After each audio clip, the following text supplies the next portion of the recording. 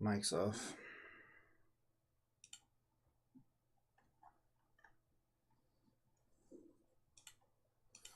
I remembered another bug in my sleep last night. Well, not in my sleep. Actually, not in my sleep. I dreamt that Keir Starmer had imprisoned everybody in their homes. We weren't allowed outside. And me and some friends were being arrested for going outside. And I was trying to get a message, but we got separated, and as the cops were dealing with me, I was trying to get like a secret message across to my friends, to, like, right, run now, now's your chance, get away. Yeah, we're being arrested for going outside because Keir Starmer had basically imprisoned us all in our own homes. That's actually not that far fetched when you think about it. Fucking crazy. Yeah, that is what I actually dreamt last night. No, but when I first woke up, I remembered another bug I need to fix.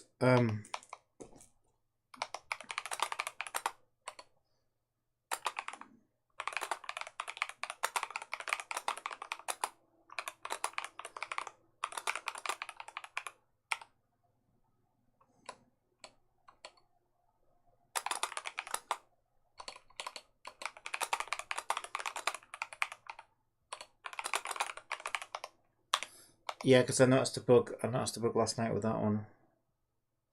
Also, I had a great idea. Instead of adding auto aim for mobile, there's something else I woke up with in my head.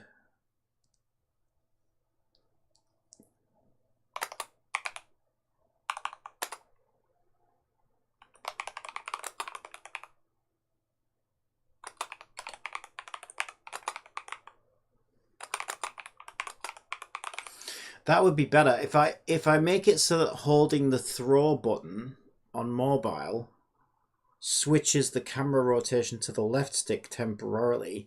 I don't need to develop an entirely new system for mobile. It'll make it harder on mobile.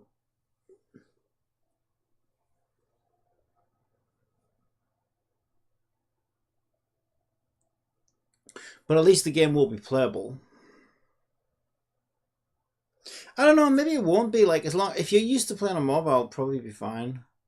It's still going to be easier on mobile because you don't have two sticks at the same time to worry about, and the buttons. I mean, thinking about it, we do that on a gamepad anyway, don't we? See, I was thinking, oh well, you can't use both sticks. Like if you haven't used both sticks, you can't make it, the player can't be pressing buttons as well. But we do that on gamepad, right? We're always like moving our thumb from like stick to buttons. I guess I just don't really think about it. So mobile users are probably the same. They're probably just used to it. I don't know. I never play on mobile, nor do I ever intend to. I don't know whether that would be better. We have a right stick on mobile because how else would you control the camera, right? You need a way of controlling the camera.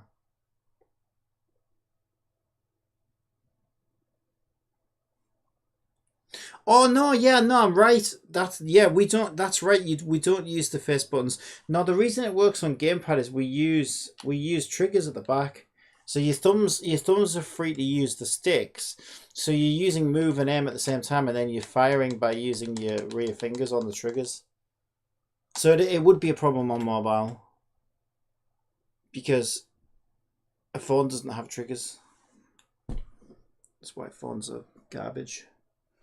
I'm sorry, but they are. Phones are garbage.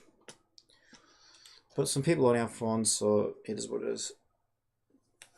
Yeah, maybe I'll do that then. I got itchy beard this morning.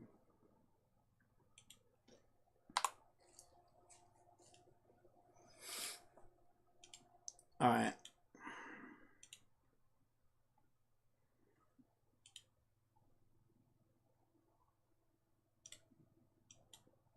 Let's load the project up.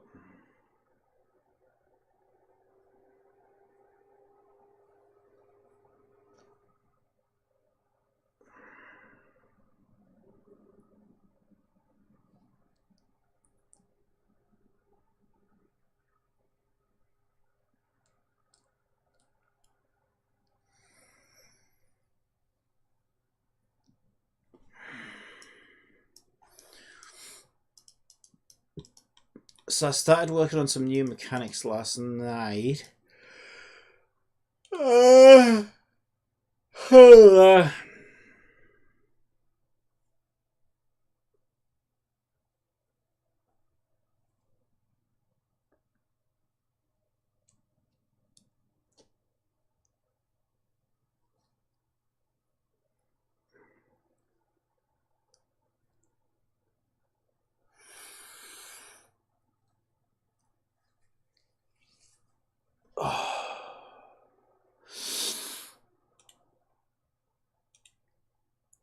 You need to be able to move a little bit further left.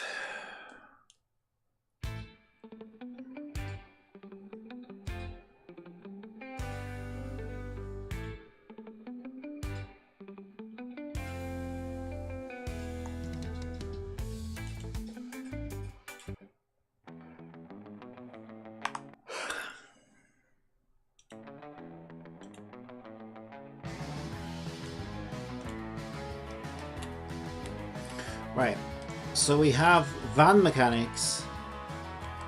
So right is minus 781, left is minus 77.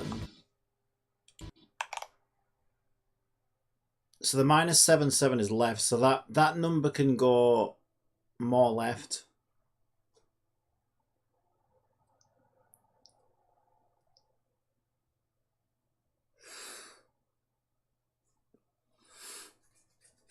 So right to left must be a higher number because it's a lower negative number. So if I want to be able to go more left, it's a lower negative number. So I don't know how much lower, but like if we put that to 60, for example, and that, okay, this says boundary for left and right because that's what they were when I mapped them. But I think Jibbity fuck. It looks like that's right and that's left. It looks like Jibbity screws something up because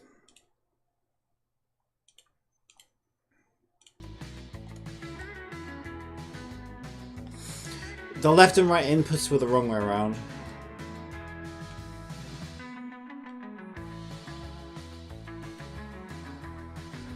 Is it possible to move it in pause mode so I can see exactly what that's allowed to be? Minus 77479. Well, I guess what I could do is disable the van script.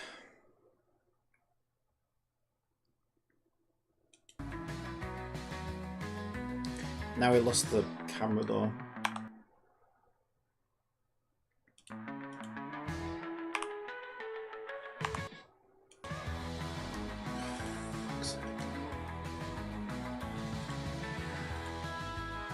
Right. Let's turn that on.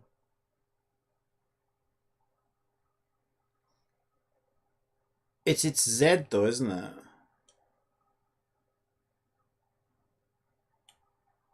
That's the freaking camera.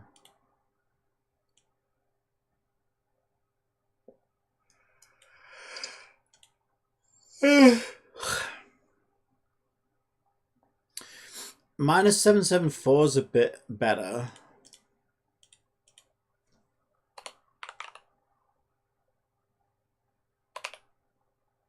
Okay, let's go for minus 773.8.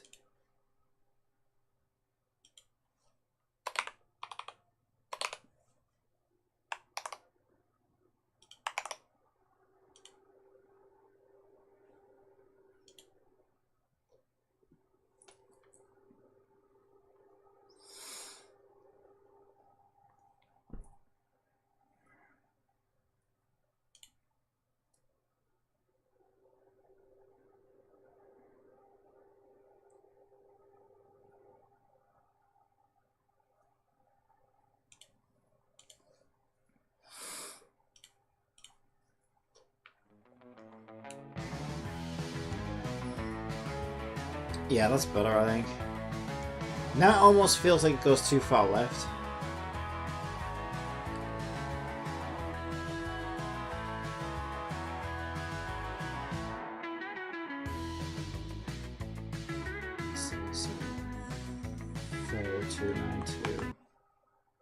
Seven seven four two nine two, but a little bit between that. What did I set it to?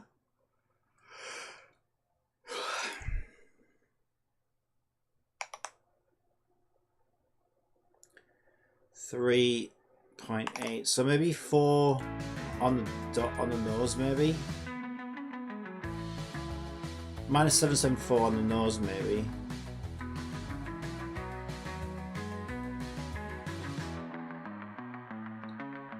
Why did I stuck in Snowball camera? That's why.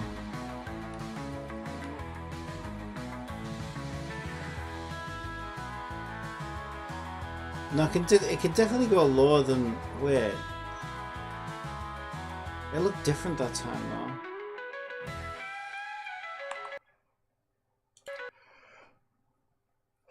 Jesus Christ. All I know is it can go a little... It needs to go... Now it goes a little bit too far, right? So it was 4 point something. So let's try 774 on the nose and see what that's like.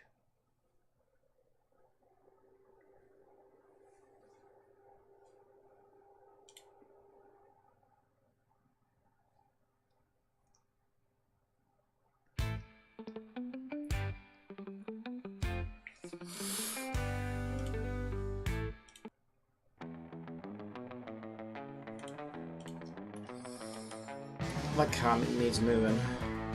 And then I want those roads. Yeah, that's better. It doesn't. Okay, that's good enough. It's fine. It still goes a little further left than it does right. Okay, so here we'll run zombies over on the way to the next area.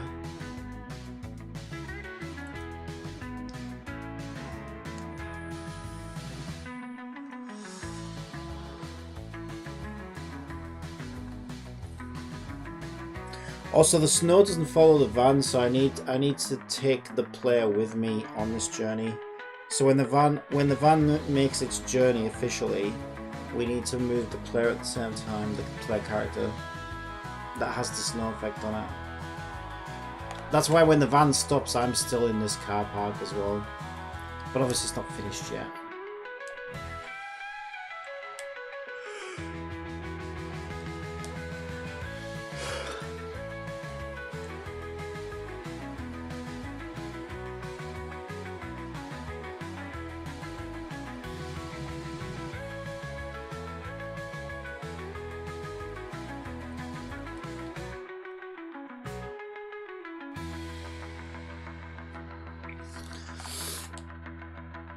I made some visual changes to the sky.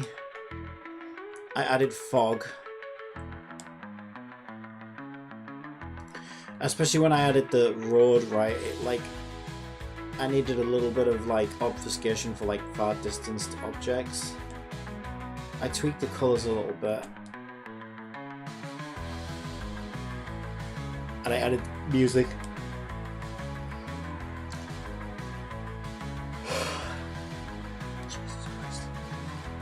I will wake up. Just give me a moment.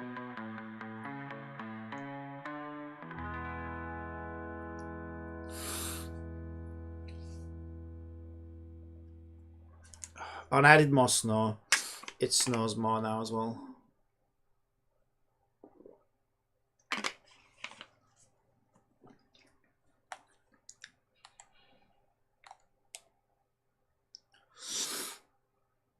What are these guys still doing over here?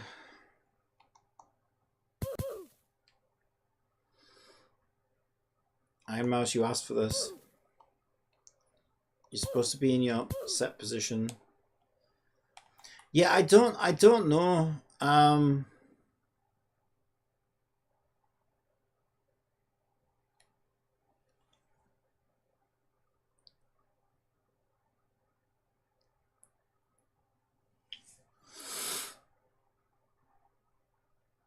I don't know.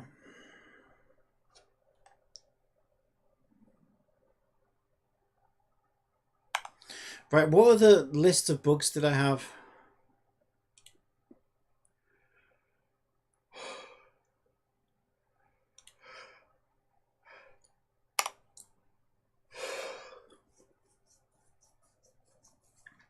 Right, come back to that one. First camera at ice cream van facing player too far away.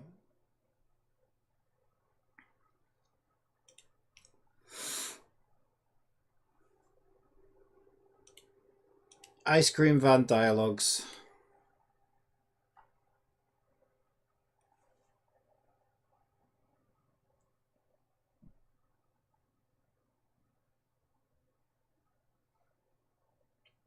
Where the hell is my canvas?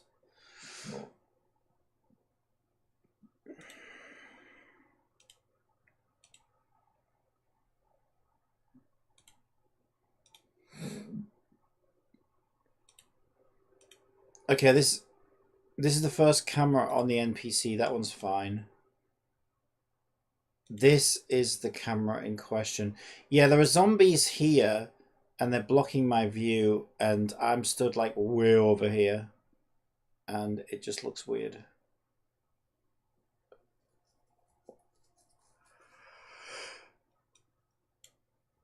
Oh, Jesus Christ. I think I'm the frickin' zombie right now. I actually am. I'm not a morning person, okay? I used to be when I was a little kid. But I think the reason I was a morning person when I was a little kid is because I got sent to bed too early. So I would always go to my bedtime. Whenever it was my bedtime, I used to lay there for ages before I got to sleep. I think that's why I have insomnia now sometimes. Since I wasn't tired. So that's probably why I used to get up so early.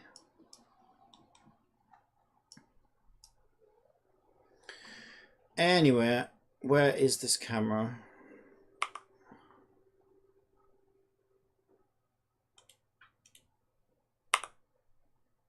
There. So push it forward a bit, should be fine.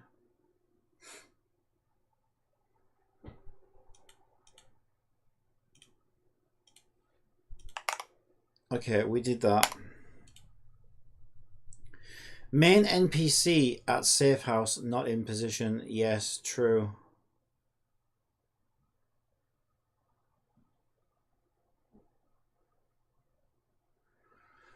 So the main NPC at the safe house is supposed to be opponent 7. But my position markers got all kind of screwed up. One of the problems is that Unity starts counting from 1, but everything else counts from 0. So if I put opponent 1 at position marker 1, then where do I put 0? You see what I'm saying? So, like, I really fucking hate that, to be honest.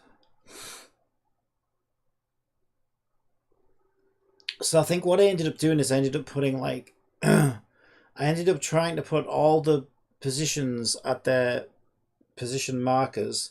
So 1 to 1, 2 to 2, all the way up to 11. And then I think I put opponent 12 at marker 0. But actually, I don't think there is a marker 0. And oh, there was like a 12. There was like a 13 or something. I don't know. Anyway, so first things first is which marker does.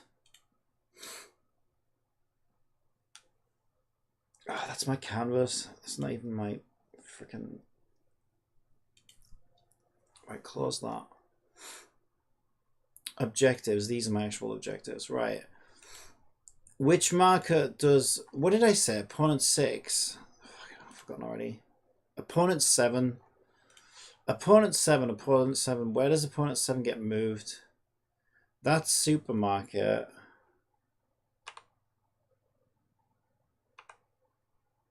Right, here, position sets.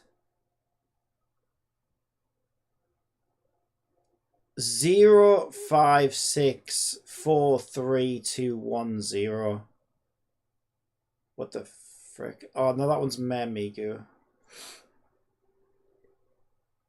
So 5, 6, 4, 3, 2, 1, and 0. I think the reason 10, 9, 8, and 7 are missing from this list is because 10, 9, 8, and 7 are still over at the supermarket for the cutscene. So we can't move them yet. So I had to move them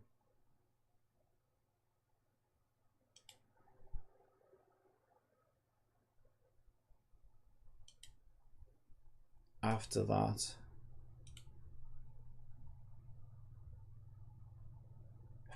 Oh, where the hell did I move them?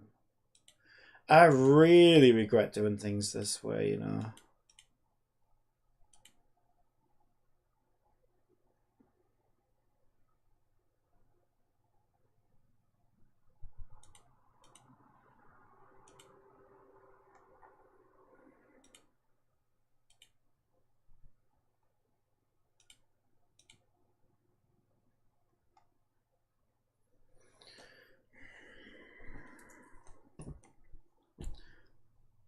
I'm really regret doing it this way.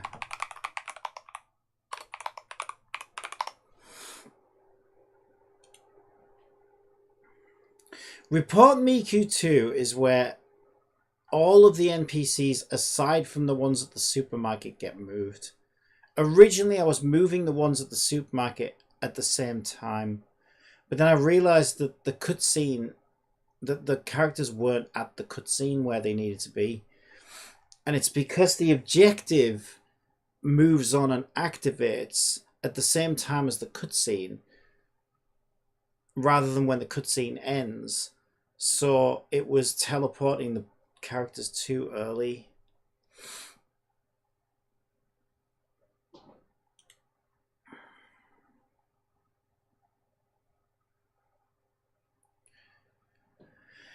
Right, here it is. Kill Zombies 3 has it. So Kill Zombies 3 moves 10, which is my BFF, 9, 8, and 7. 7 was our guy, I think. I didn't really want it to be opponent 7 though, because they were already involved at the supermarket, so I wanted to give somebody else some screen time. I thought I wanted it to be opponent 6. So opponent 7 goes to position 7. Opponent 8 goes to position 8. Opponent 9 goes to position 9. Opponent 10 goes to position 10. Okay. There's a spot at the safe house that is supposed to be a special NPC that you're having dialogue with. Where are my position sets? God, I really regret doing things this way. It takes so long to find anything. Too deep in it now at this point, though.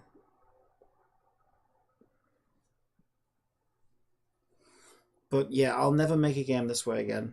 I thought this was a good idea, and there are some things are better, are good like this. Like, I think having the game objects as, having objectives as game objects, and having dialogue sequences as game objects, and then enabling them and removing them the way that I am, that part's really good. That has a lot of advantages. But the mistake was teleporting characters off of these game objects and having, position markers, 16 miles away in the hierarchy, because I can never find them. That was a mistake. Where the hell are my position markers? Targets, missing snowmen, shooting gallery, plan, safe house position markers. Right, here they are. Safe house positions. Turn all of these on.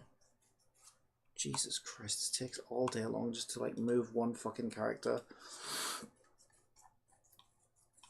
Right, these are all the position markers for all the NPCs. This is my position marker as a player. This one's working great. The camera works great for it. Everything's working great for for the player. So let's rename this. Let's make this clearer. This is position safe house P for player, right? Now our index goes from 0 to 10. So the fact that our position markers auto number themselves from 1 to 11 just confuses things. So let's call them position markers 0 to 10. And then that matches up with the indexes of the NPCs. Because it's been driving me crazy that it just doesn't match up. And it's just making things confusing. Right, and to keep things simple, we'll make it so that the position marker index matches the index in the opponent's list and the list of NPCs. Because otherwise I'm not going to have a clue what the hell is going on. Right, so originally, yes, and I know why. Originally I set it up to be opponent 7 outside of this because I honestly don't know why. I don't know why, but that's wrong. Because opponent 7 was just at the supermarket with our BFF and stuff, so they've already had a little bit of screen time. They didn't actually say anything, but they have had some screen time. I'm worried that some of these opponents just haven't got any screen time, and it's going to feel like, I don't know, then they might as well not even be in the game.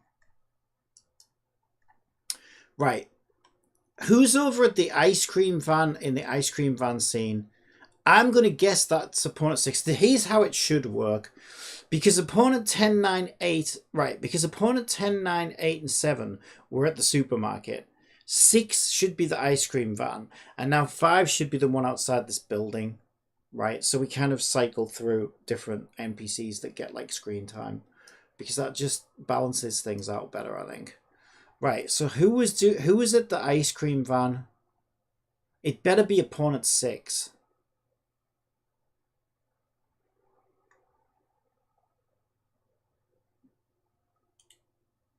Yes, ice cream van was opponent 6. Okay, so I was getting it right until I started getting it wrong. It was this numbering system that fucked everything up. Right, so in that case, let's make the person we have the dialogue with outside this building opponent 5. So let's grab opponent 5's marker. We're going to copy its position.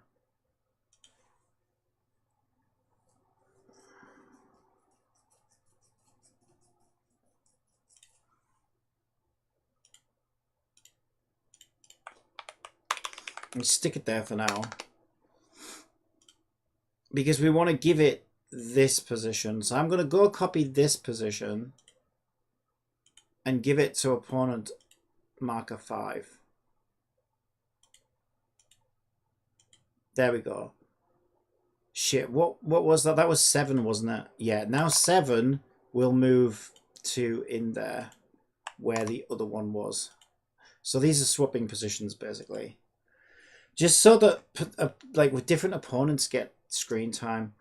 Okay, now we need to make sure that over back at Miku and at the Kill Zombies 3, where we actually teleport these players, the indexes of the NPCs must match up with the indexes of the position markers. Otherwise, I won't know whether I'm coming or going.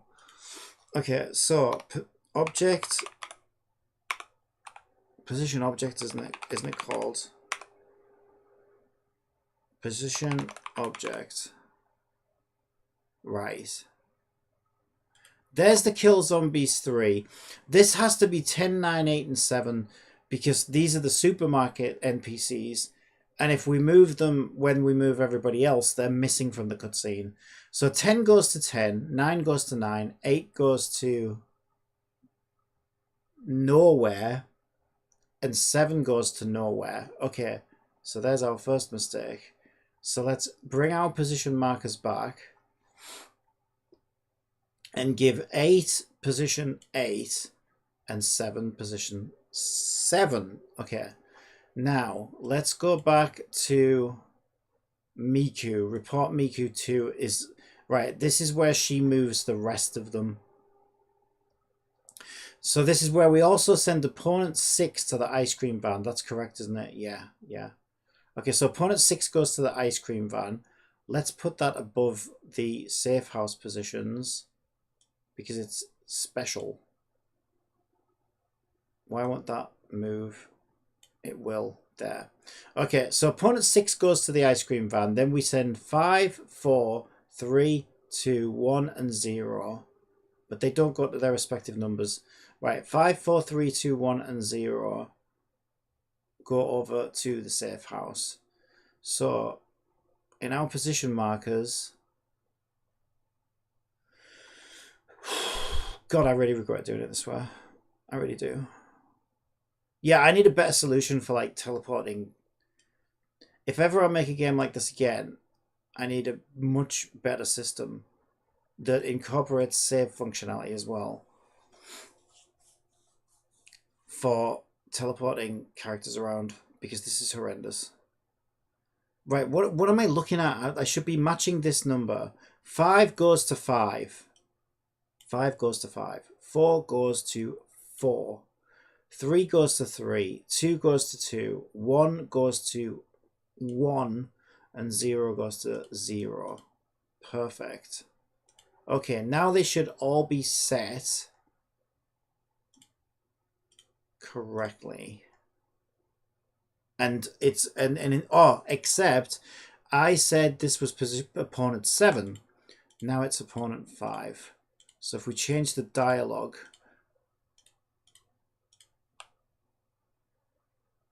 to opponent 5, and if I mentioned their name, yeah, I say hi opponent 7. Well, they're not opponent 7 anymore, they're opponent 5.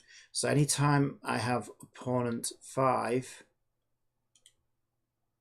anytime I had opponent 7, I need to now change that to opponent 5 in the dialogue.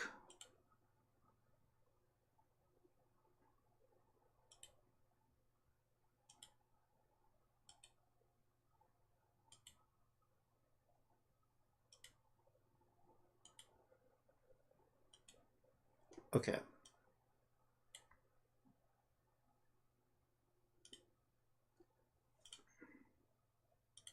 Okay, we did that. Snowmen are not enabled in the world. Yeah, I have no idea what the hell is going on there.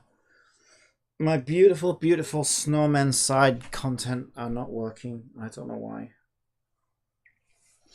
Snowmen are not enabled in the world.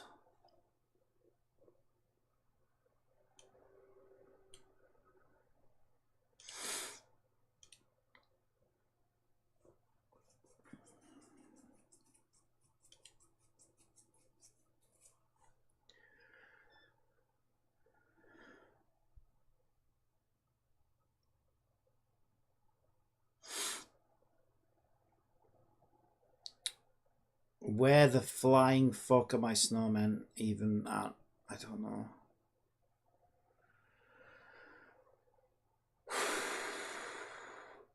Missing snowmen. Snowmen route. Missing snowmen. There it is. Right, so here's my missing snowmen. They are turned off by default, but they always were, because there should be something in my load function that enables...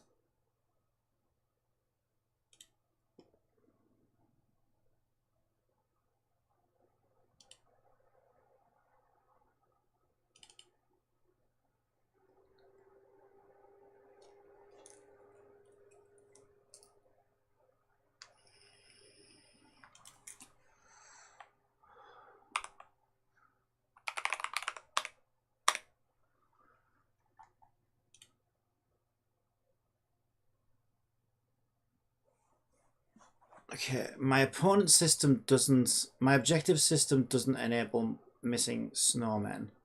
So is it my cloud system? My cloud system doesn't really do all that much, to be honest. Directly.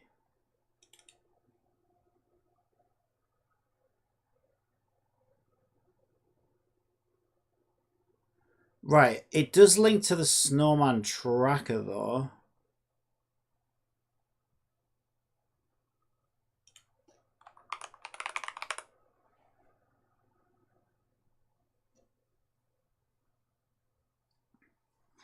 Okay, so yeah, okay, I put a public function on the target tracker and the snowman tracker. The target tracker's working properly.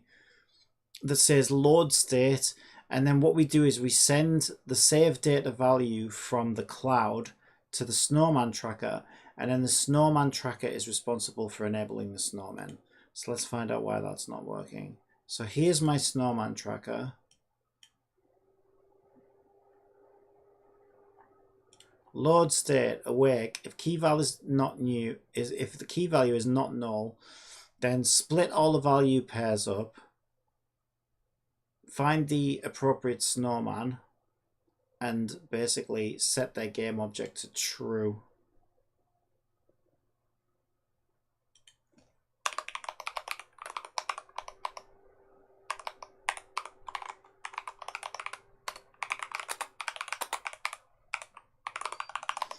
Okay, let's find out if it's entering this method.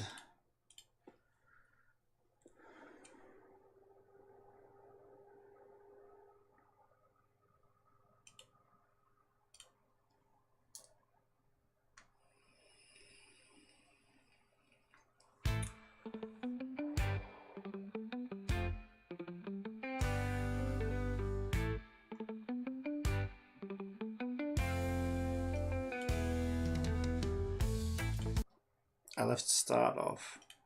There we go.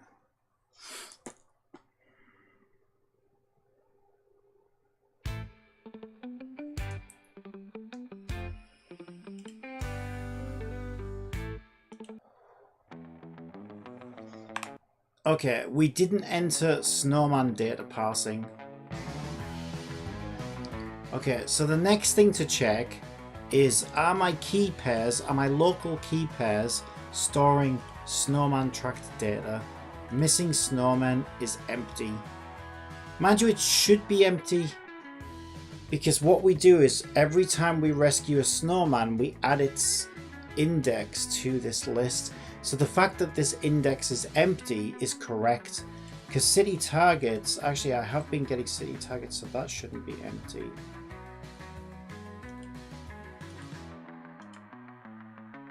Oh, maybe I haven't on this particular save. Actually, I might have started a new game. I thought I had though. City target seems to be working. Okay, so missing snowman is empty. But didn't I say if only if the key value pair is not null?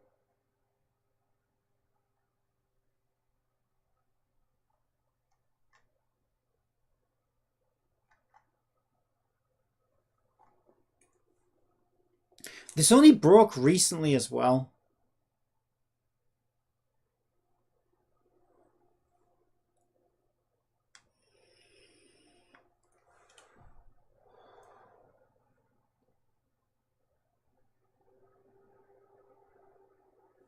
Maybe they're supposed to be on by default, and maybe I switched them off thinking they need to be off.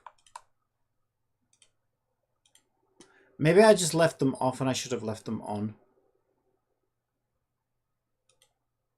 Because the targets are on by default, and I kind of built that system off the target system. I bet I just, because I haven't changed anything, that's the only thing I can think of. I wonder if I'm supposed to leave those on in the hierarchy. Because it looks like we switched them off once they're found. So the fact that they're all off, and they were all off in the inspector, could just be the reason why. Okay, we can test that. Okay, there's a snowman here at the hot dog van.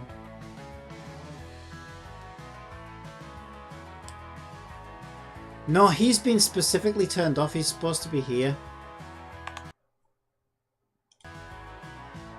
But he hasn't been turned off.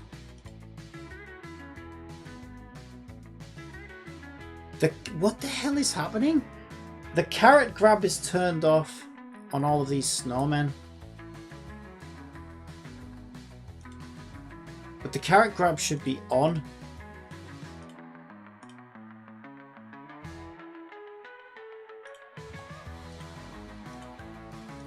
How did these objects get disabled though?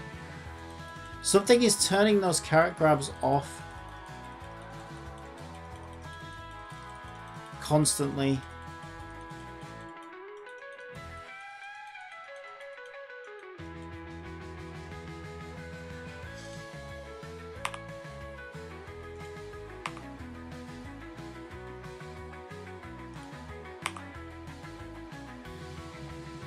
They are in their original positions. What the fuck is going on? God, it's so long ago when I set this up, I can't remember exactly how it's supposed to work.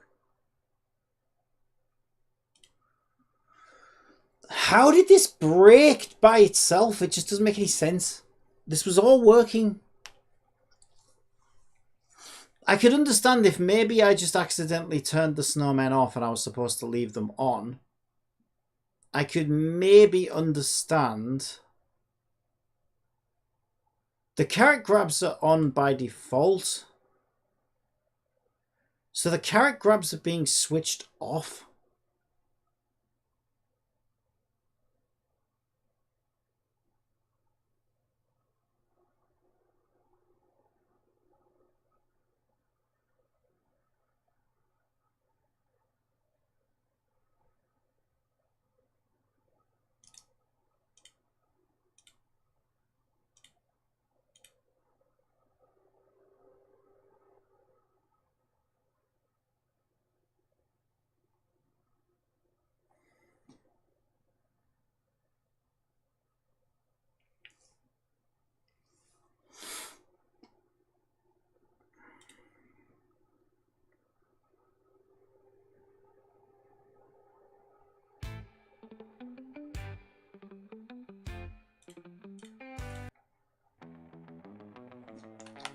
What the fuck is happening?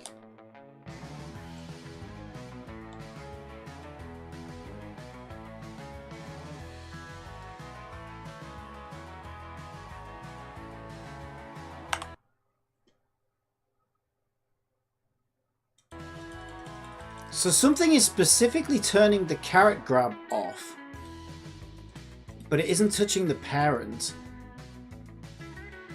So is it the parent interactable that's forcing the carrot grab off? Yes.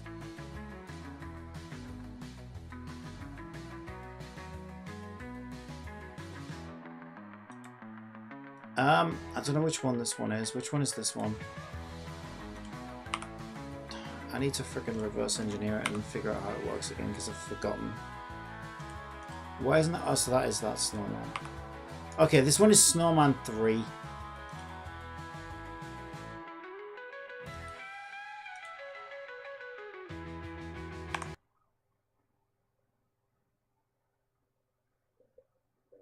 So the interactable script, auto disable is set to 0.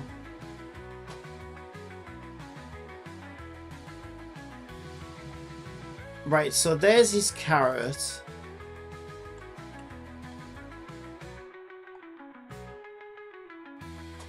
Even if that's weird. Even if the interactable script is turned off, I can still interact with it.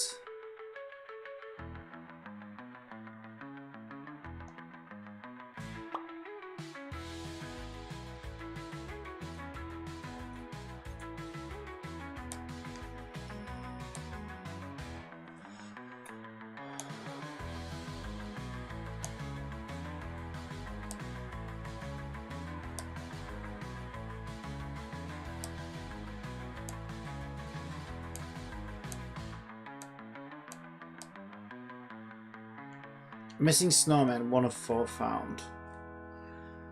So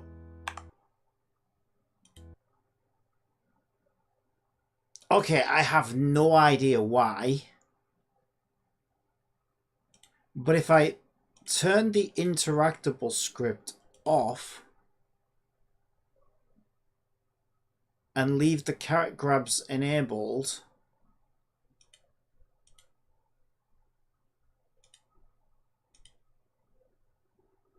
I think that should fix the problem. He should get this. He should be gone now though, because we already got him on the last playthrough. So and we should see the snowman data get passed. Yeah, I haven't heard that sound for a while actually. That's so weird. I don't know at what point that broke. Yeah, so he's gone because we already found him. And when I go back to report to Miku, he should be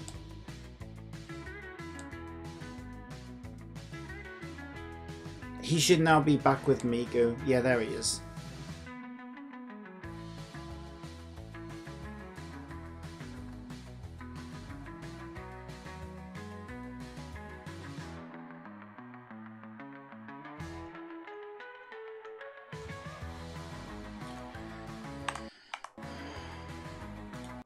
Okay, so that seems to be working. Snowman data parsing. Okay, that seems to be working now. I don't know why that fixes it. Something in the interactable script is obviously disabling the carrot. I don't know why. But the weird thing is, and that's even weirder as well, the interactable script itself doesn't even need to be enabled in order to enable the interaction. I suppose that makes sense though, because it's kind of just acts more like a class of like data or whatever. I don't know. I don't even know why that works. Who cares? It works. I could dig into it, but what's the point? I've got too much to do. Add Miku dialogue scene when hitting all targets. Right. Yeah, this is a similar thing. When I finish the target tracker, I actually made a dialogue sequence for when you complete that side content, and I'm going to do one when you find all the missing snowmen as well. I just don't know if I'm adding more snowmen. I was going to add more than 4, but I don't know. This game is taking forever as it is.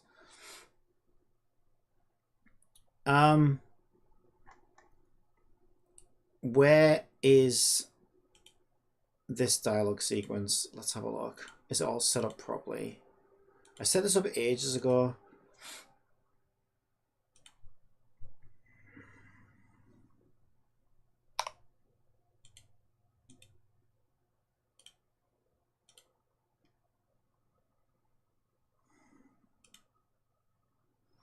So it starts with our Cam Town Square.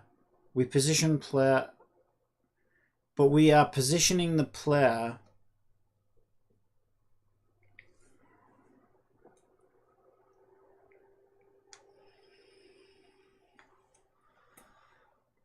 incorrectly. So since I've started using the other system now, I'm just going to use the other system. So I'm going to use the position object system.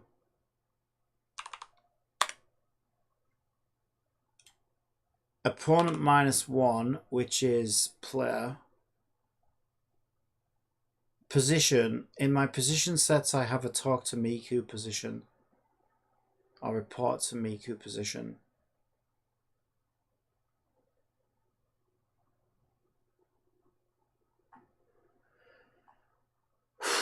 If I can figure out where all my position markers are. Where the fuck are all my position markers? I can never find it. It's somewhere in the city. Is it? No, there it is. Position sets. Right. Position. Report to Miku position. There we go. So teleport the player to the report to Miku position. Just in case, because we don't know when this is going to happen, let's also make sure we position Miku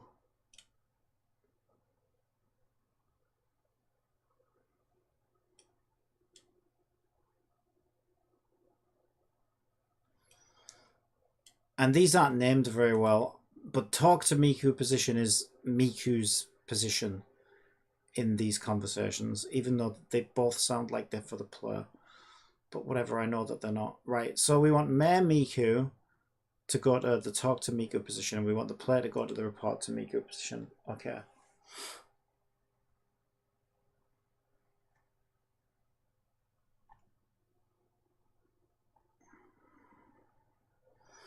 So we don't want that camera. We'll start with the establishing shot that we've always used when we go to the town, because some time's supposed to have passed anywhere. Right, and then Miku comes on and says, I noticed you've been going around throwing snowballs at all the targets I put up around town. Yep, I'm getting pretty nifty with these little snowballs of mine. Right, let me check to see where these cameras are set up. So I need to turn off start.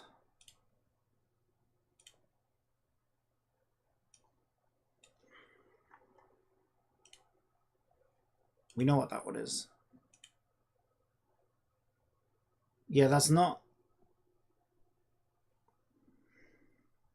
I preferred the other camera that we used more recently. It was much better.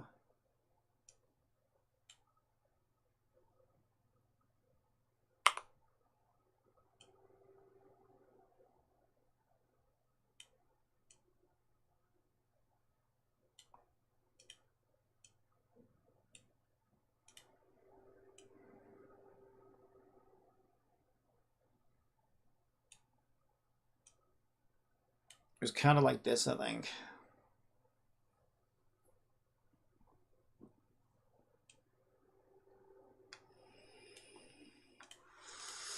I mean, she continues to look forward, so we'll actually just bring it a little bit more like this. Okay, let's copy... Let's mark all the ones that are Miku. So this is Miku. This is player. We'll do TP for target practice. So Miku target practice 1. Player target practice 1. This should be the Miku. Miku target practice 2. Player target practice 2. Miku target practice 3. Player target practice 3. Miku target practice 4. Player target practice 4. Okay, now we can see all the ones that are Miku and all the ones which are the player. That allows me to grab the world transform on this first Miku and give it to the other Mikus so that the cameras are in the same position on all of them. Okay, so Miku says, I know it should be hitting all the targets, blah, blah, blah. Then we got the player. This is not a good player camera. Can we show the player position? So this is report to Miku position. Report to Miku position. There it is. Okay, that is now enabled in... Is it? I don't see it.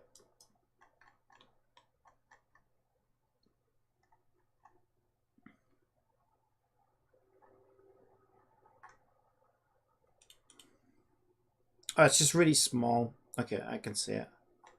There it is. Okay, so grab the player camera. Which is all the way over here for some fucking reason.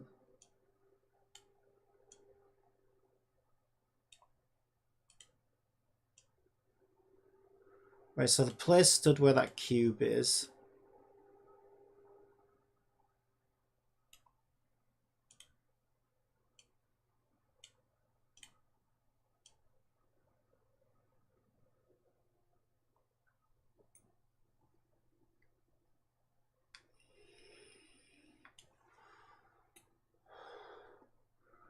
Yeah, I think that should be fine.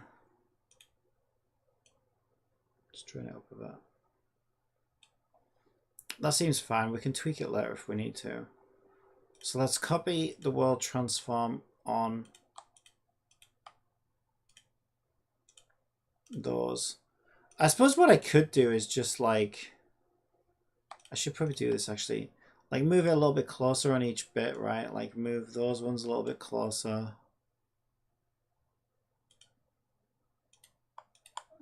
Just so it's not always the exact same shot.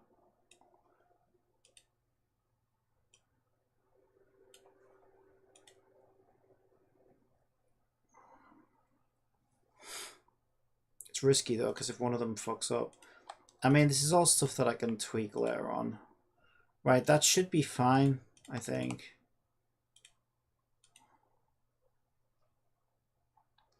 I mean, we can activate that dialogue sequence just to make sure everything works.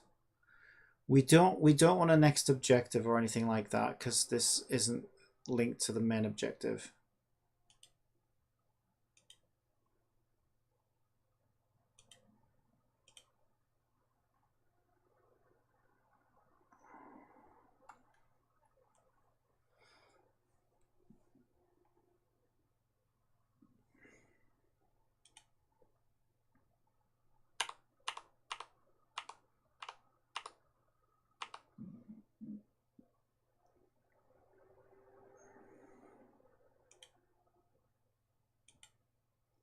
Looks fine to me. Yeah, I'm pretty sure the way I set these up is so that I can just enable that game object now if I just want to test it.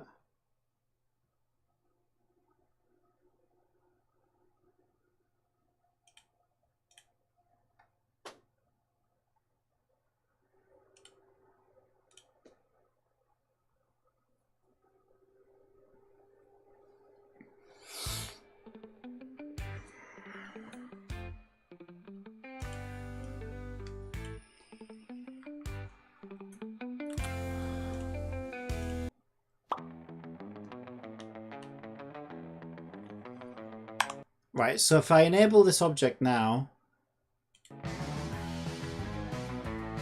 right, I'm getting a null reference.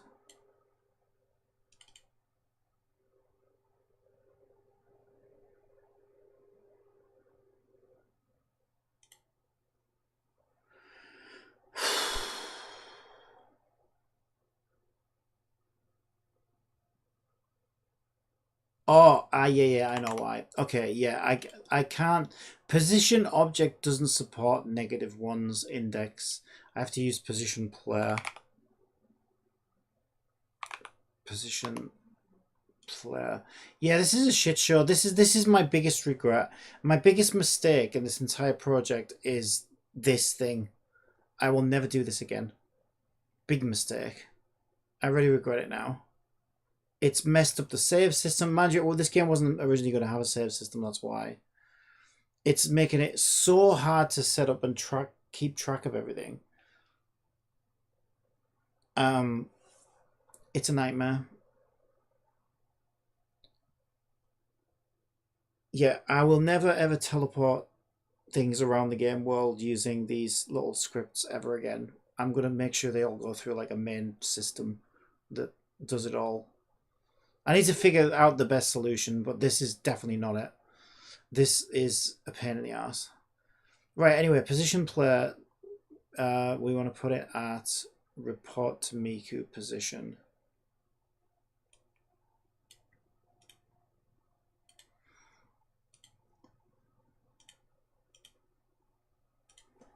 Okay, let's just try that again.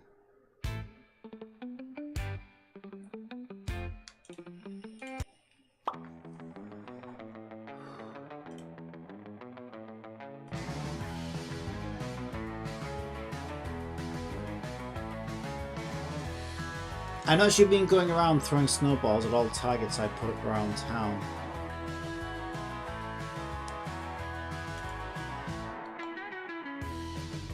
Okay, that... I know why. Okay, I left the animation... I left the animator on the play camera, which overrides all of our positions. Where I don't see... Am I being blind?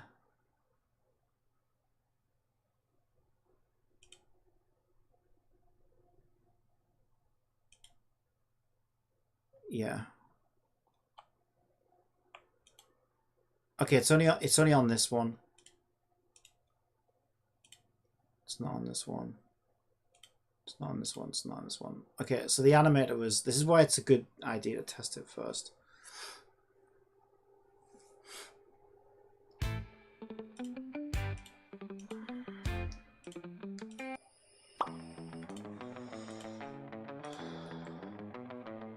Yeah, that's a nice shot, actually.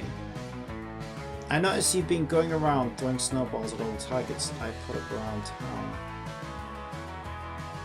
This camera could come left a bit, but it's not the end of the world. Yep, I'm getting pretty nifty with these little snowballs of mine. With these little snowball. Okay, I need to edit that.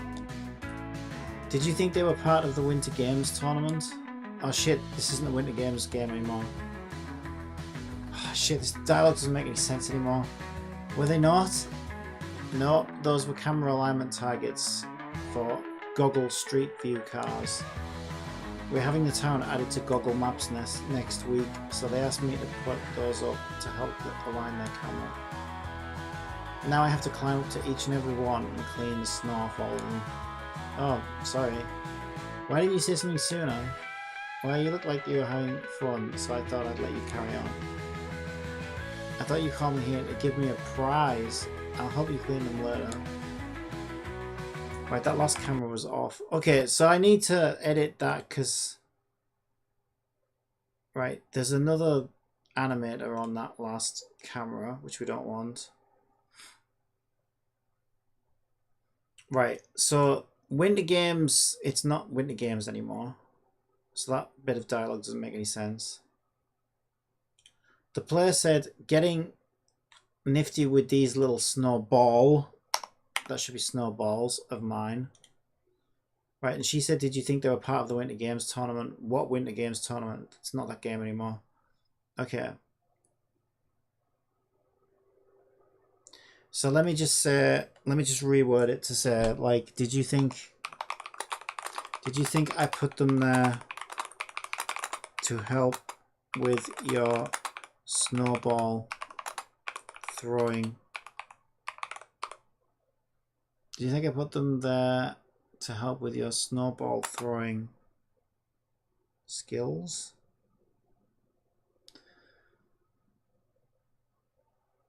Do you think I put them there to help with your snowball throwing skills?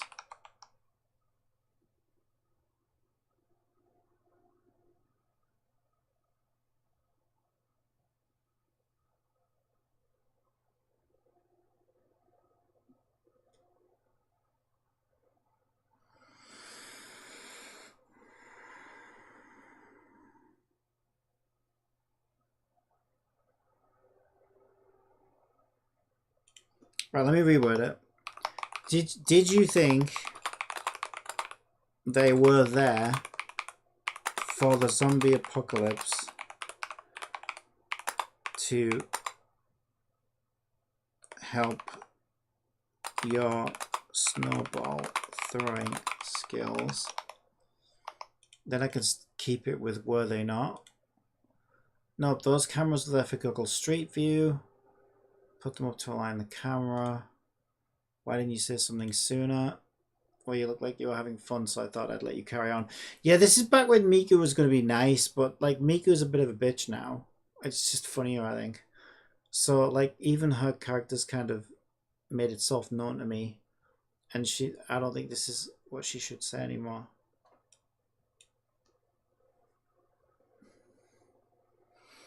Why didn't you say something sooner, Miku? It like something more like, oh, you know, I was too busy refilling my vape, and you know, it's cold outside or something like that.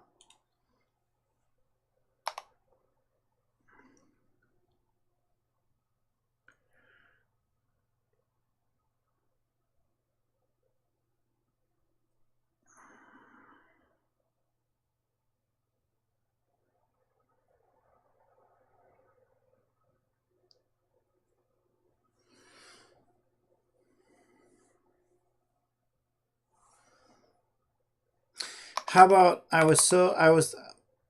my head's so messed up. I've been meaning to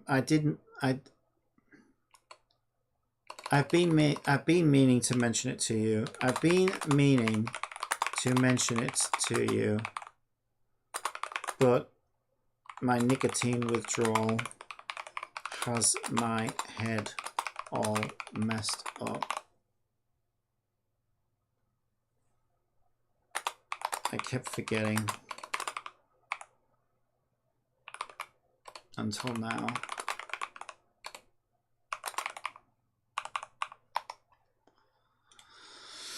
I thought you called me here to give me a prize. I'll help you clean them later.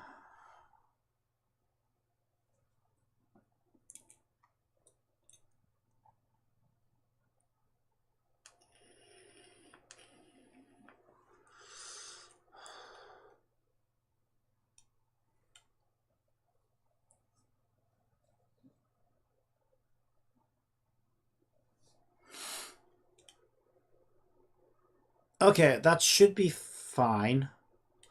So now I need on city targets, on my target tracker should know when.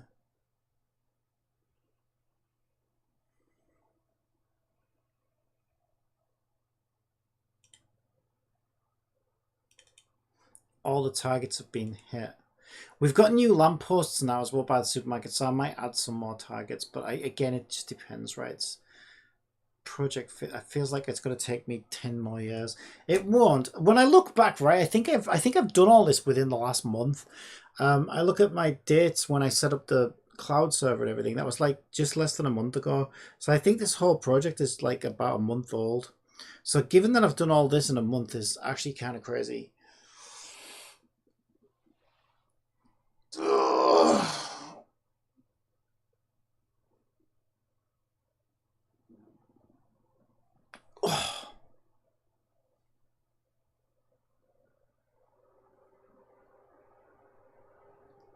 Don't have time to stretch. I need someone to come in and stretch my muscles for me.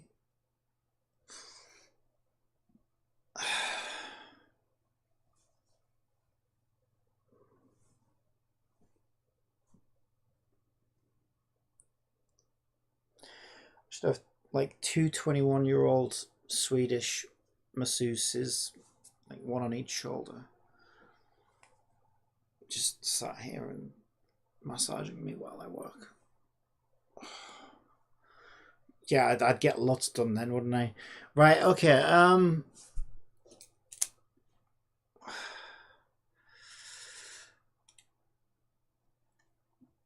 Sounds nice though. Right, yeah, dream on. Right, let's see. No, you get Unity. Oh god. And C#. Right, what am I doing? I need to figure out when all the targets have been hit.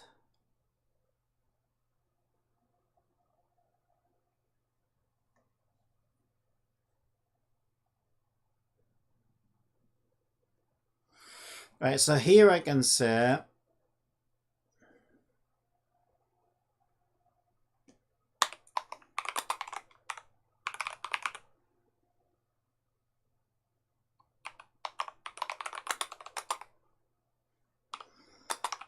I do want to give it, if I do it the second the target gets hit, it's going to be a little bit jarring when we suddenly cut to the camera. I want the satisfaction of the snowball exploding, and you know, and the achievement to come up to say that you hit 52 of 52 or however many it is. So what we'll do, we'll add system collections so we can put a core routine in. And then I'll say if target count equals 0, start coroutine Miku scene.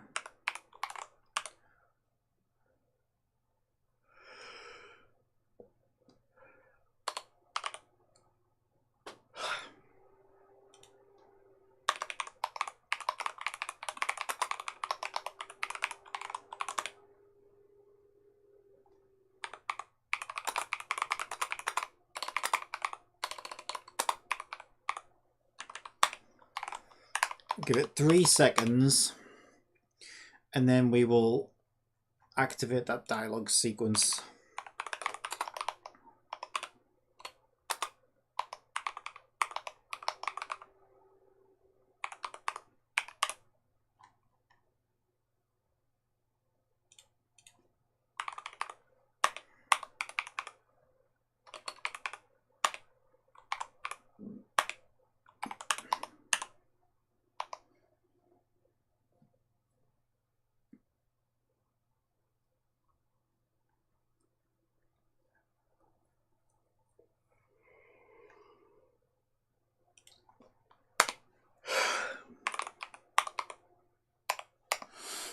And then we don't need this tracker anymore because we've got them all. So we'll just disable it.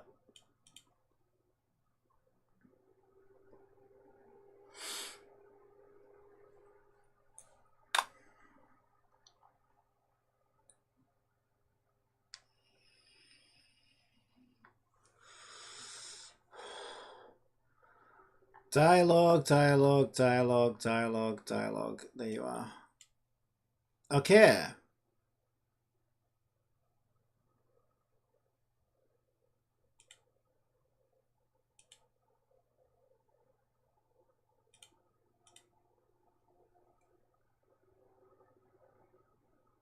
But also, does load state call this function?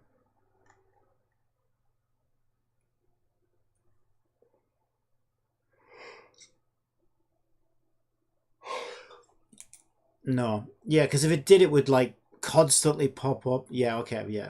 I remember why it doesn't do it like that. Because if it did, it would just constantly pop up that you hit all the targets every time you continue a save game, which I didn't want it to do. So it won't activate that cutscene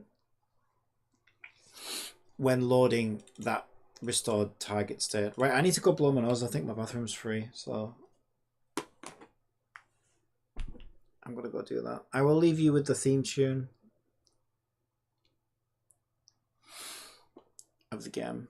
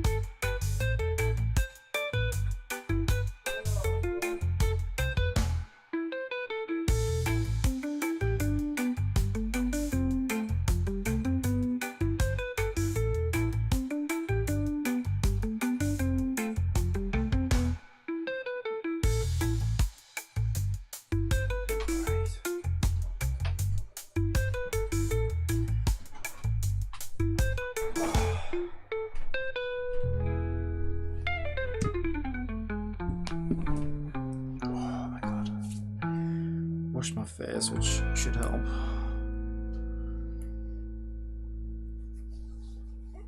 Still got an itchy beard though for some reason. These stupid pills I'm on.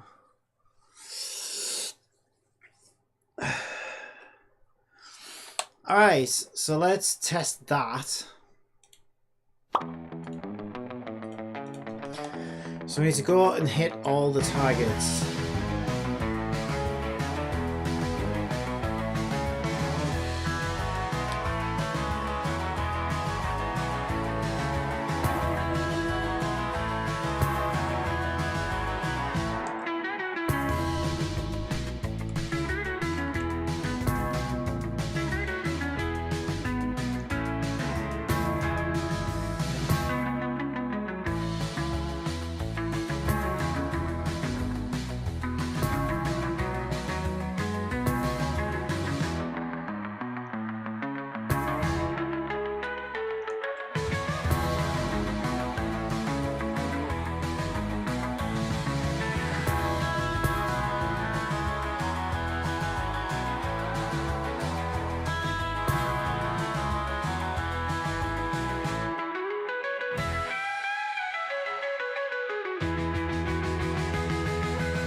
Yes, I can.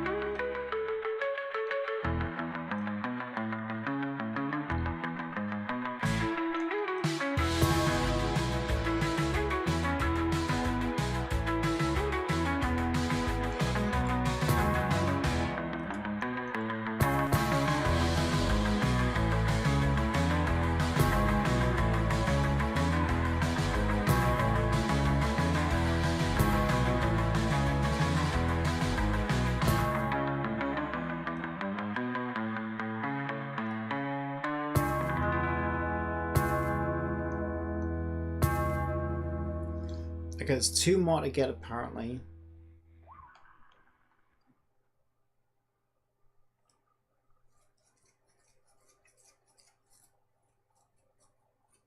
The truck floating. Yes.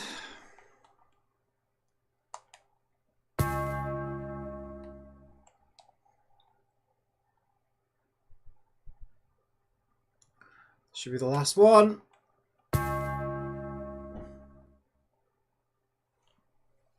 Perfect. I notice you've been going around throwing snowballs at all targets I put up around town. Yeah. Alright, thanks. Yep, I'm getting pretty nifty with these little snowballs of mine. Did you think they were there for the zombie apocalypse to help your snowball throwing skills? Were they not? Nope, those were camera alignment targets for Google Street View cars. We're having the town added to Google Maps next week, so they asked me to put those up to help align their camera. I should probably say cameras. Now I have to climb up to each and every one and clean the snow off all of them. Oh, sorry.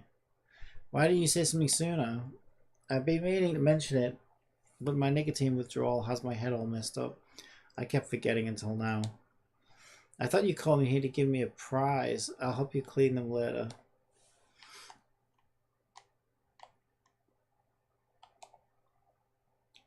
Right, and then where we're up to, we need to report back to her anyway. Yeah, and my little snowman's over here because we rescued him. Yeah, so things are starting to work for the most part. Also, when I added fog, I had to change it from deferred to forward rendering path, and now my double-sided textures have broken again, so I can see through the church.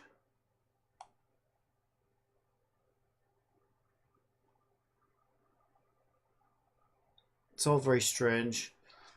Because whoever modeled this church just, I don't know, they put some of the geometry the wrong way around. So I need to go freaking fix all that now. Like I haven't got enough to do. Whatever. Whatever. Right. Okay. Where's my list of bugs? So that is another thing done.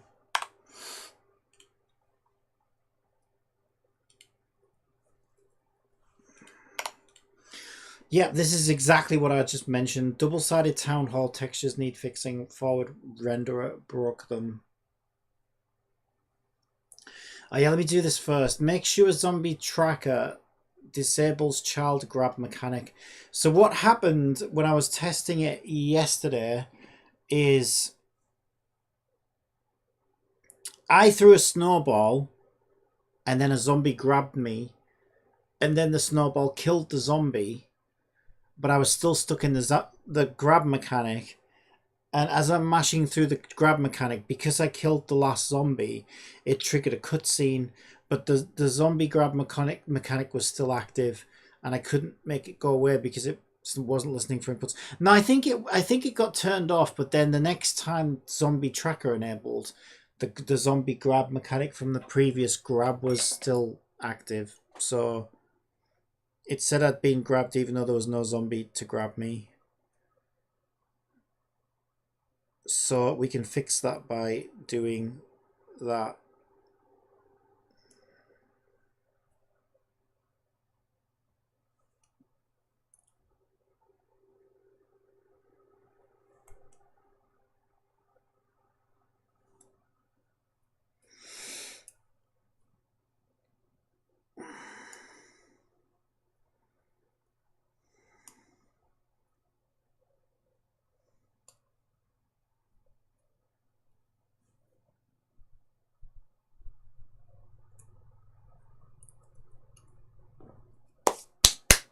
Okay, right, so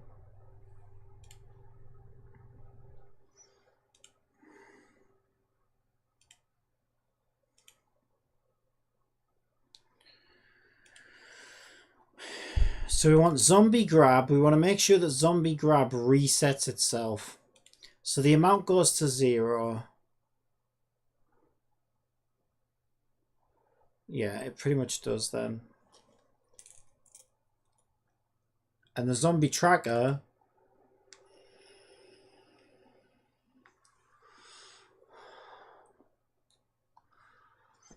needs to make sure that zombie grab is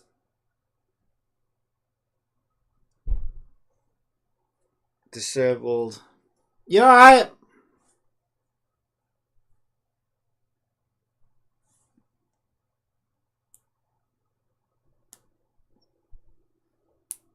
You alright?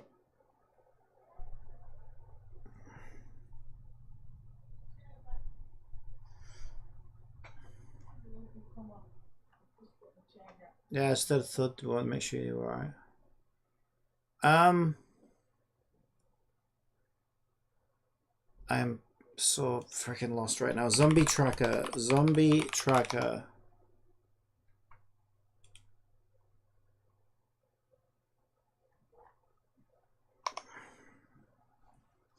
So zombie trackers are all over the place, right? So we need to make sure that zombie tracker can find the zombie grab.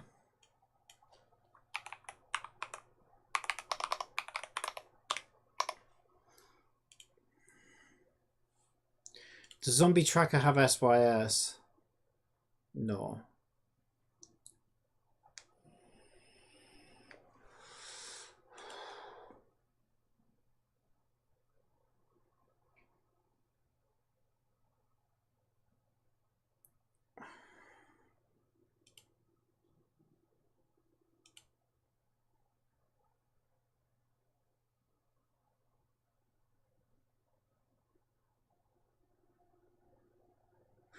But zombie tracker enables this UI because that shows how many.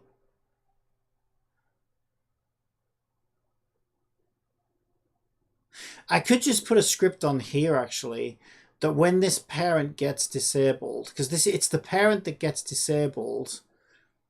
If a cutscene interferes with a grab,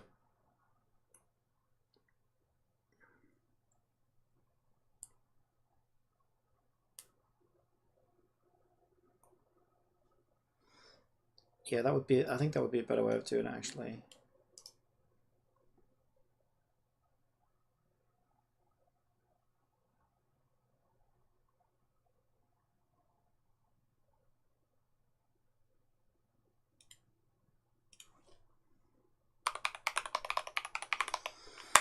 I was going to make a little script called grab reset, and I'm going to put it on zombie.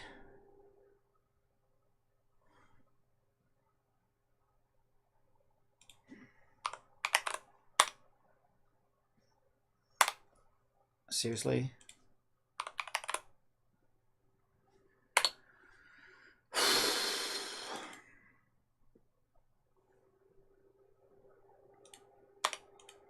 Just publicly link it for as long as it'll take.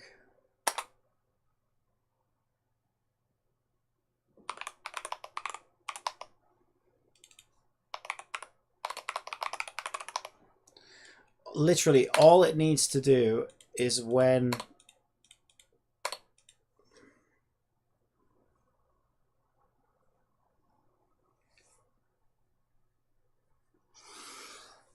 When the parent zombie gets disabled, we need to make sure that grab UI also gets disabled, so it doesn't immediately come on. Like it did yesterday when I was testing it. If the player was grabbed in the situation I was in, where the player gets grabbed after throwing a snowball, which then goes on to kill the zombie, and it kind of screwed up the whole flow of things. Right, okay, so that should fix that. Zombie off by default, right?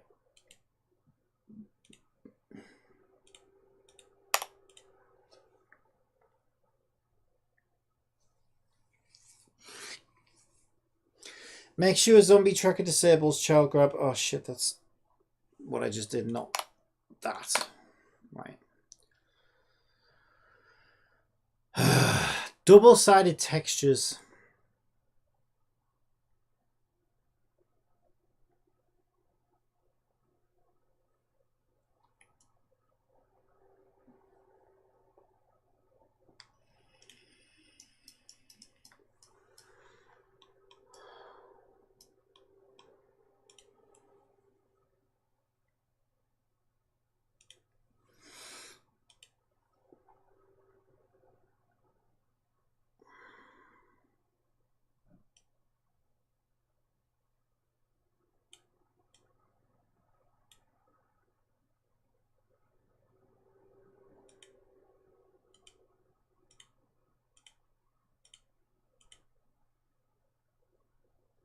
Interesting. Change it to transparent and suddenly it becomes non-see-through. That totally makes sense. You know what? If that fixes it, that fixes it.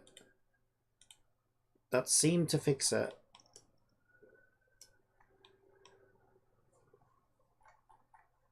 Okay, I'll take that.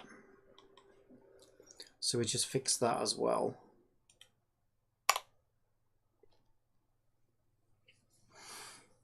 New game not selectable from main menu after load progress.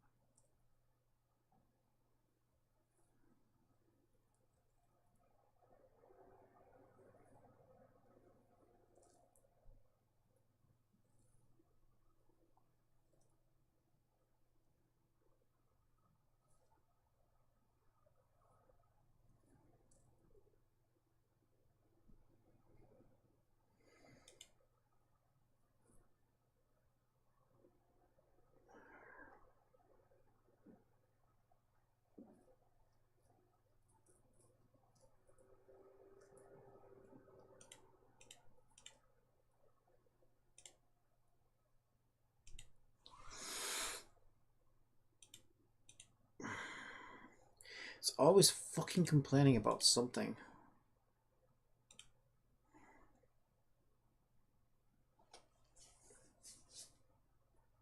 It's probably why it's the right engine for me. We understand each other, right?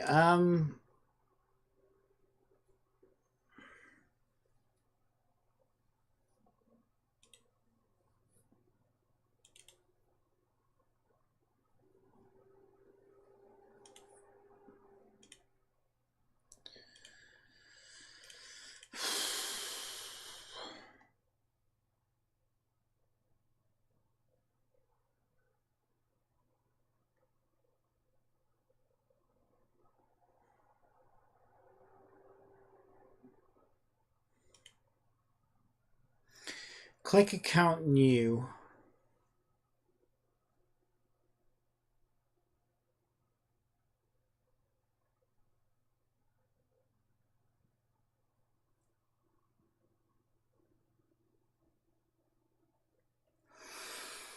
What is SYS first login?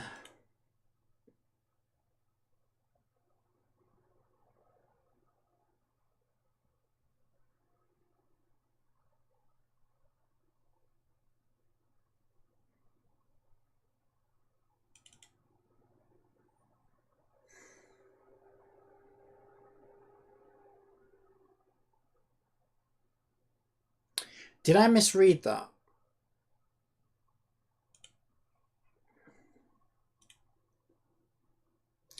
SYS Cloud first login.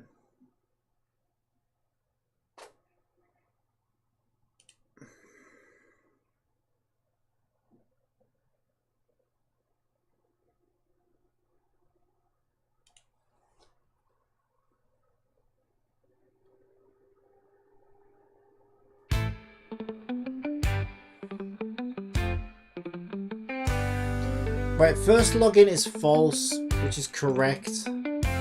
Yeah, no, I remember. Okay, so it asks me, am I sure I want to start a new game?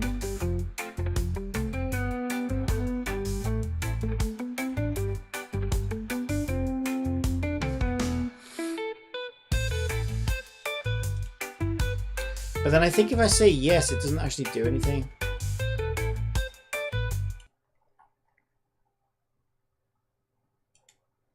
What's supposed to happen? Click new yes.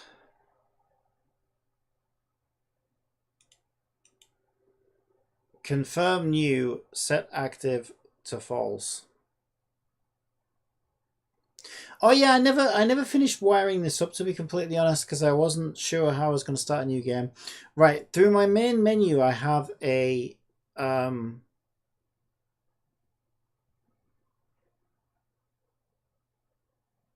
I don't know if it works. It was kind of working the last time I tested it.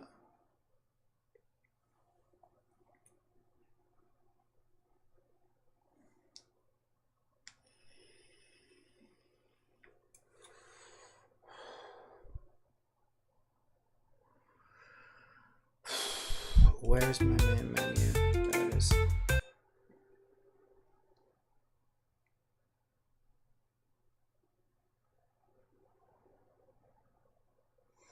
God, this script is fucking massive. How have I done all this in a month? There's so much stuff here. No wonder I'm exhausted. Have you seen all this shit? Click new game. I really did over.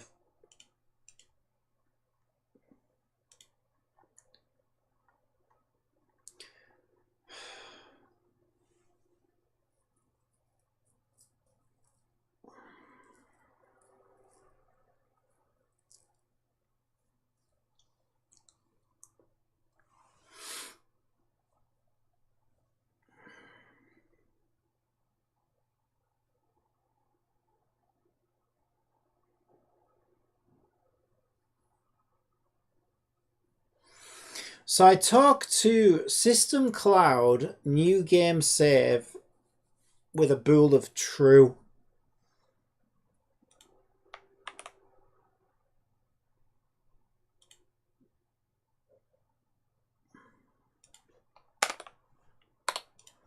Alright, sounds good to me.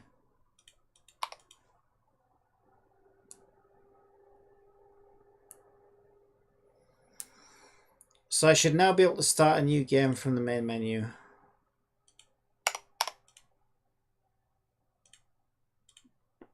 If it doesn't work, it doesn't work.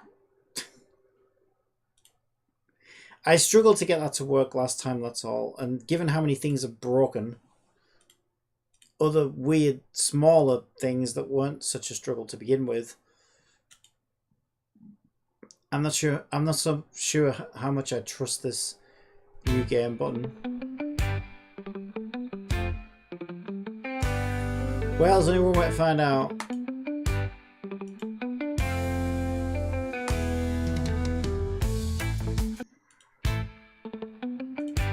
Okay, it restarts the game.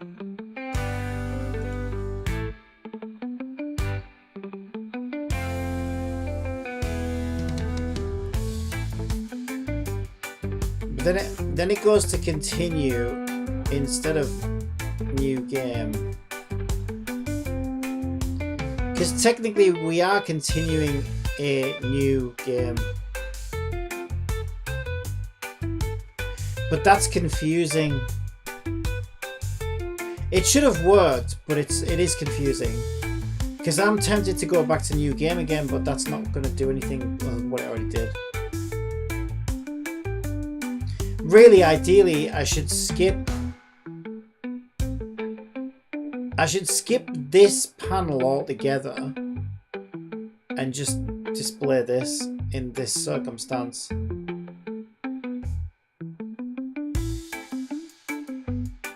But it's a nitpick. Oh good, I got a null reference exception.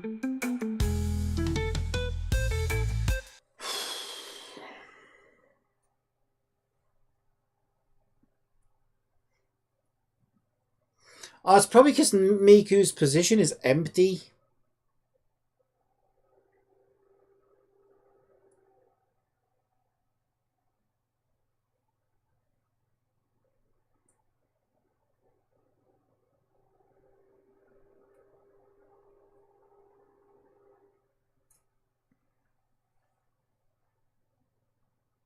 Wait, why do we only update Miku's angles? Oh, we do Miku's position. Okay, but why? why does string to vector 3 not cause the same error for position as it does for angles?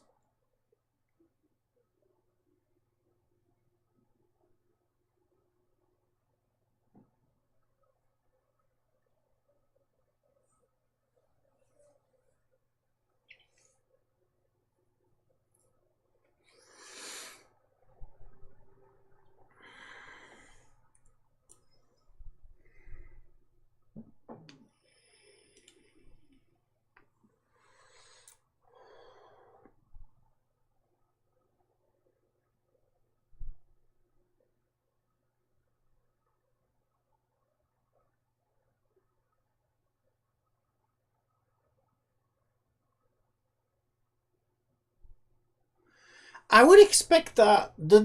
I'm not surprised that it null references, but I'm surprised it doesn't null reference on the earlier part of the code.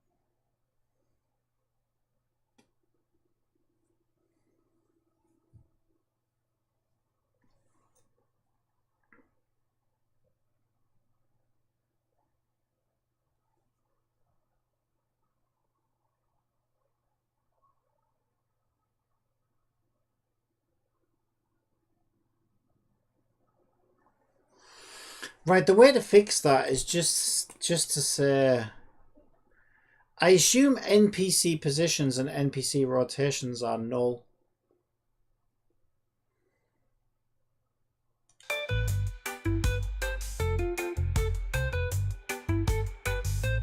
But why doesn't it do that on a normal new game?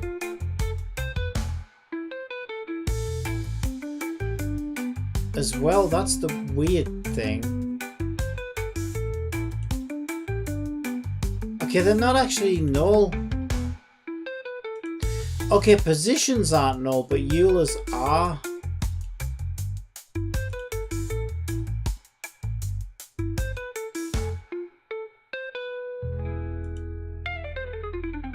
Did I set defaults?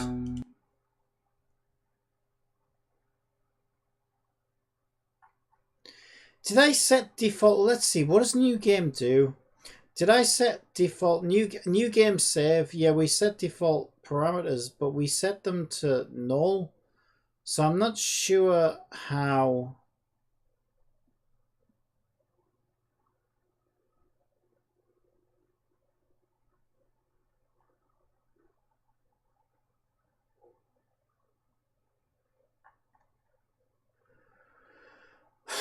Where did that position data come from? Oh no, I think I understand. No, I think I understand now. Okay, I think what I do is I basically calculate their positions from wherever they are at the start. And then I update that data and I save that data. I just need to do the same thing for yours, basically.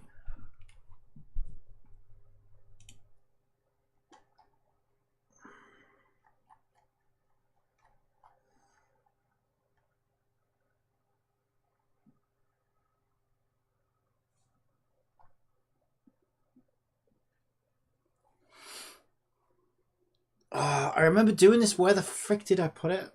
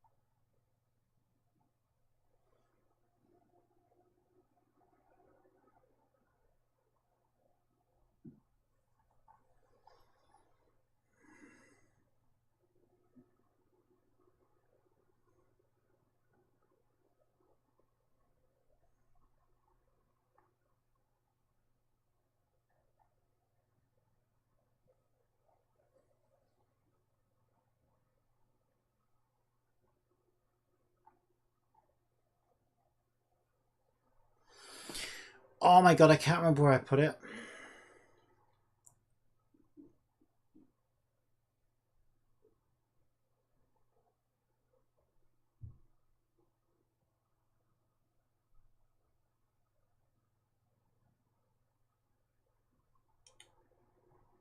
There must be that there.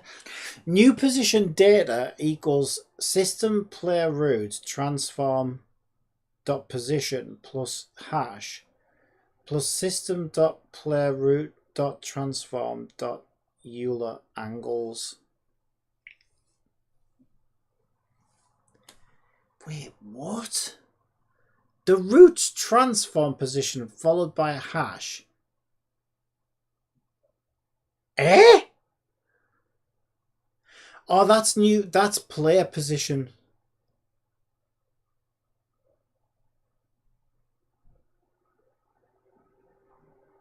Yeah, player position does split position and angles with one hash. Okay, so somewhere in the code, because I can't remember where,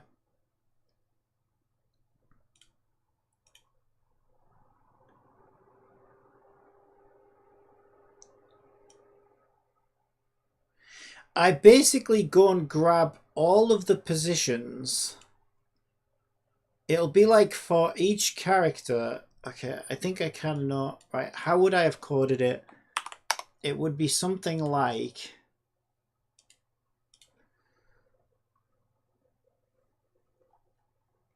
I'm having a brain fart now.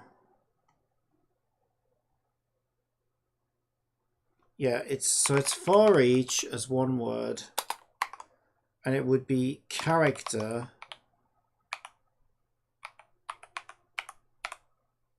Well, I would either do it, I don't know, I would either do it as transform child or as character class in characters.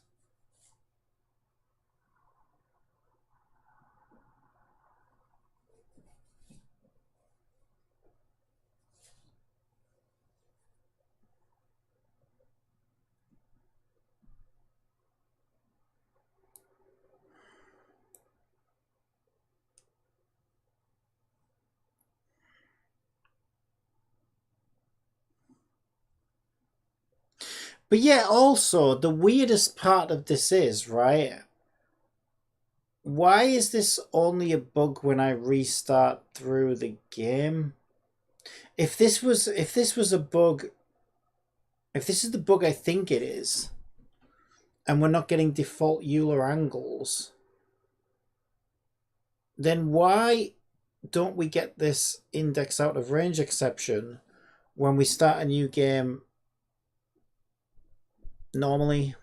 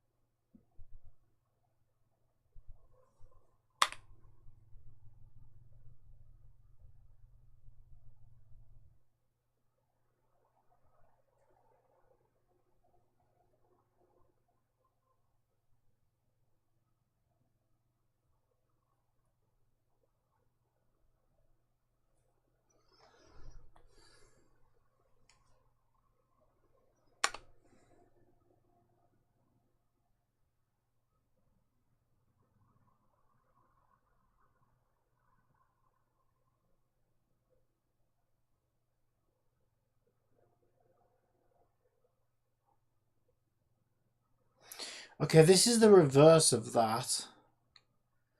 This is loading that data.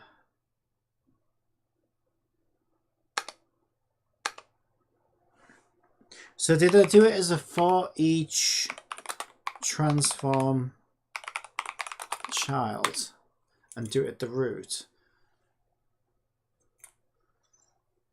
Get character index equals index. Characters add get character animator anim layer. No, that's setting animation layers.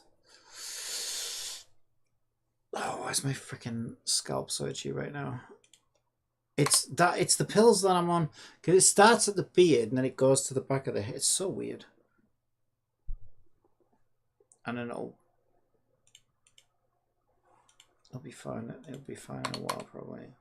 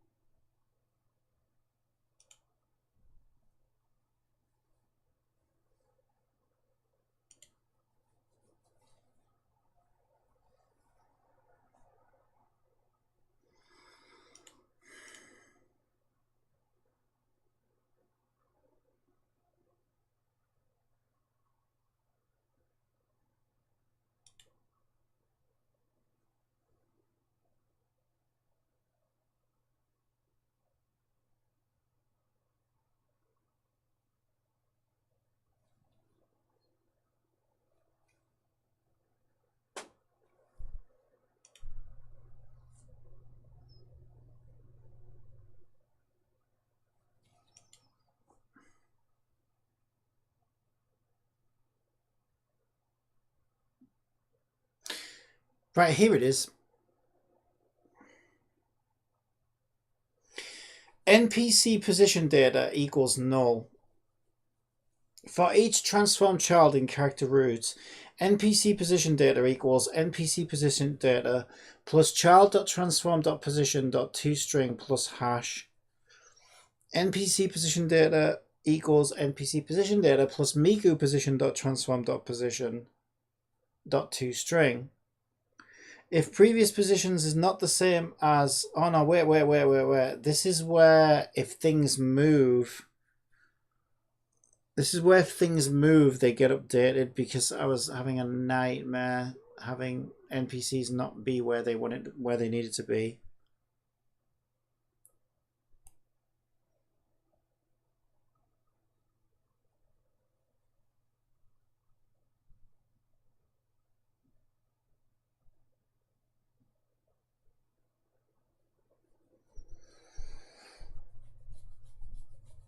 Yeah, so basically what we do...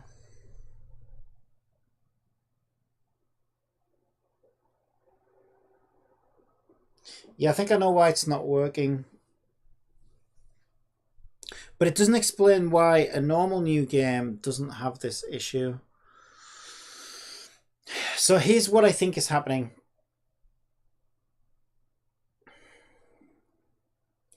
So this system watches for changes in the positional data for NPCs and the rotational data for NPCs, and it compares what's stored in the cloud with what's stored locally.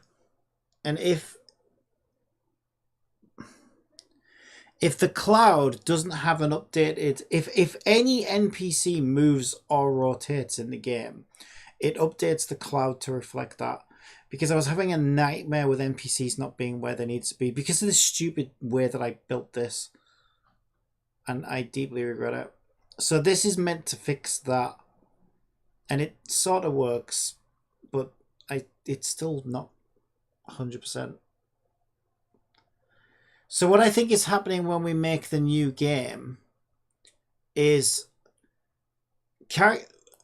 one character or some characters get moved at some point during initialization, and so the move positional data is constructed and then uploaded to the cloud. So then when we try and pull that data on restart Miku's position gets updated from wherever it last saw her at because of this system here. But because she wasn't rotated, she never got initial rotation data. So rotational values are null. We can check on the cloud to see what it says.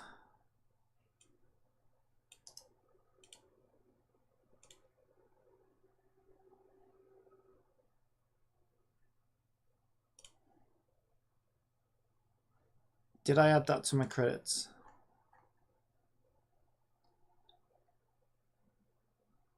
Yeah, okay, that's fine. I can get rid of that page.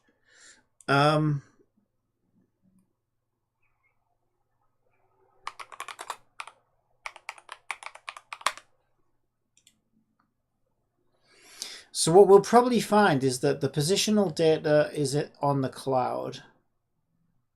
And when it's pulled it on restart, it's got the positional data to work with, but it doesn't have rotational data to work with. And I suppose it's continue, that's why. Yeah, no, I do know. Okay, I do know why this is only a bug when we make a new game through the game. Because technically we don't really make a new game through the game. We continue a new game save because like you can't really start a new game because like that ship has sailed. The very, very first initialization that happened when the player first visits the game, like that's happened, that's done. That ship has sailed. So we have to sort of like I have to kind of fake it. I basically make a blank save file and then tell the game to load and continue that blank save file. So those go through completely different systems. So that's why this is a bug when we try to continue a new save, a blank save as it were.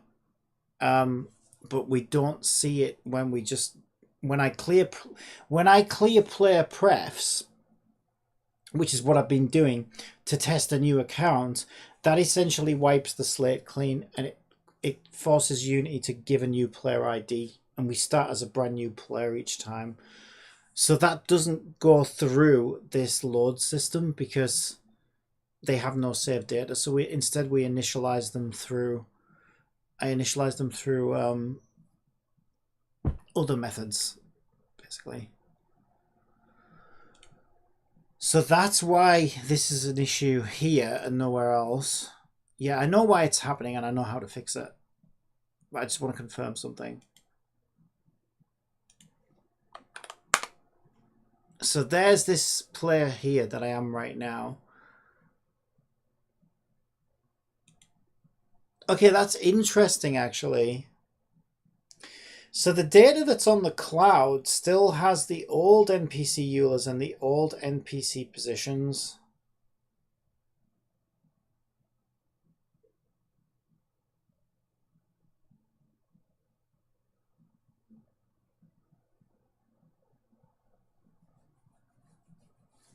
When was it updated? 8:54 p.m. Yeah, that was updated last night.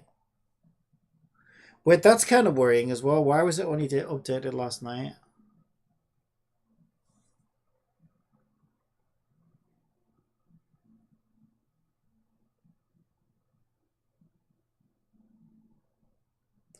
Wait, is this GMT? We're not even on GMT, are we?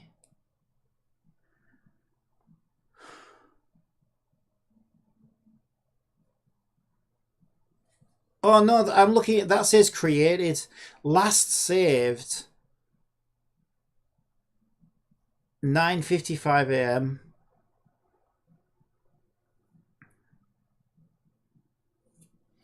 That's even more confusing.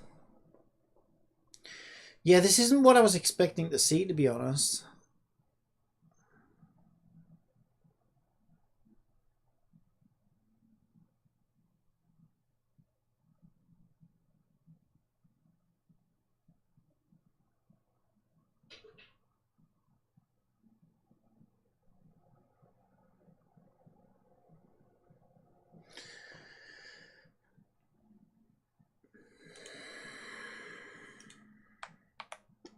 But NPC data right now, like NPC Eulers is null.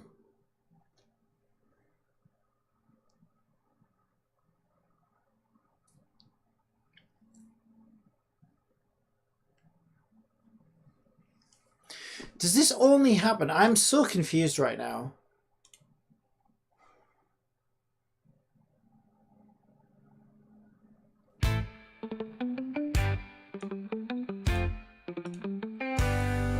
Because I would have expected the cloud to show the same thing that I'm seeing here in my local run, but it's not. Right, now when I restart it again with the same data, now it's acting like a new save, which is what we wanted. So this is really strange.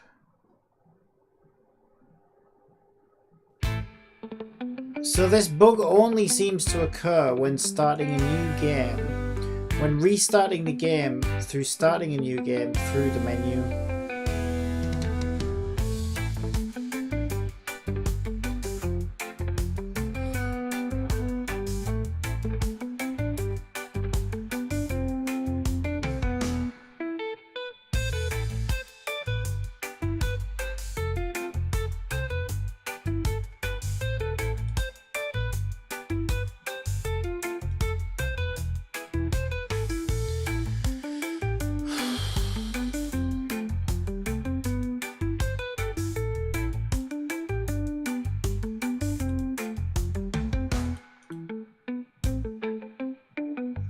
Yeah, because this time it's pulled Eulers from the cloud.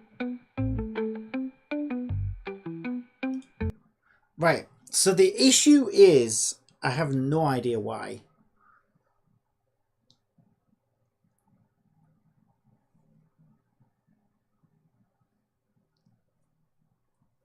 I don't know, I really don't want to look into this too hard right now, but I will make a note of what is happening so I can look into it later maybe. Right, I don't know if all these bugs are fixed. We'll test it on a new playthrough in a sec.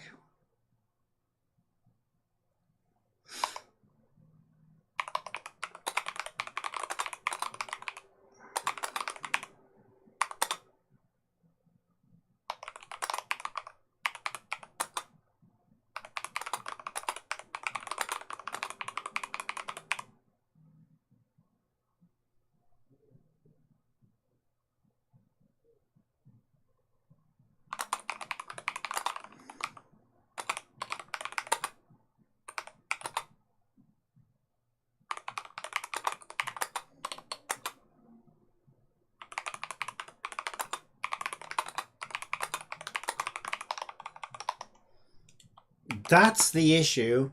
When starting a new game in-game, NPC Eulers are null, causing a null reference. However, cloud data has updated them correctly with a new save file.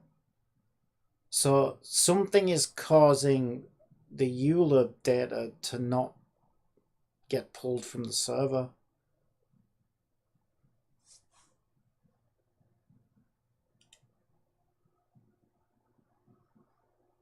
Which is very bizarre.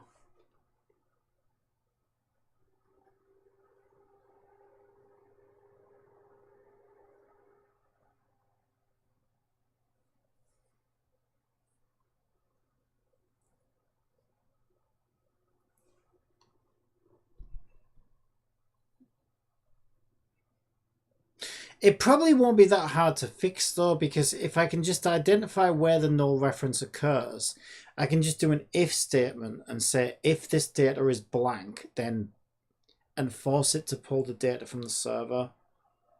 Let me check it again. Let me do it again.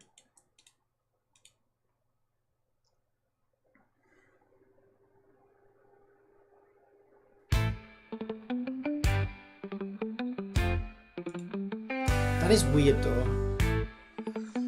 Right, so let's get it past the new save point and we'll make a little bit of progress.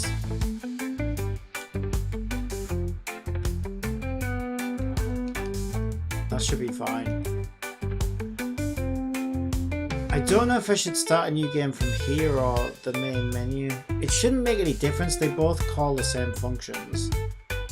So if I start a new game from here,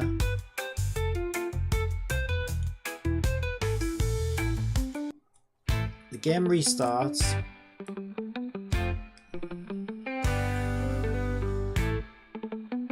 We now continue.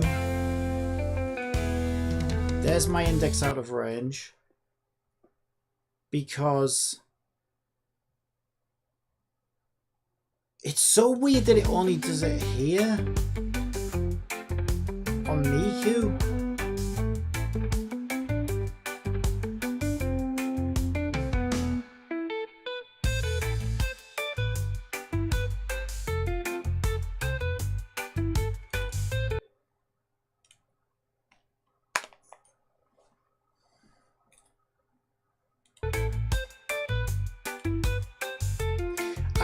I don't even think we need that data right now. But why didn't it pull it from the server? That's the thing.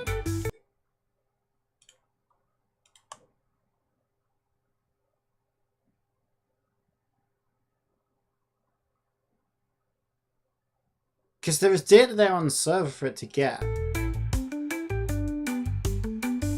Well, that is kind of weird. Yeah, I don't think we need this data yet, because from this point in a new game, Miku hasn't even been...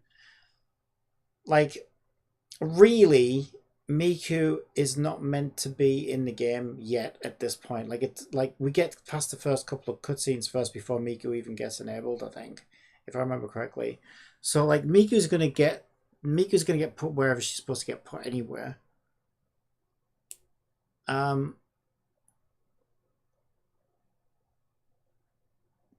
So I'm guessing split values 12 is the out of range exception.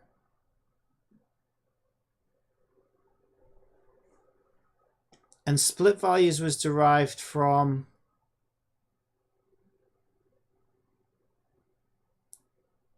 key value.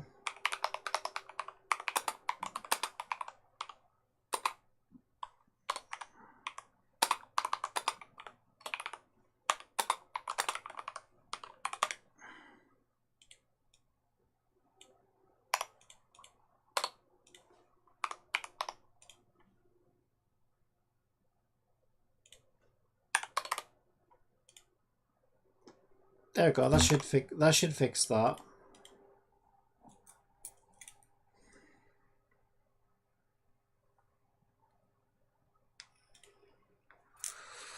Now it was fixed anyway. When this loads now, that's not proof that it's fixed, because it was doing that anyway once we went back to the game.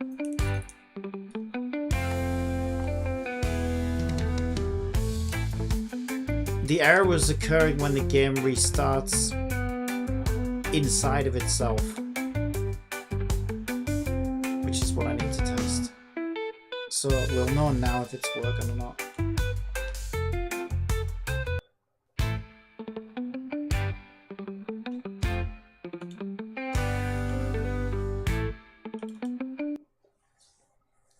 Okay, so it does her... Yeah, at least that makes more sense. It does her rotation before it does her position, which is fucking weird. Because I always do things the other way around. I always do positions and then rotations.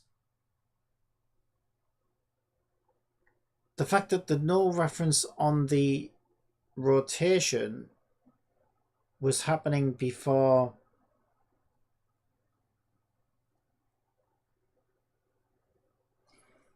I am so confused.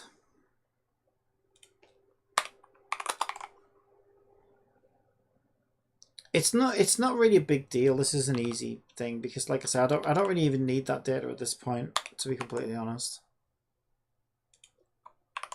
But it's just weird. The order it's doing things in is weird. The fact that there's rotational data on the server and it didn't pull it is weird. But maybe we're just not that far in the sequence. I mean, this is literally the start of the game, right? Maybe we're just not that far into the sequence. of events. I don't know. Strange. Strange.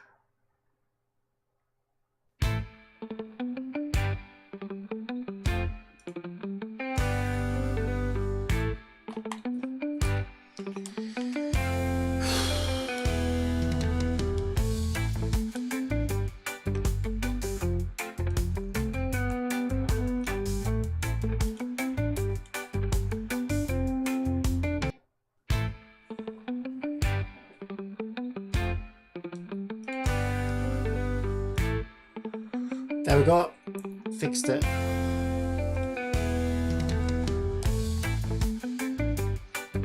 Okay, everything seems to be working now. Our church is double-sided correctly. Yes. We've got fog. We've got our nice sky. Music's playing. Game's playing. Everything's great. Don't speak so fucking soon.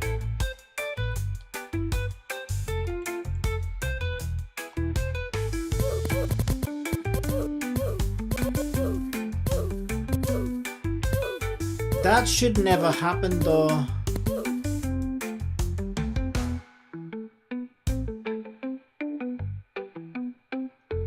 That should never happen.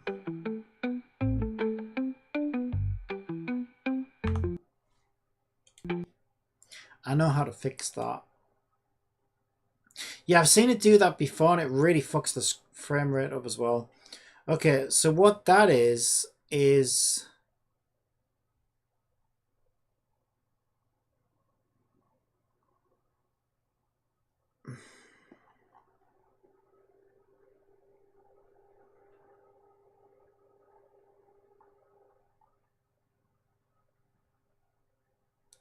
a snowball can't explode more than once. That should be a bumper sticker.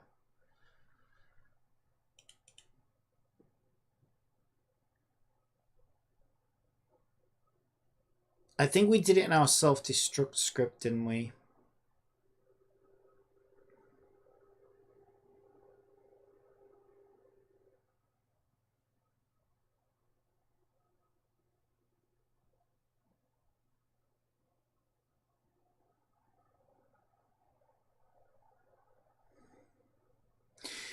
Okay, so here's the thing. There are lots of different things the snowball can impact with. And those things are the things that call this function. But because there's multiple of those and they're scattered around and I can't be bothered to hunt them down, we'll put the fix... It makes more sense to put the fix here anyway. We'll put the fix here.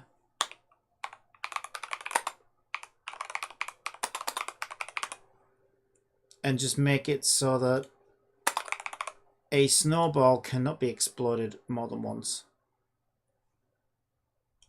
So we'll just encapsulate this and say, if not exploded, then do this.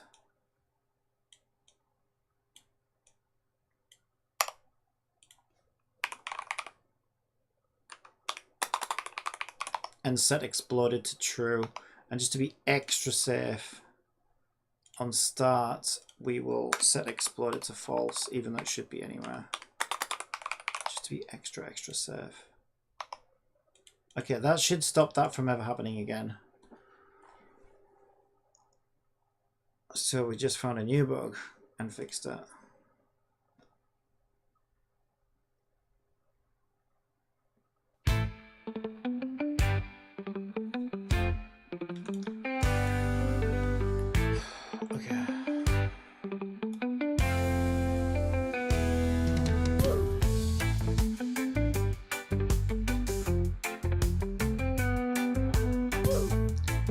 It must have been because it was like, because physics was causing it to like bounce around or something. And each impact was causing an explosion trigger. But obviously, the snowball can't explode more than once. And when it does, it really fucks the frame rate up. Okay, that seems to have fixed that. It wants me to buy snacks from the van. Okay. Another fire put out.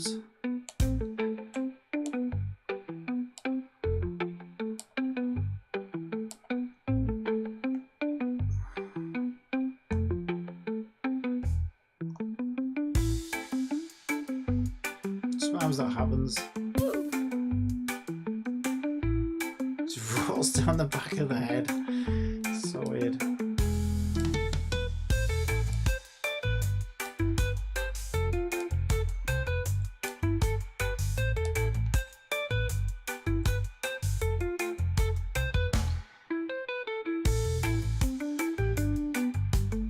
Yeah, this is another little niggle of mine. So these guys shouldn't really be here.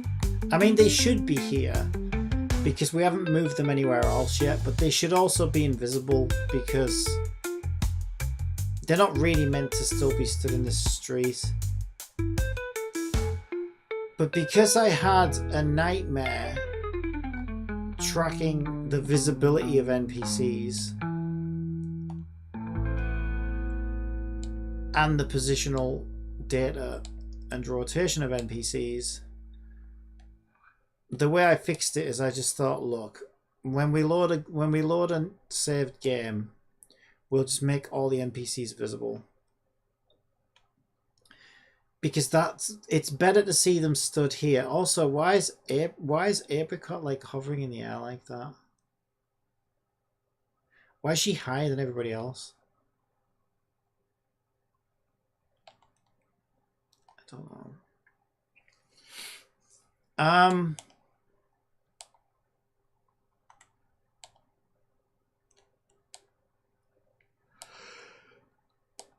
Yeah, because it's better.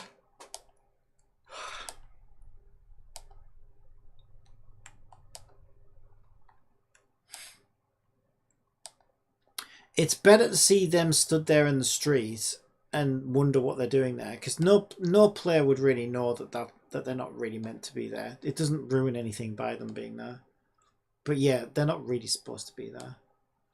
But it's better that happens than when I need an NPC to show up from a save game for a cutscene or something, and they never freaking got turned on, and they're invisible. Yeah, that's the worst. That's the worst of the two evils. So like, it seemed like a reasonable way to work around that issue. But goddamn, do I regret setting this up this way. In hindsight now, I will never ever change. A big no that I've learned from this project: never change states, never change visibilities, which are really just states, and never change positions or rotations of anything on frickin' child game objects scattered around the fucking hierarchy, because oh my god, big regret. Big regret.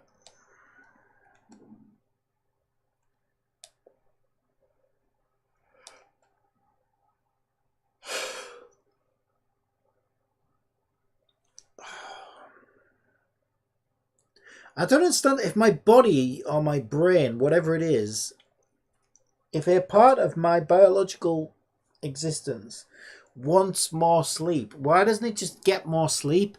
Why does it wake me up at 8 a.m. and be like, get up, you lazy bastard, and work on your game right now? Why does it do that to me if it's this tired and it wants more sleep? Why doesn't it just sleep?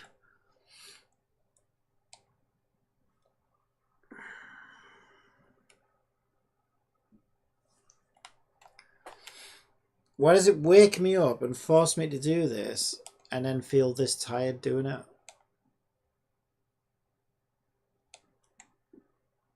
I don't know.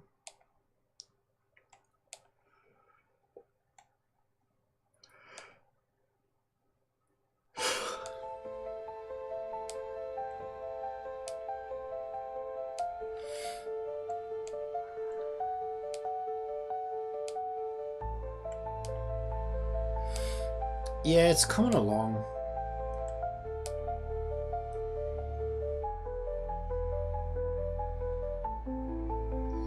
It's just exhausting, especially when you're already exhausted.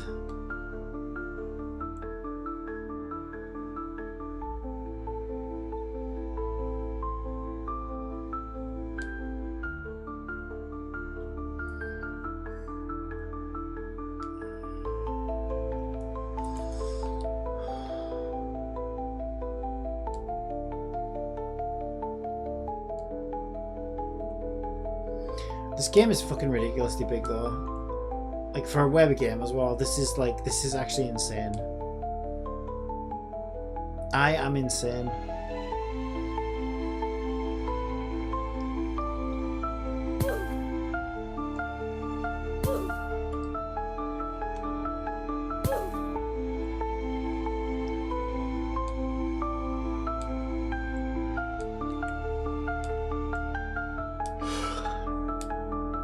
Oh my god, stop yawning! If you're so tired, why don't you just sleep? I tried to get back to sleep, it wouldn't let me. I think it was 7:30 when I woke up, and then I laid back down, desperately tried to get back to sleep till about, and I really just laid there till about 8:20. And I was like, right, I'm getting up, there's no way I'm getting back to sleep. Even though I'm clearly tired.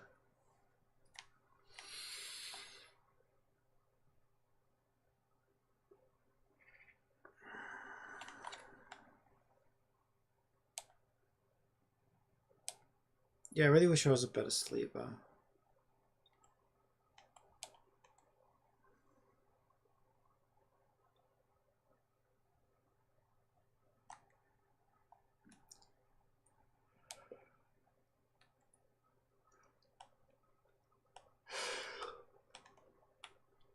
You know, I might do some of the other stuff because I'm just like, I don't know.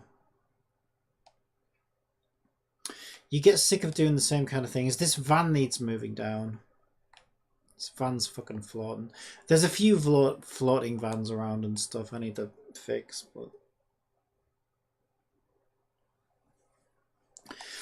Okay, so you know the Wuthering Waves minigame, or whatever you want to call it. There's like a Wuthering Waves mechanic.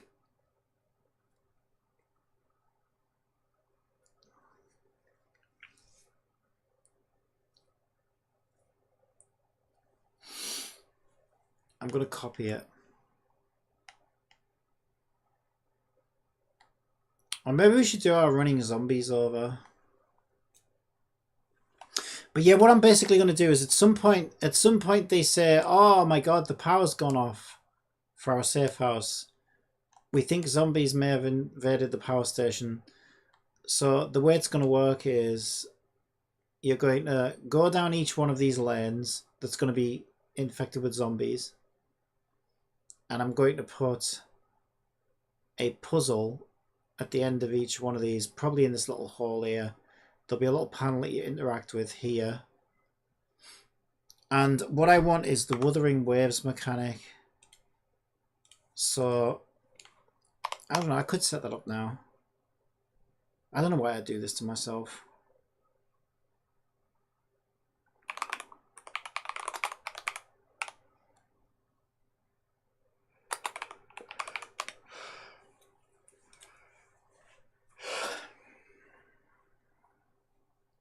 Stop yawning, you bitch. This one. I like these. Oh, piss off. I just wanted to look at that image, you little bitch.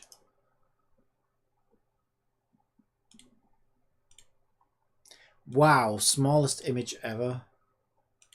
And then the original one. And I gotta fucking find it. Crap. There it is. Why is Google so trash? Like, why couldn't Google just link that down? Whatever. It's fucking ridiculous.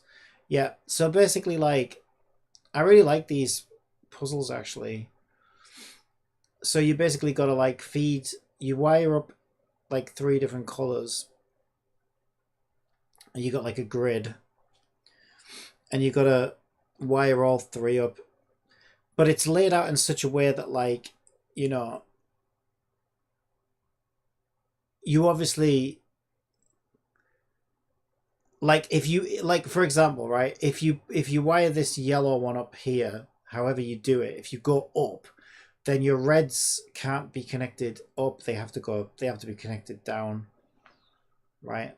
And then sometimes it's set up in very cleverly where, like, it sort of misleads you, so, like, it kind of forces you to go, like, all the way around and stuff so that you can still get from one to the other. Yeah, I really like these. I think these are really cool. So what I'm going to do in this is I'm going to have each one of these 3 power station lanes infected with zombies. And then you go to that panel at the end once you've killed the zombies, and you'll get 3 of those little mini puzzles. So basically you're turning like three things on after killing the zombies, just to add some, like, you know, variety to the game. So I might do that next, or I might do my running over zombies next.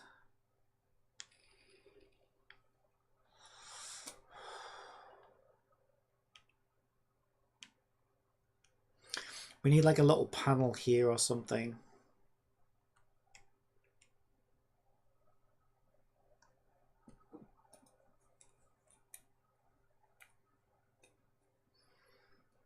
Fuse, like something that looks like a fuse box.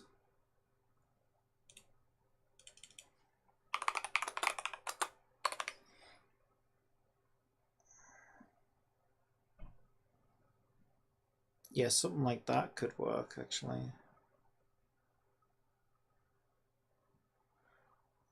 It's quite complicated.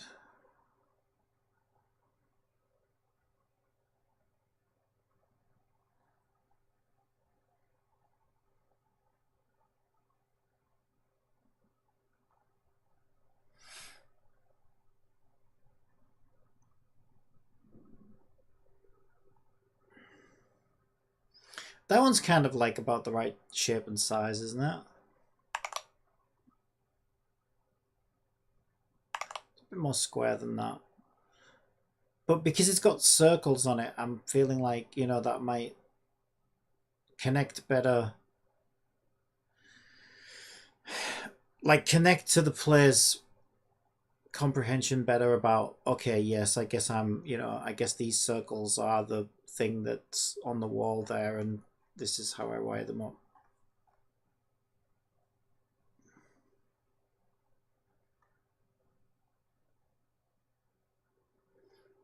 I do quite like this one though. 4,100 triangles. These are quite cool. They are quite square. Yeah, these are quite cool actually.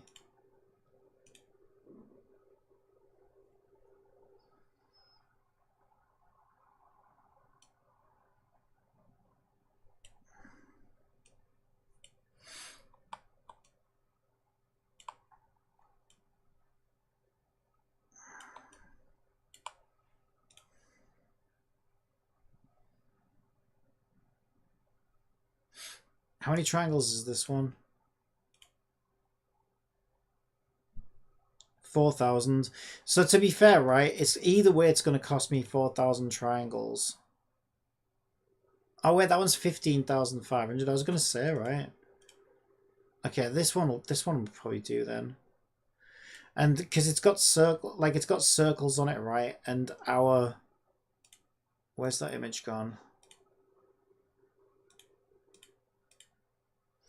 Our mechanics are going to look like this. I'm literally just going to rip this off, right? I'm just literally just going to rip it off.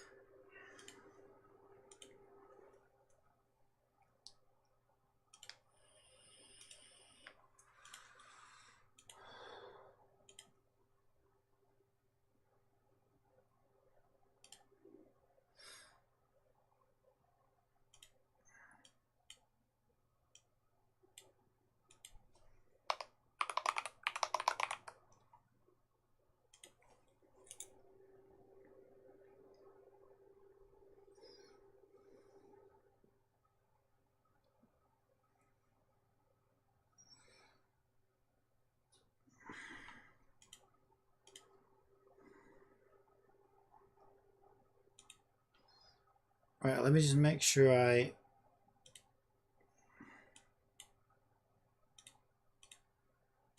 rename my materials.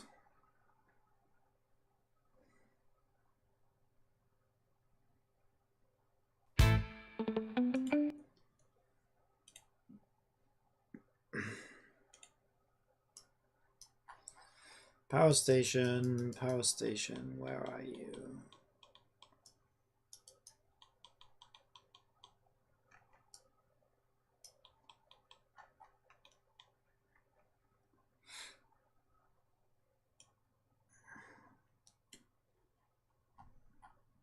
The fuck? Oh wow. A little bigger than I want it. Just a tad.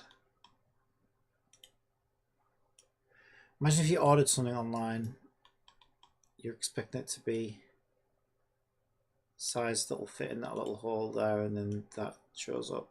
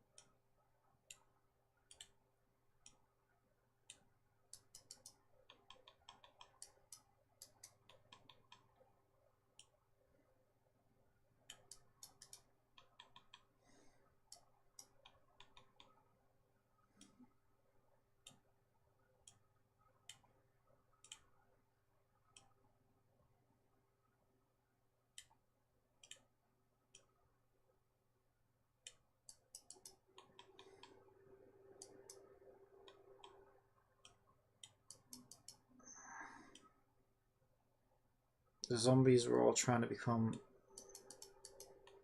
qualified electricians. Get a little bit smaller. I don't know how big that's going to be. That might be like, how big is the character? It's probably going to be like fucking huge.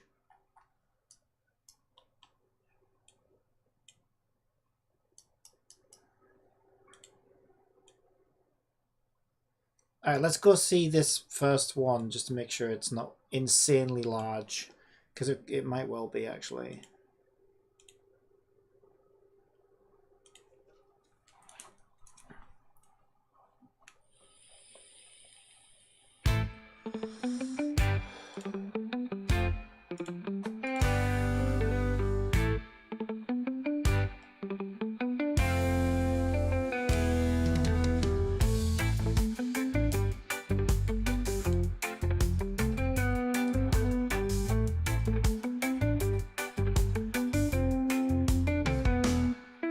I think that's cool. It's actually a lot smaller than I thought it would be. Yeah, that's fine. So you'll interact with this to bring up that mechanic.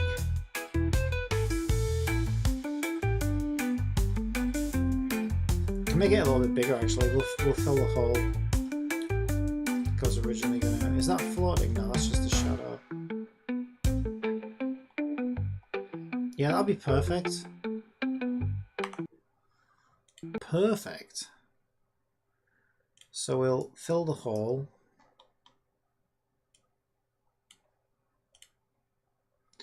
And because of the door, I'm actually going to stick it on the left as well.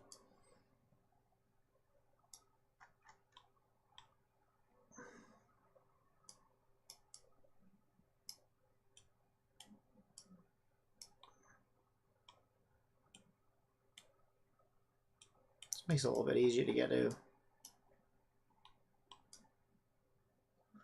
And I might put something there just so that it doesn't look... It's fine, it doesn't really matter.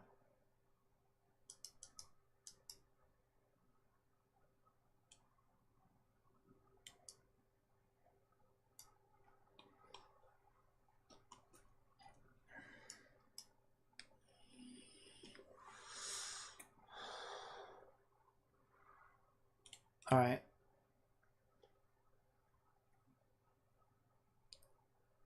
So I'll need like an interactable on those, but I can't enable those until the zombies. I remember now. That's why my interactable script has an active setting on it, because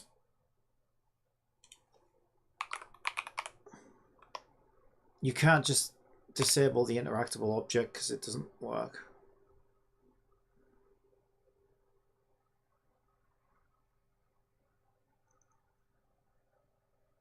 Why does it say auto disable 9,999?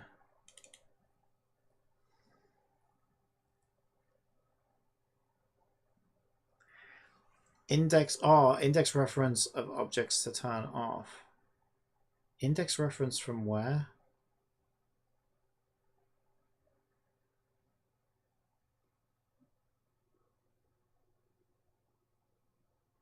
If system objectives. Oh, to auto disable at a specific objective index. Oh yeah, that was a problem. Yeah, because my loaded save games were leaving interactables enabled.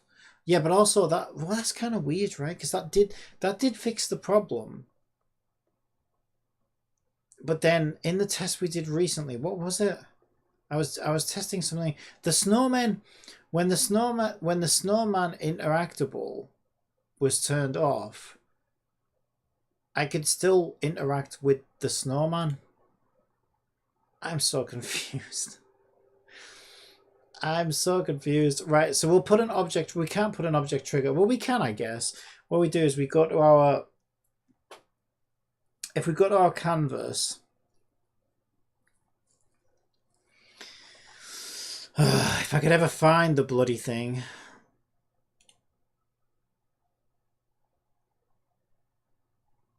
That's the start one. It's not the one I want. There it is, canvas. Right, so I can make a new canvas right now. Let's just give it a raw image.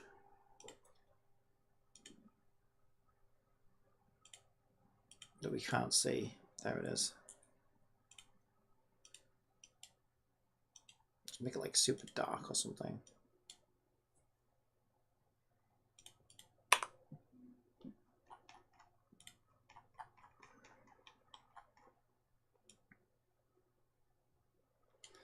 Just as like a background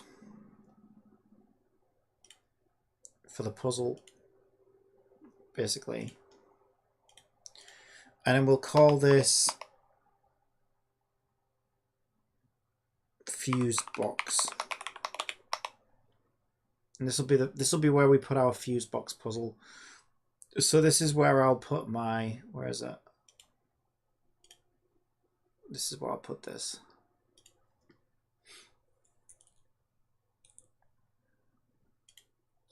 Then I can go back to my fuse box game object,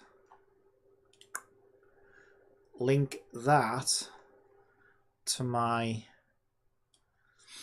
object trigger so that when you interact with objective name,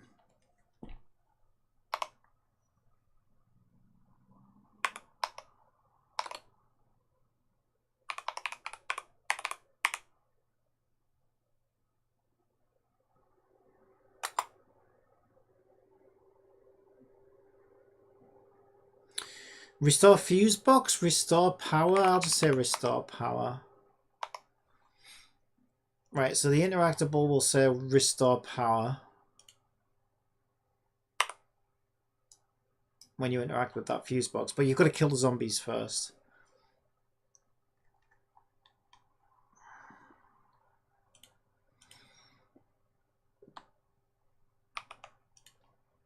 But now when I duplicate these,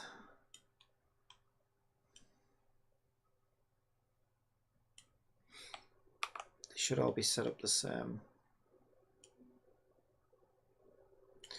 But I'm going to do 3 different puzzles. So the first thing we need to do on our... Hello, Pika. How are you?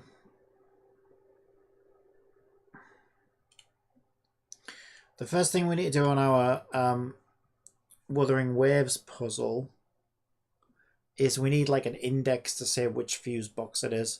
So we'll have like fuse box 1 loads puzzle 1, fuse box 2 loads puzzle 2, fuse box 3 loads puzzle 3.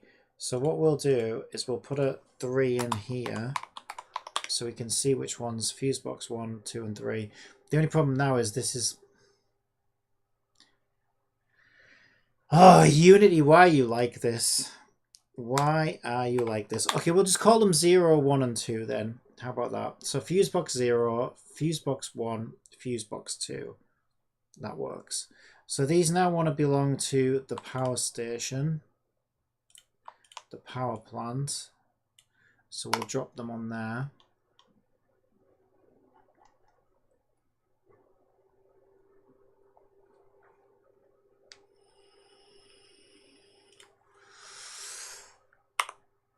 And then the first thing we want to do with our little fuse box system here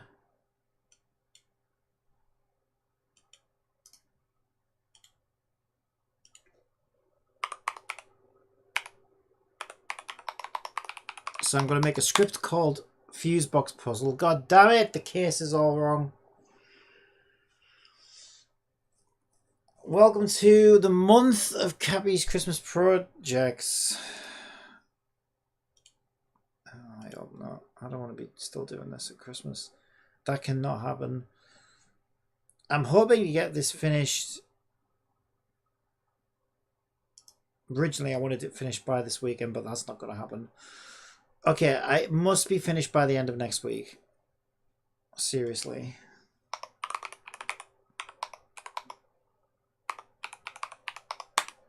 Right, fuse box puzzle. I'm doing okay at the moment, thanks for asking. And is today another no game stream? Yeah, probably. No one's going to make this for me. Not what I want them to be honest.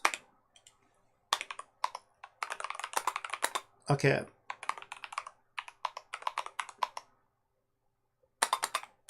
Okay, so we'll do a public integer puzzle number equals 0. Now let me think about this, right? Because we told the fuse box to activate. We've got it set up to activate on enable when enabling. Yeah, actually, I might not want to set it up this way. Actually, here's why.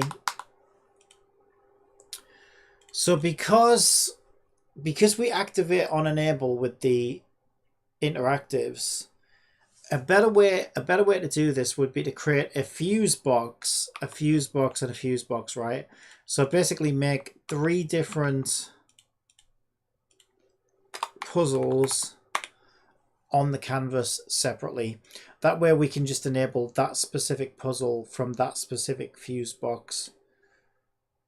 I would prefer to do it as a state machine, and we'll make it so that the script does everything the same, but yeah, we'll make it so that each variation of the puzzle is actually a separate game object because it's just easier to wire up that way, basically. Haha, wire up fuse box puzzle. How amazing. Okay, so let's take a look at Wuthering Waves. This is our inspiration. I like what they've done here with the circuitry. That's really cool, actually. I like that a lot, actually.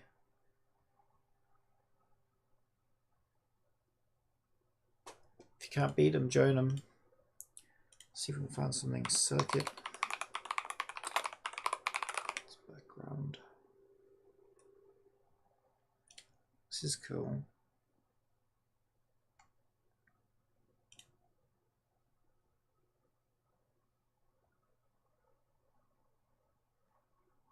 I like that first one better.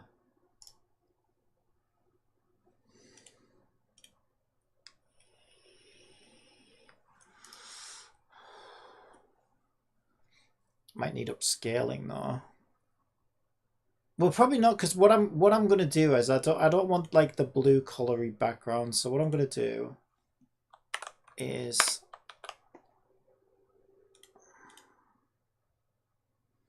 I kind of just want those shapes, really.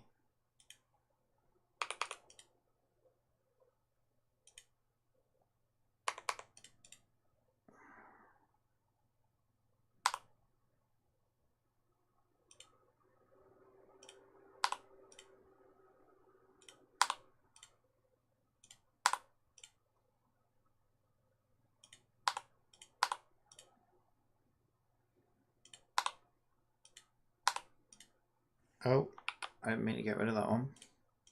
Not all of it. I just wanted that bit. There we go. A little bit of a circle left there, but it looks fine. Okay. Oh, there's some circles around here. There we go. So if I just crop this now,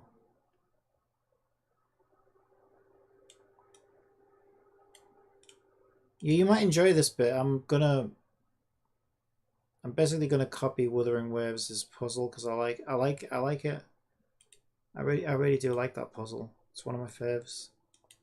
So I give credit where credit's due. I like that puzzle. It's really good. Just gonna make this bigger because I want to add a glow to it. So for now, let's just give it a black background because our background's very dark, right? So we can see what it looks like against the black background. And what I'm gonna do is I'm just gonna give this a little bit of a glow to it. So if I go to blending options and I go to outer glow, and we can decide how much we want it to glow.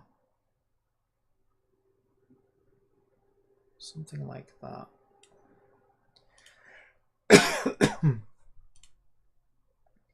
Okay, I'm happy with that. So let's save this in our UI circuits.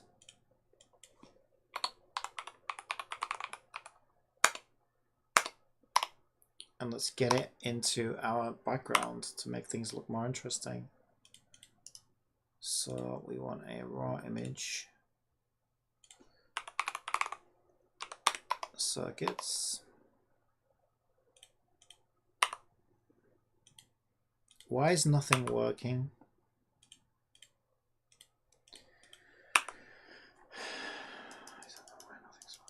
Why can't I fucking see anything?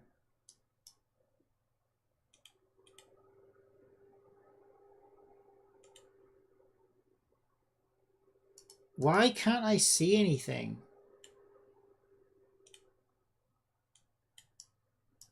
What the fuck is happening? Why does that look completely black? What am I looking at? What the hell is going on?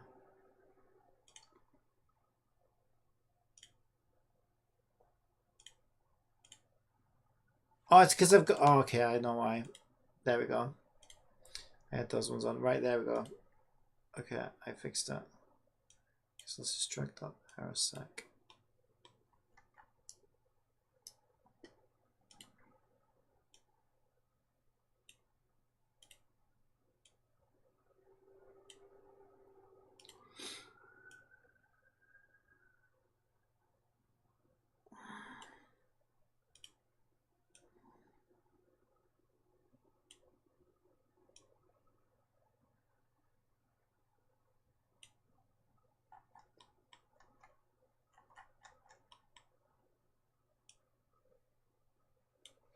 Right, we want to give it some transparency. It only wants to be kind of subtle in the background.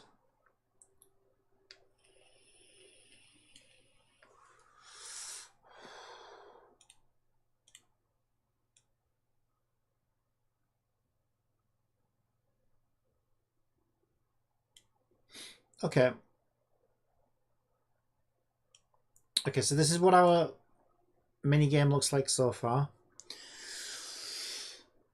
Today in Genshin, all of the characters are staying on my main team is now level 90. Congratulations. But the weapons are still level 80, except for my Traveler's weapon. Plus, I'm still leveling up the 5-star weapon to level 80 or 90, but I got it to level 50 so far. Genshin's easy. You'll want to get them up eventually, though. Right, so let's see. What do we need for this? Let's take a look at our inspiration. So we have a grid. 2, 3, 4, 5. We've got a 5x5 grid is the first thing we need, right?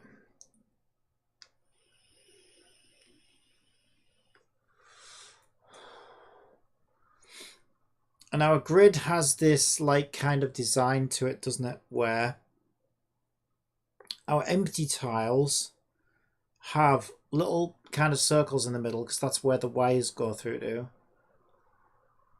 So each grid wants to have a sort of dark design, some border around the outside. It wants to be square and it wants to have this kind of circular-ish or something similar shape to it. Okay, so let's make that tile. So let's do 333 by 333. Yeah, that's more than big enough. Okay, make a new layer.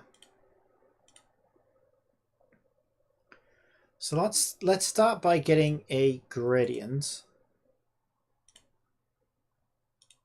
It's quite dark.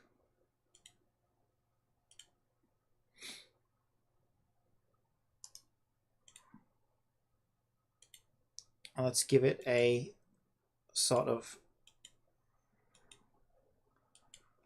circular delve sort of in the center.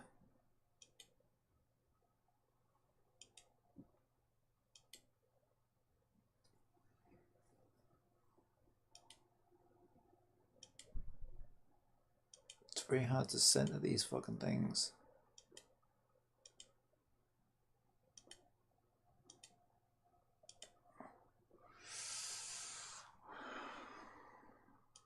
Why can you never center these frickin' gradients? They're such a pain in the ass. Okay, that seems fine. Right, okay. Then we want to give it a little bit of an edge. So if we shrink our selection, it won't let me shrink it. Contract. That's stupid. But we can border it 3 pixels. Probably wants to be a bit bigger. Let's try 8 pixels. Okay, 8 pixels looks fine. Let's make a new layer because we might want to change colors. And this wants to be just a set color. We'll go for like a light gray. Okay, so far so good. Now we also need our shape in the middle, which is kind of like a circle. Now they've gone for like a rounded square that's like rotated at 45 degrees.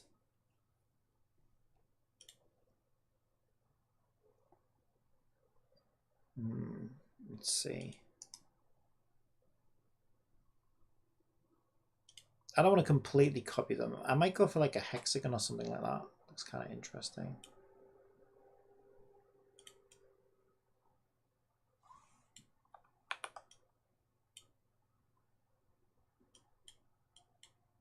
But that looks like it's hinting at a direction, though. I don't want to confuse the player. See, I might read that as a player and think, oh, I can only go down here because it's pointing down. So, see, it's worth thinking about these things.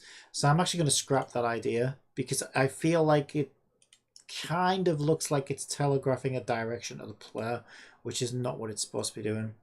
So let's go with this instead. It's almost a circle, but it's almost a square. Can we change the line size after the fact? Yeah, we can. Okay, that's good.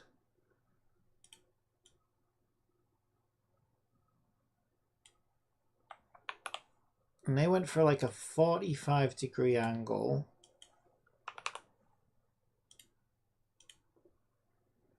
That does look kind of cool.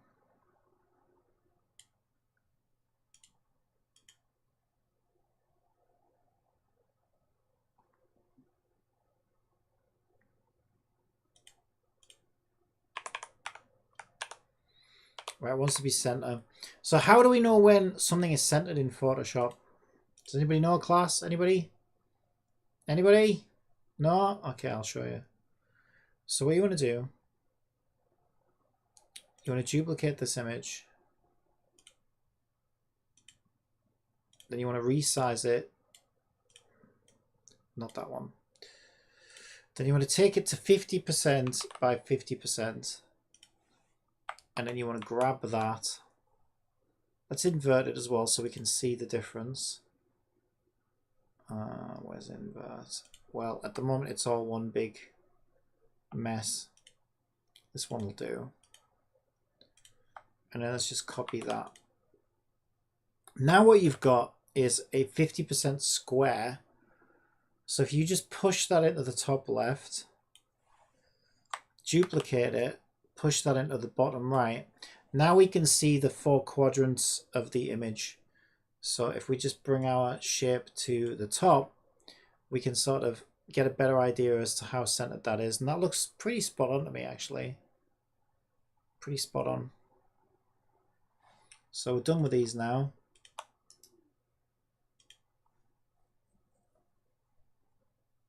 All right, I think that's fine. So I'm going to save this as fuse tile.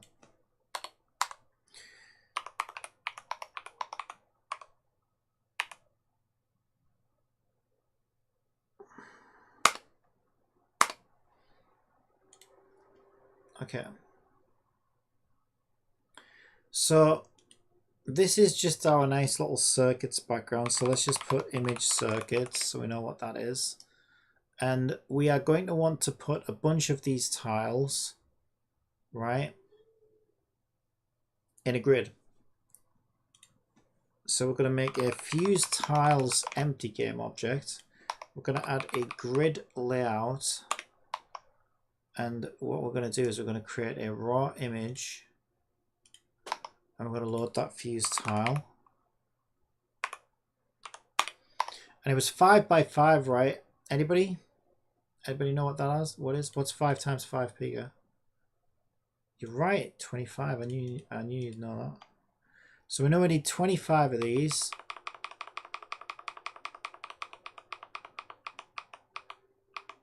So we can delete the original one because we want a number on them all. So we've got 1 to 25 now. To be honest though, that's a bit of a bitch. Okay, we're going to start that again. Here's why. Because I always regret this. What we're going to do is we're going to call this fuse tile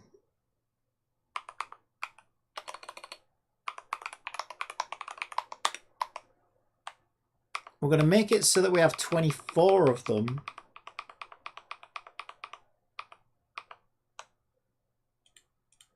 And then this is something I wish Unity would kind of do itself, but it doesn't. And we're going to rename fuse tile to fuse tile 0 because we start counting from 0 right in lists and things. So what we'll do is we'll automatically inherit these tiles from its transform, and then we know what index each tile is then, and it matches the index of the thing. So that's why I'm doing that. Now right now our fuse tile is way too big, so we need to look at our fuse tile settings, and we want to say our constraint is a fixed column count of 5 tiles. Okay, and then we can set whatever size we want them to be. So if we do 2 by 2, we don't see it. Let's try 10 by 10. There we go. Zoom out.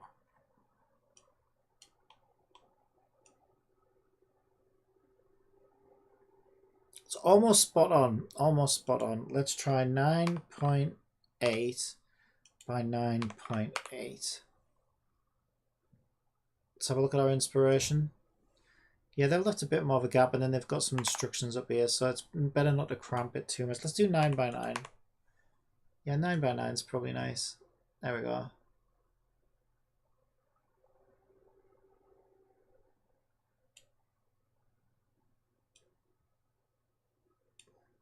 Maybe even, dare I say, 8 by 8. Let's do 8. Let's meet it halfway. 8.5 by 8.5. There we go. All right. So now we have our play grid of our empty tiles. Okay. Now the way we need to program this is so that we can set up the puzzle however we want, and the puzzle knows how it should work, and it should know when it's complete, and it should know what moves the player can move, what moves the player can make, and what moves the player can't make, and all that jazz, right?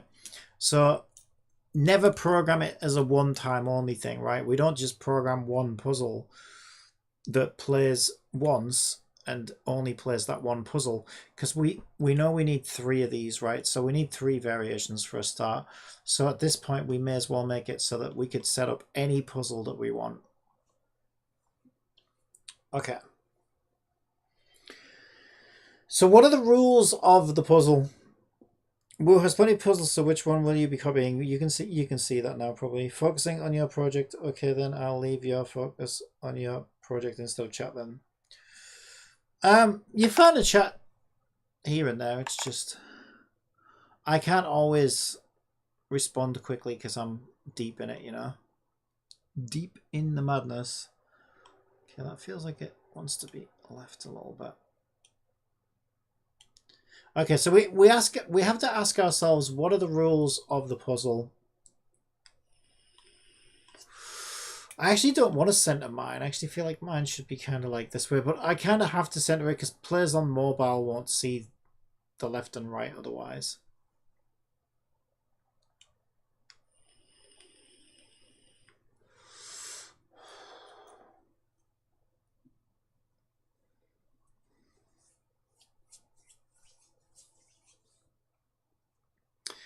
Okay, so what we need is a system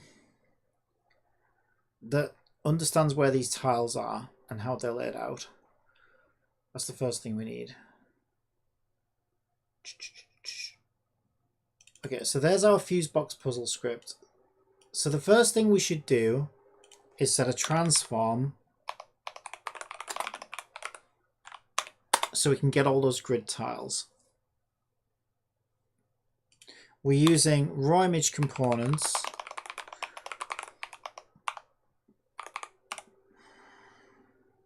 And we also want a list, so we need to be using system collections generic.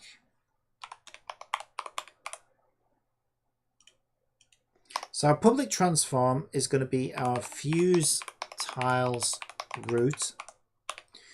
And then we're going to have a private list of, well, we could make a fuse tile class, raw image,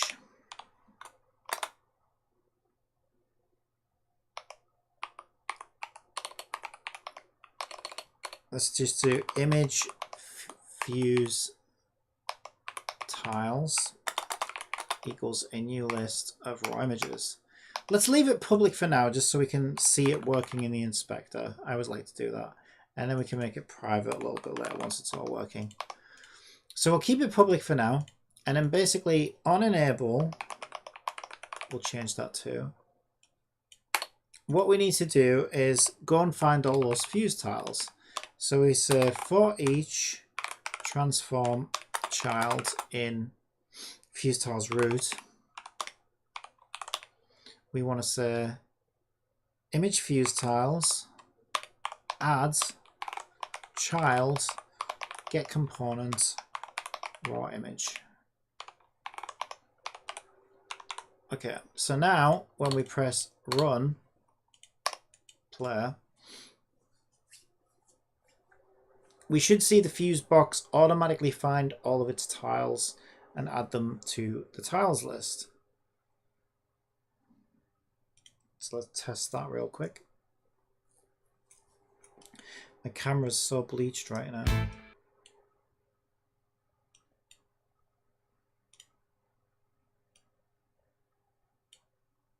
There you can see me a little bit better.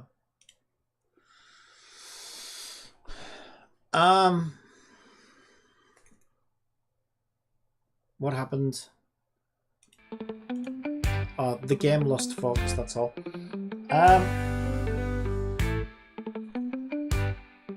I forgot. Did I forget to set it? Of course I did. Of course I did. So I forgot to set my tiles route. So my tiles route is there. So let's try that again.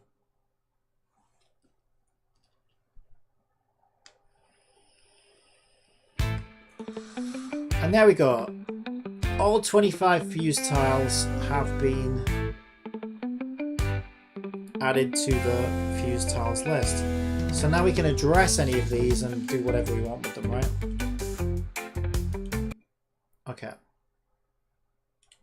So let's take a look at our puzzle. How does it work? So we have 3 colors, right? We have a start node, an end node, but really I wouldn't even go that far because you can start here and go this way, or you can start here and go this way. So start and end isn't even true. I would just say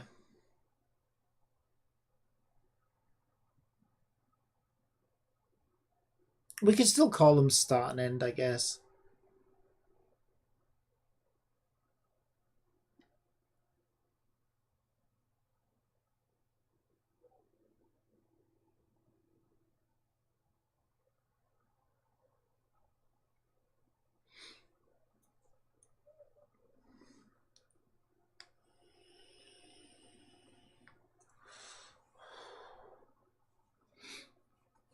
Okay.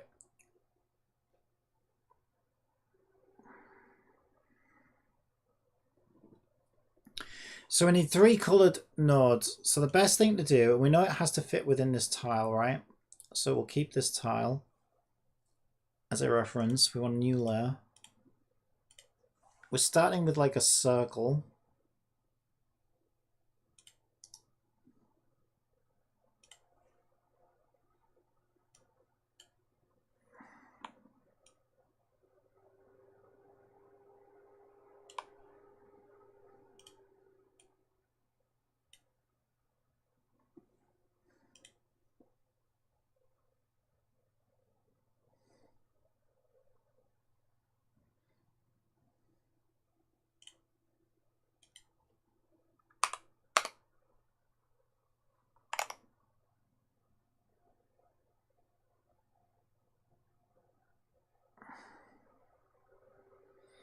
Yeah, they've kind of made it look like channels as well. Their circle actually fills up pretty much all of the tile, actually.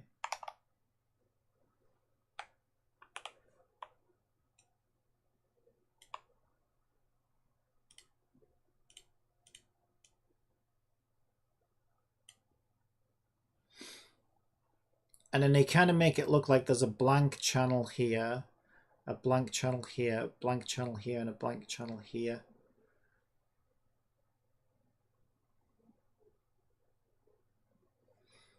So they kind of fill these sort of corners with a gap. They've got these sort of like triangular, rounded sort of triangular shapes that sort of make it look like it blocks the thing off. So I think the best way to do that is I'm going to rasterize this layer.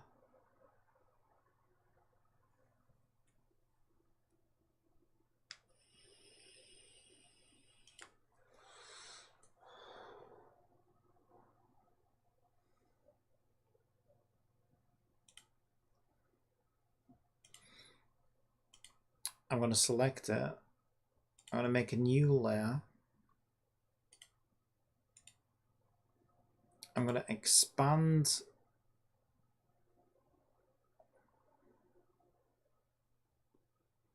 There's also a gap though, isn't there?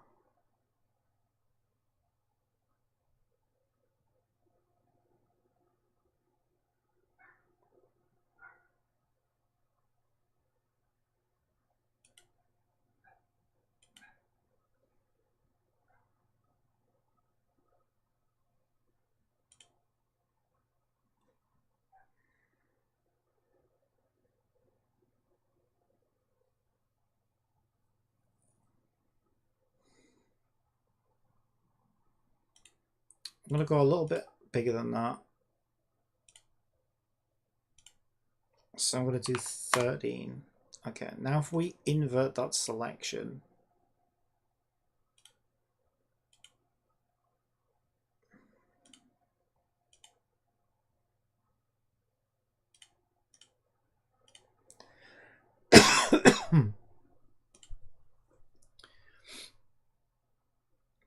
we start to get our corners in here.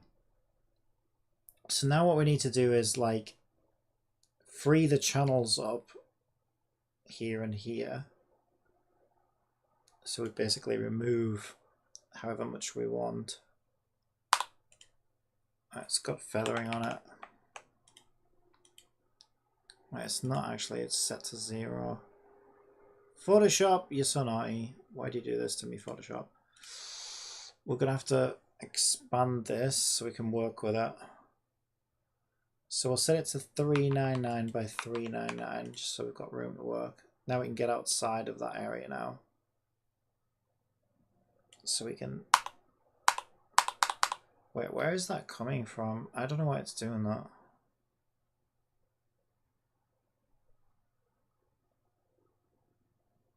Got no feather on it. So why is it not clearing it out to the very end? That's weird. I don't know why it's not clearing it out to the very end.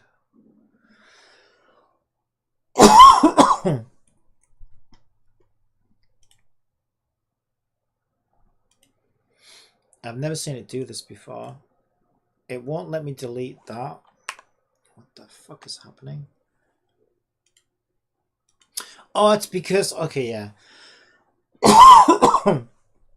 It's because our border... Excuse me.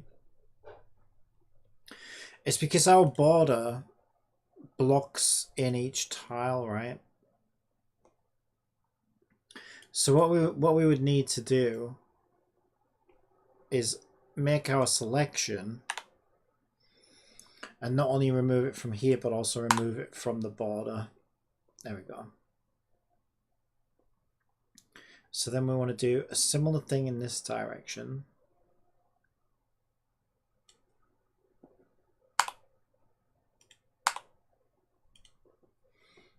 There we go. And then if we want to round this out now, we can do like a little bit of feathering or something. So what we can do is we can grab everything outside of this, go to select, smooth would be better, I think. Smooth it by like 9 pixels or something.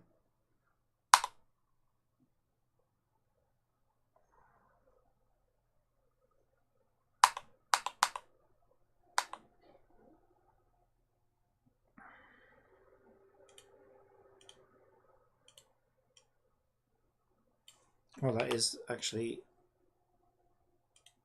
It's hard to see what's selected.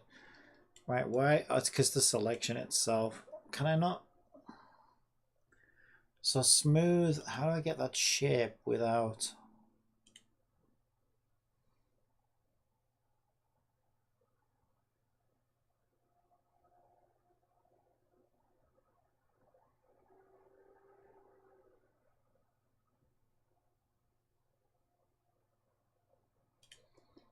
Sometimes I hate Photoshop.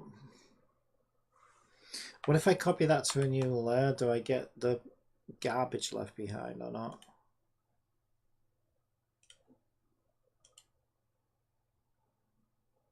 Didn't I just copy to a new layer? What the fuck? Oh, Photoshop.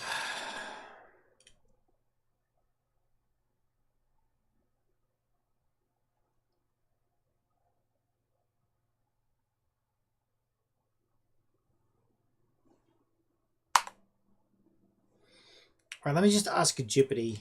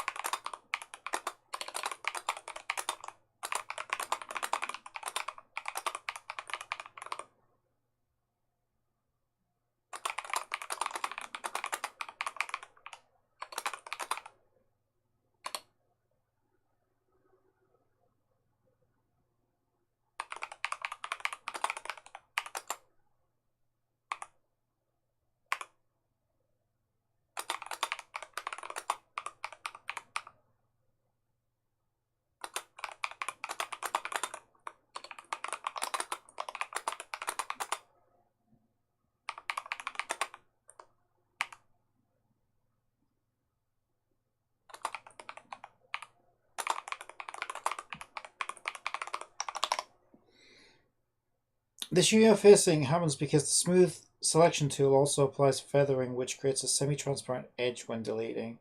To achieve sharp, rounded edges without blur or feathering, you can follow these steps. Create the selection, smooth the selection, remove feathering, select, modify, expand. Oh, so expand removes the feathering. Oh, interesting. That's a neat trick.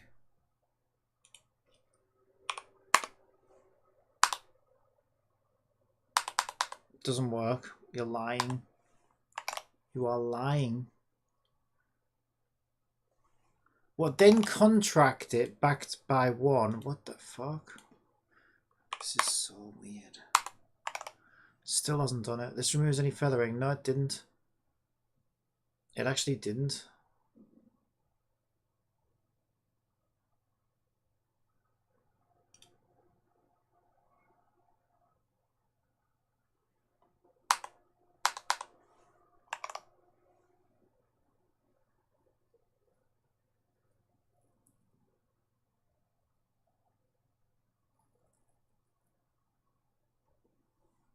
That is so dumb.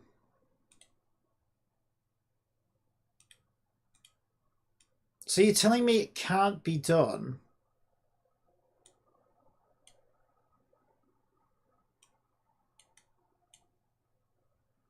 You're actually telling me it can't be done? That is so stupid.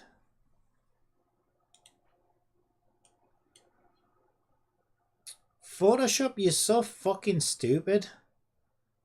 Why isn't there an unfeather option or something? That's so ridiculous.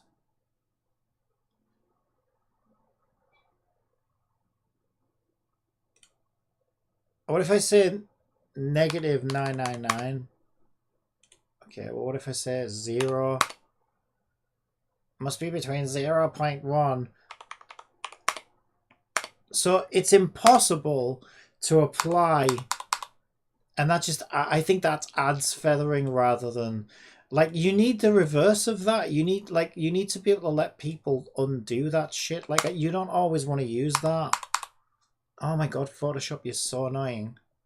You are so annoying. Like, I have the shape selected that I want, but because it adds feathering, it's like blurring what's left, which I don't want it to do. I just want this solid shape that's left. It's so fucking stupid. There's got to be a way to do it.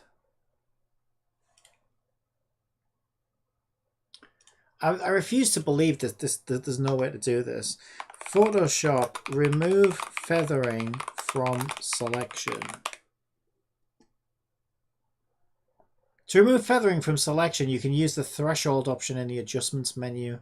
Go to the image menu, select adjustments, select threshold.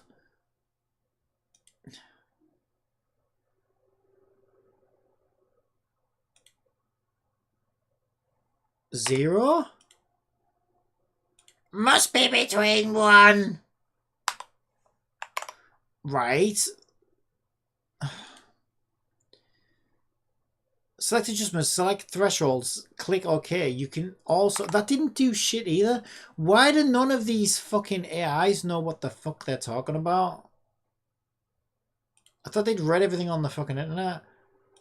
Threshold. I don't really know what threshold means, though. So I'm seeing some bullshit in here. Do I want to be on the other side of that, then? It also said it said select threshold and then select OK. It didn't mention any of the threshold's interface or gauge or explain how any of it works.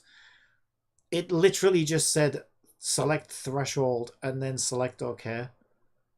Like, what are you fucking talking about? Like, do you not want to explain how I'm supposed to use this? Am I supposed to just instantly know? Oh, Photoshop, you're so annoying.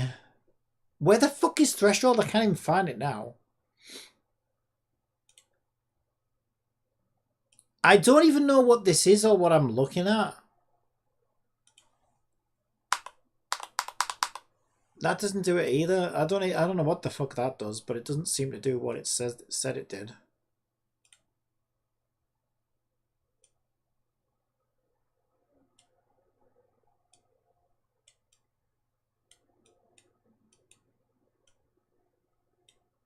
I don't know. I have no idea what that's supposed to do, but it's not doing what I want it to do.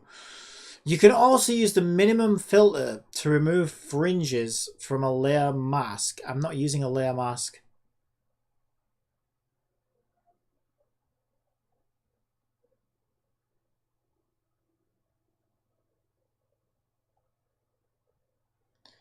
This is so dumb. Photoshop, how can you be so dumb?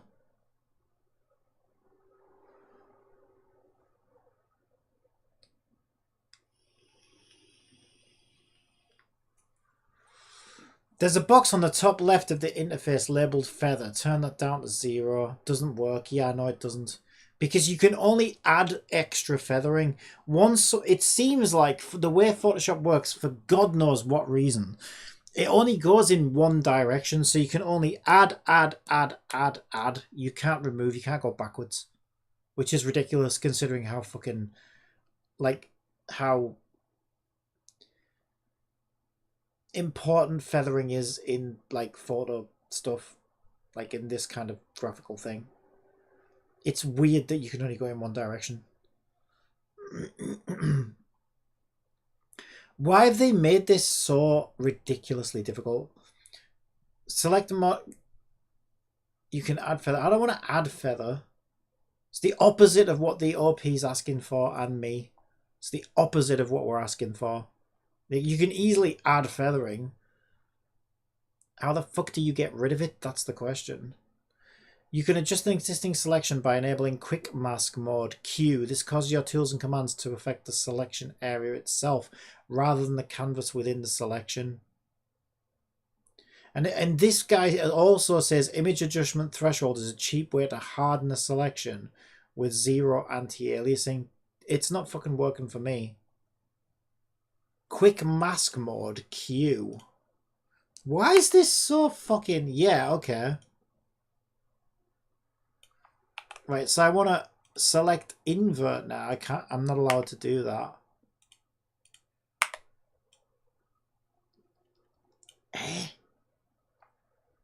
So I can do the once again, I can do the opposite of what I want to do. So if I wanted to delete all of this, I can delete the thing I want to keep, but I can't delete the thing I want to get rid of. Amazing. Great job, Photoshop. Wonderful, as always. So why doesn't inverting the selection... It does seem to select these bits, but it doesn't delete the thing that I want.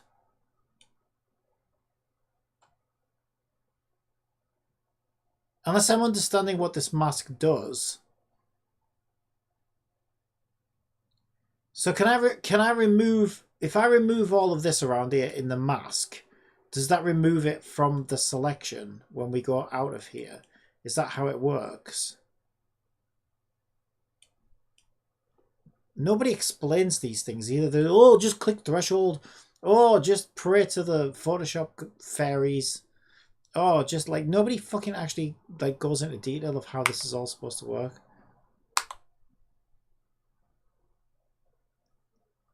What the fuck did that just do? Okay. Oh my god, this is so irritating. And now all my step backwards are going to step backwards with all of that shit. Oh my god, Photoshop, why do you make this so fucking difficult? So go back to Quick Mask where it said I could select that. Wrong one. Right. I still don't understand what that does. So why does it work? Oh my god! Why does that work on the bits?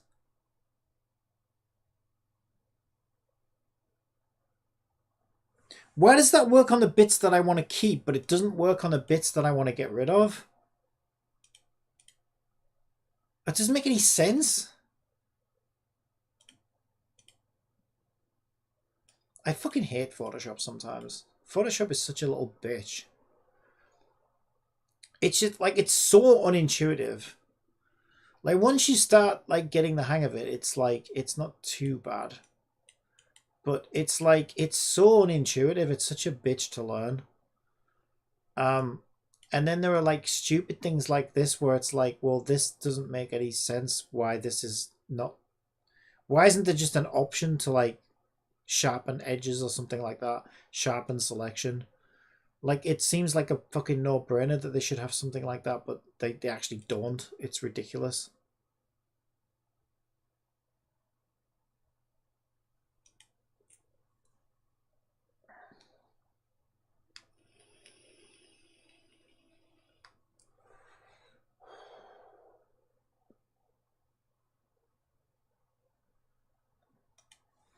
Well, I don't know.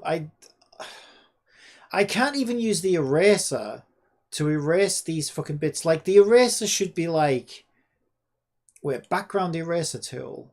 That doesn't do it. Magic eraser tool. That doesn't do it.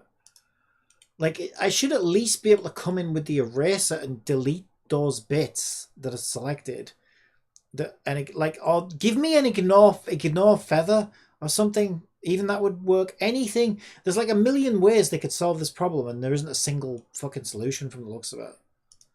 Give me an option on the eraser that says ignore feathering, sharp eraser or something like that. Sharp eraser tool, and then it'll just ignore all the feathering in this selection, and it'll just go and delete all this and clean it up for me. But they don't even have that.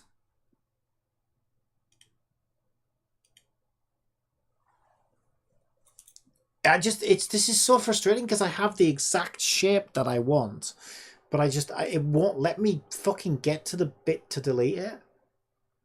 This is actually insane. How is it this insane?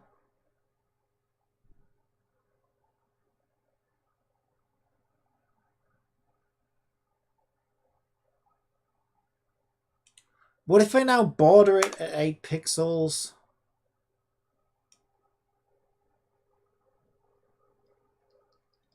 It's not really what I wanted. Oh, this is so fucking stupid. I can't believe how stupid this is. Wait, I can't even... Oh, wait, is it the fucking border again? Am I looking at the border again? I am, aren't I?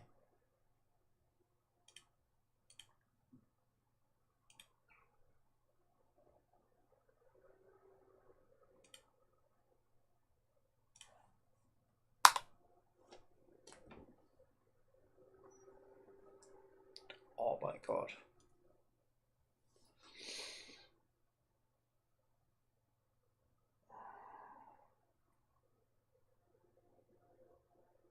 Okay, I'm dumb.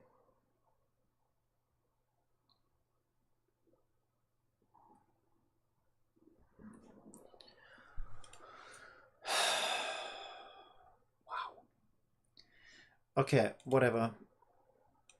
We did it.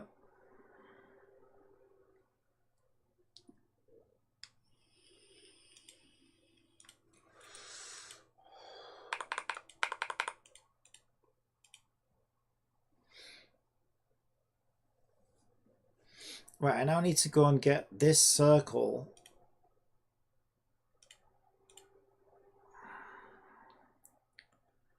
Which I think I have to rasterize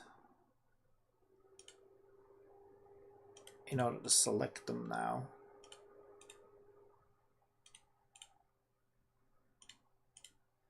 Why can't I select anything? Oh, it is selecting it. Okay.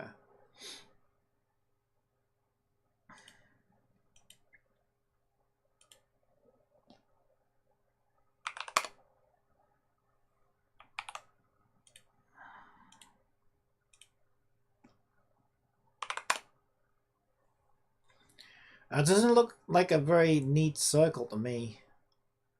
It's like a wonky ass circle.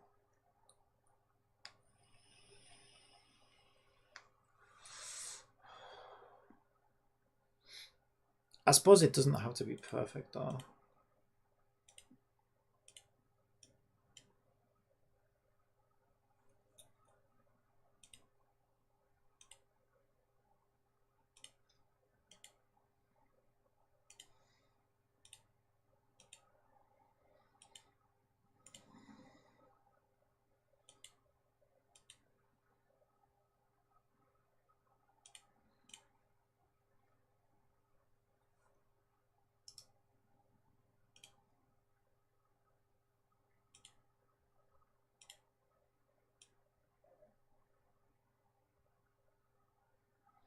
There you go. It kind of wants to look like it's lit up and glowing. That looks pretty cool, actually. Yeah, that looks really cool.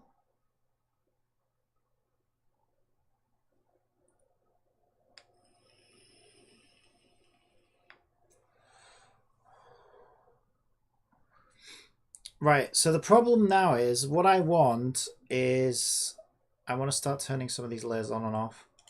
I want the circle on its own that's lit up, so I can apply a color to it in Unity. So I want this bit to be a...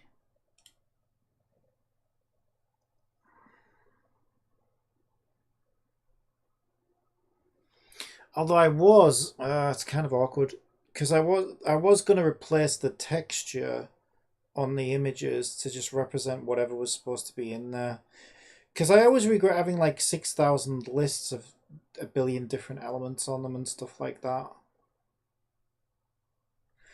Okay, but if I want to do it that way, I need to be very, very careful. Because what I basically need is the original design. And I need a duplicate of this so that when I change the color and do my 3 colors,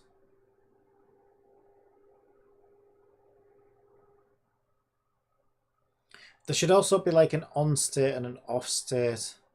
But this gets really complicated, actually. I just realized how much more complicated this is than I originally realized. Because once you start drawing the nodes and wiring these things up, you then need like 4 different versions of each one as well. Because you need to draw like the line that's connecting the circuit up. And you need one that has a line at the north, one that has a line at the east, one that has a line at the south, and one that has a line at the west.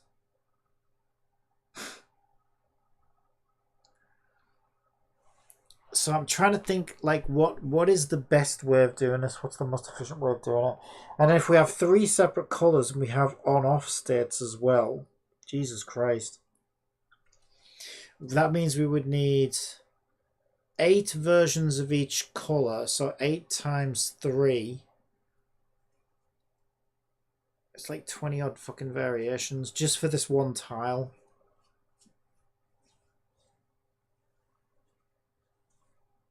I mean, yeah, we could do it.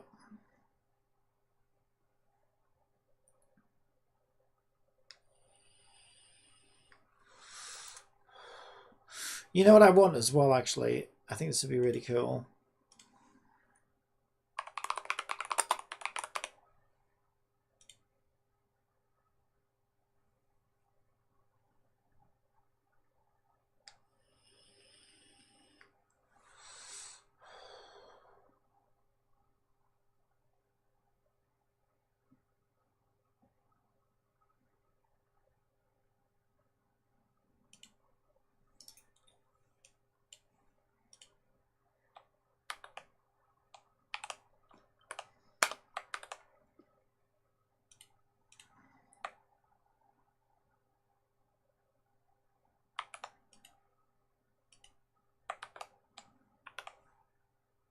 Adobe stock.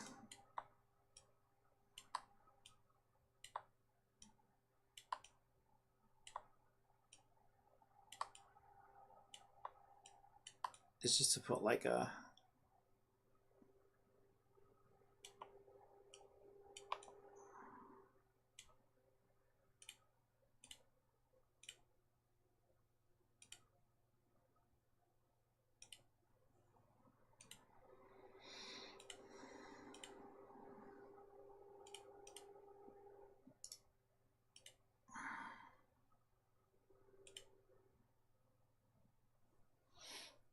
a lightning icon on each of these as well.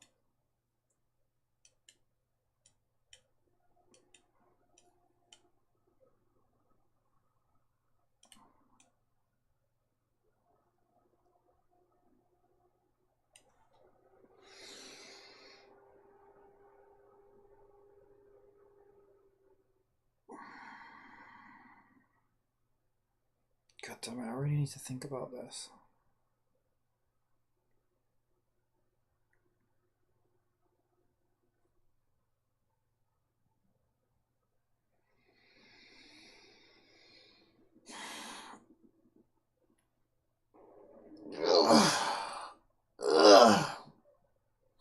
So different ways we could do this is we could make an individual tile texture for each possible iteration, which means we need 4 on. Actually, no, we need 5. No, I need 4 on because the thing can't be on unless it's connected to the other node. So we would need 4 on for each color, 5 off for each color. So that's 9, isn't it? 9 times 3 is 27. We make 27 separate textures representing each possible state of each node, which is quite a lot. That sounds like hell.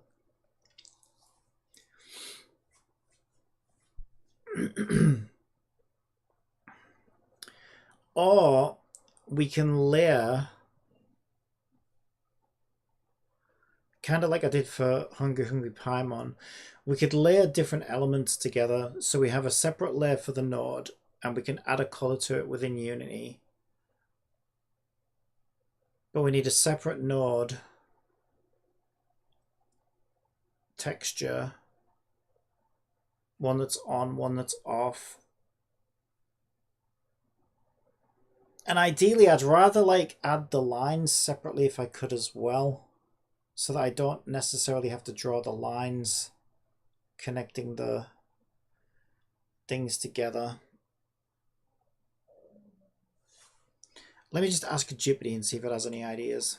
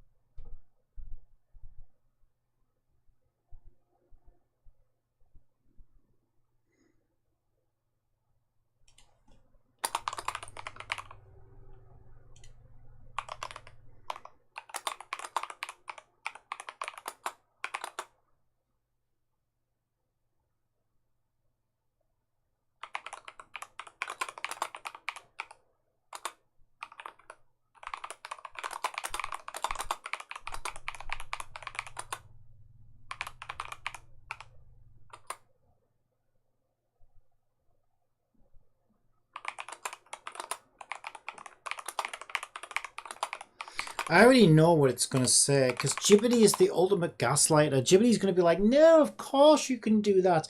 Of course you can speak to the magical fairies of Neverland, and they will totally make this easy for you. And then, like, you get balls deep in it, and then you're like, oh my fucking god, this is, like, impossible. Or, you know, it's just, it's not at all. Like, it just hallucinates, and it just tells you what you want to hear, I think. This is probably a stupid question to ask you. Because they'd be like, yes, this is, oh, yes, you just make the two textures and we'll do everything else by magical fairy prayers. And it's like, no, that's not how this works.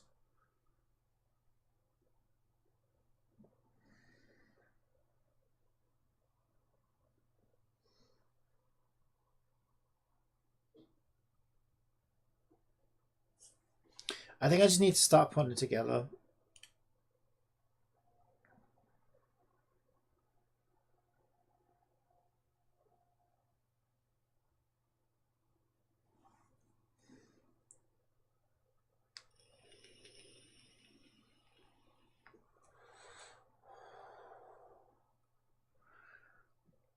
The only part that's frustrating about this, right, is, see, normally I would just color this image or whatever, but that won't work, because if I color this image, it's also going to color these parts, and I don't want these parts colored, because these don't really represent anything to do with the flow of electricity, right? And I think it would just confuse the player. Plus, if you happen to have another node, like, what color are they going to change to if you have two nodes trying to do the same thing or whatever? Like, you know what I mean? It just doesn't make any sense. So I need for this to stay gray.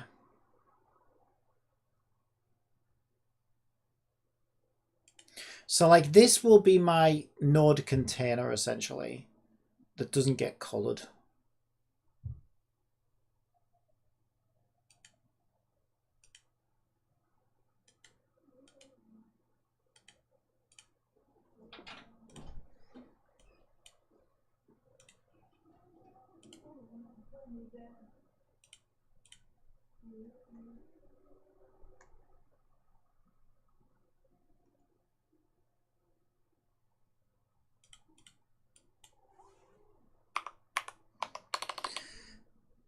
Fuse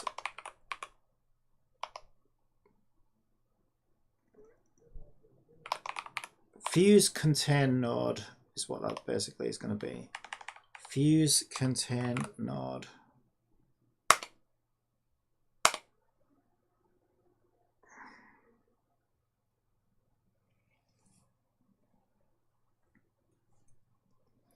Then I want the opposite one for a node.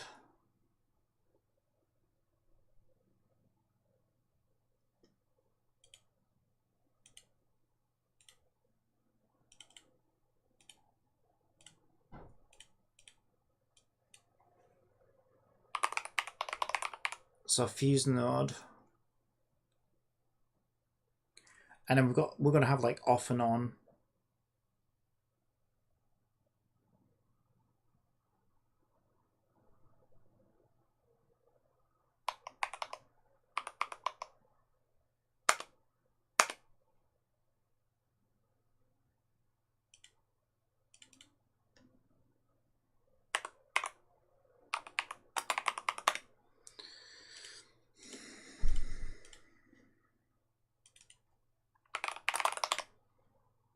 So this one is going to be node on.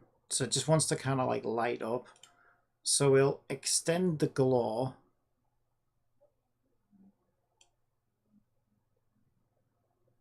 It's really hard to see it from here.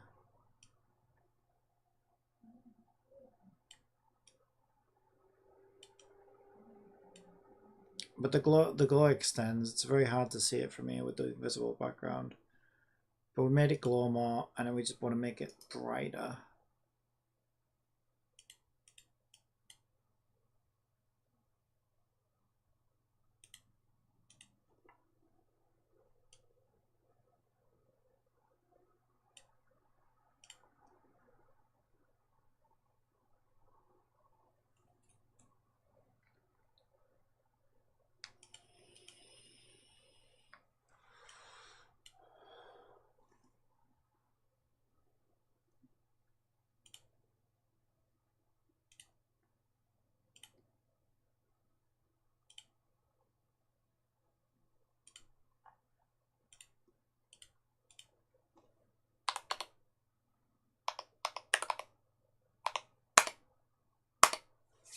Okay, so there's my fuse node off and my fuse node on.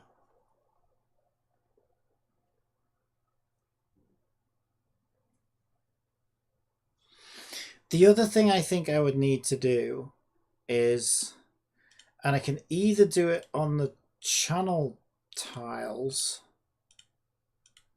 I think I'd rather do it on the channel tiles. The channel tiles are going to need... But I still need 3 separate colors. Unless I have another layer for channel tile graphics. I might need to have another layer for channel tile graphics.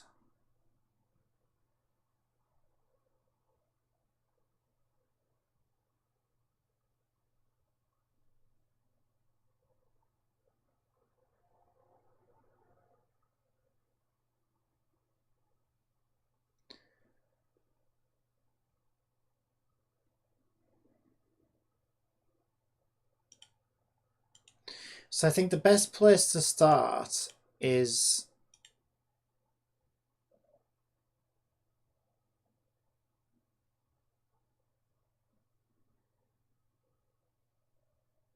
God, this is awkward.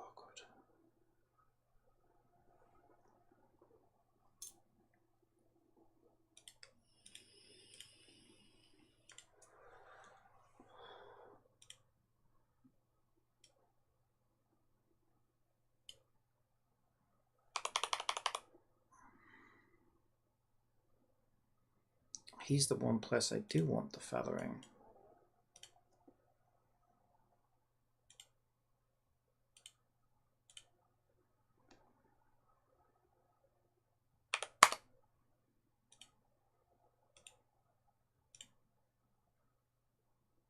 Right. We make a line.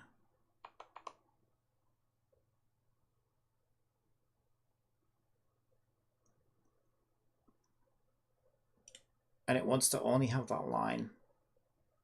So this would be a vertical line, right? Also, I need my... You know what I need? I need that little trick I used before. I need to make sure this is centered. Really. Right, I don't have my... Is that it? I think that's it, actually. Yeah, it is.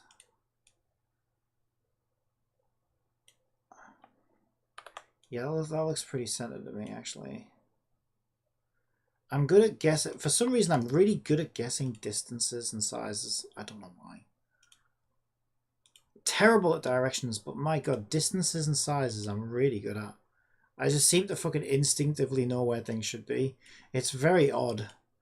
You see how accurate I am with this? It's so weird. Whenever I test it, it's like I'm always like right on the fucking money. And that's just me looking at it and guessing. It's so weird. I'm really good at that for some weird reason. I do have some strengths. Okay, so this would be a... Let's call these wires, right? Let's do fuse wire V for vertical.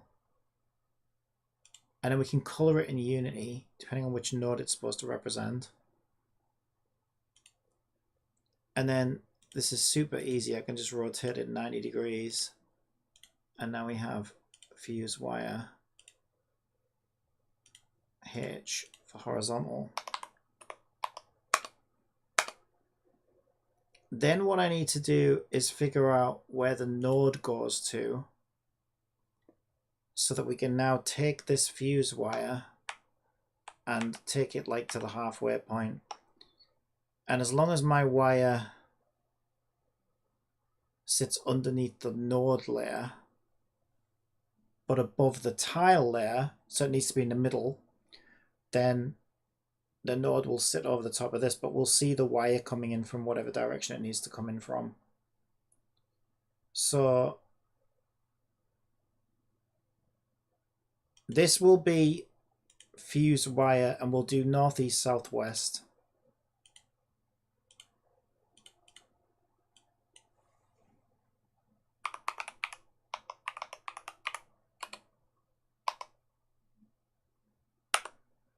Fuse wire, no, it's not north. that comes from the west. Fuse wire west.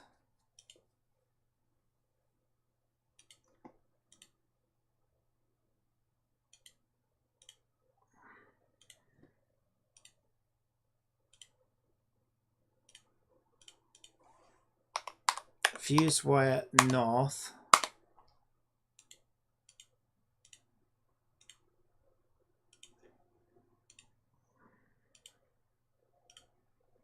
Fuse wire east.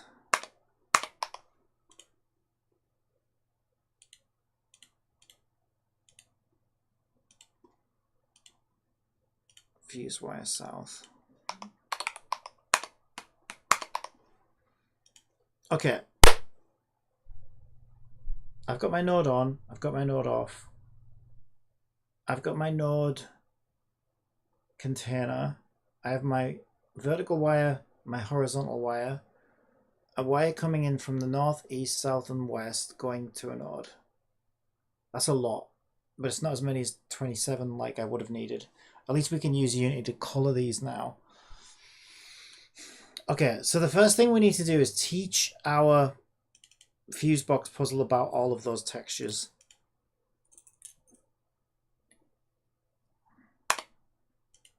This is going to get kind of nuts, actually, so I need to break these down into categories, I think. So I'll do a public list of texture 2Ds, which I'll call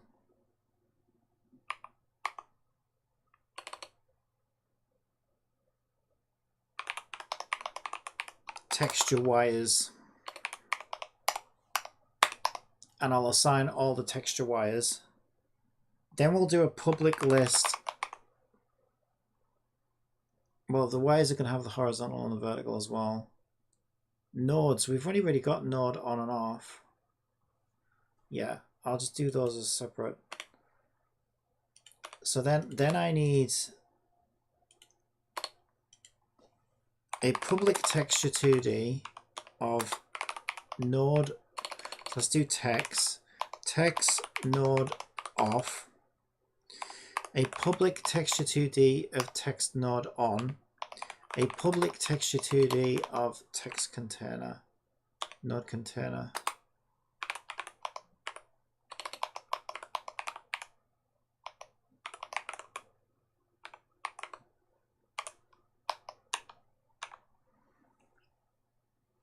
Okay, so let's go and assign all of those.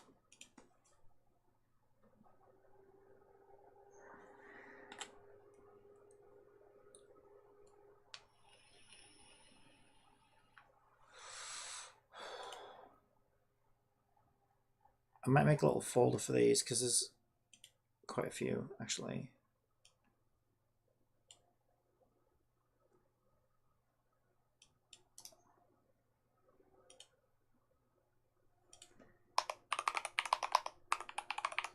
So I'm going to make a folder called Fuse Puzzle. Put our fuse wires in Fuse Puzzle. Our fuse node, container, and tile in Fuse Puzzle. I think that's all of them. So we have a container node, node off, node on, tile, east, horizontal, north, south, vertical, west. Okay.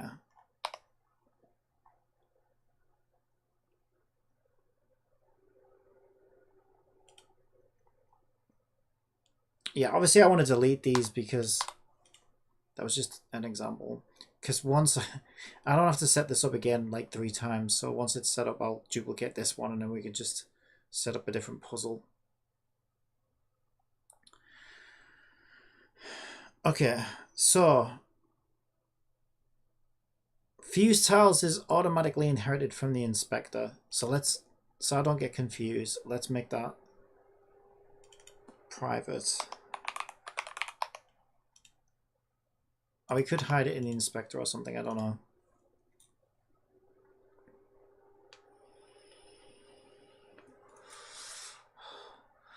So we have texture node off and texture node on. Where's my fuse tiles?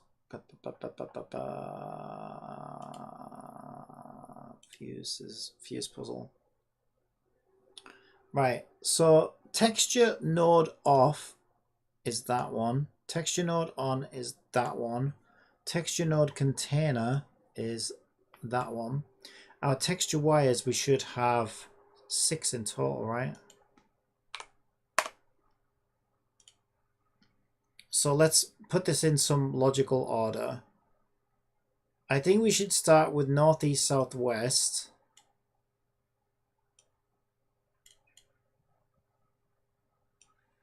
Because you would start from a node anywhere, right? So we would need those first. And then the horizontal and vertical are just for channels with no nodes.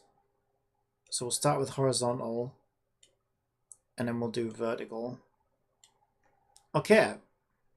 All our textures are assigned. Let's just make sure we map these in the code base, because I prefer to do that.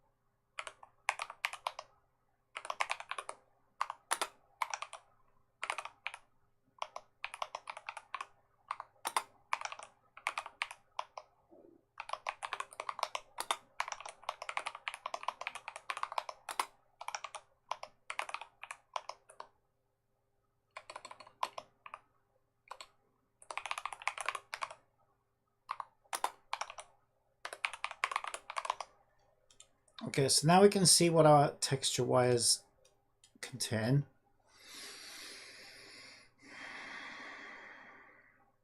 Okay, so now we need a way to set up a puzzle.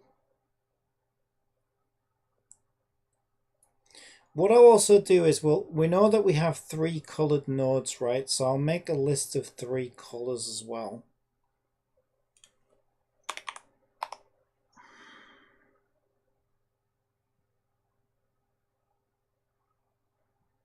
But I won't put them in a list because I don't want Jibity to think that this should go on forever. It could probably make it so that it could go on forever, but like, it's got more chance of getting this right for me when I need help, because I probably will need help. Okay, let me see. So I'm gonna do a color 32, and I'm literally just gonna say node 1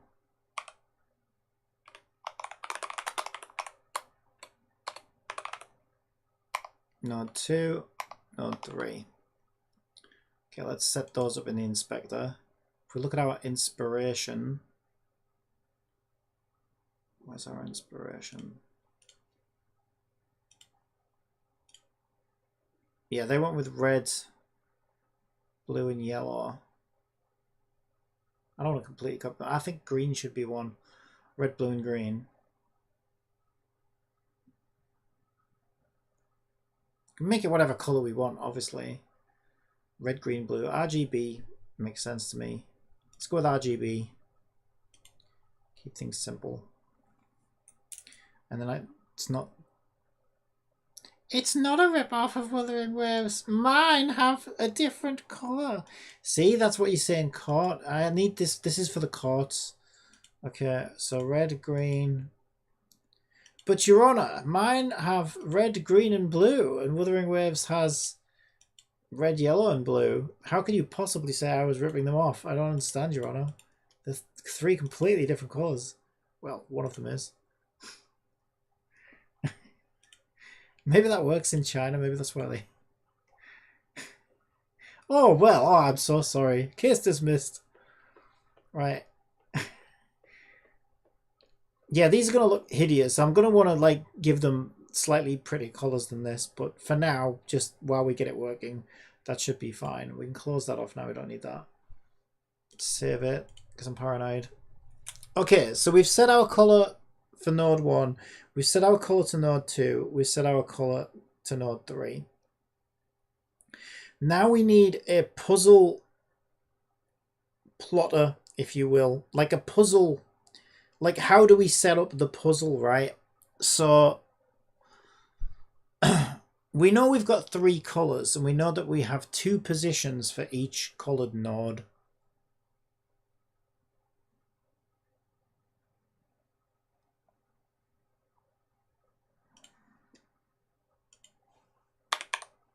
So the easiest way to do it, and let's just keep things easy, is just to have node 1 start, node 1 end, node 2 start, node 2 end, node 3 start, node 3 end. That is a lot of fields, but it just keeps things simple. And then so the way we set up a puzzle is we type in which numbers we want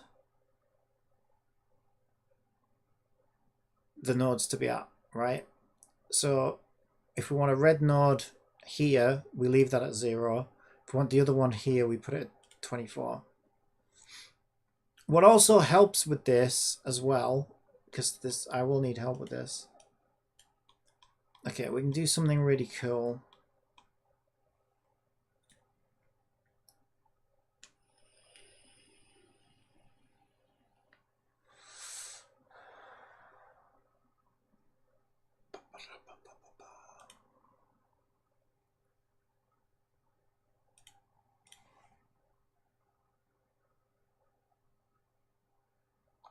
If I duplicate the fuse tiles,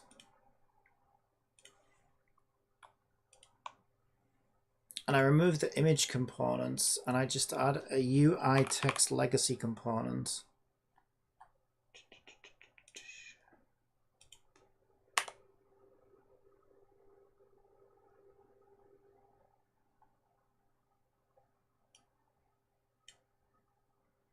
then nothing happens.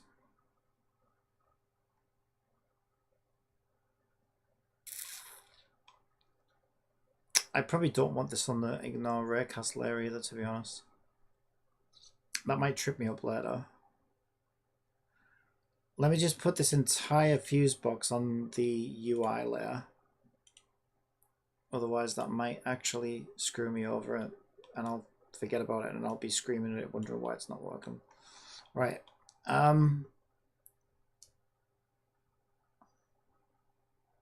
Why is that? Why does it look so wonky? It doesn't really matter. Right. Where's my text component?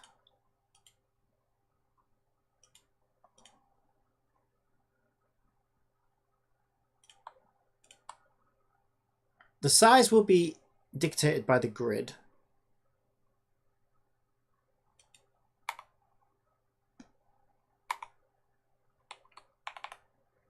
Oh, I'm starting to see something. Little blips. Yeah, see, this text thing is a bitch.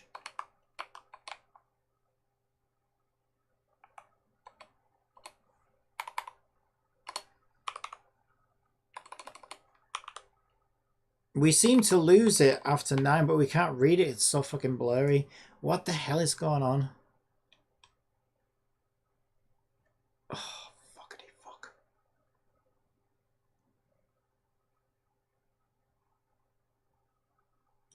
Let me turn the grid layout component off. And set the text to 32.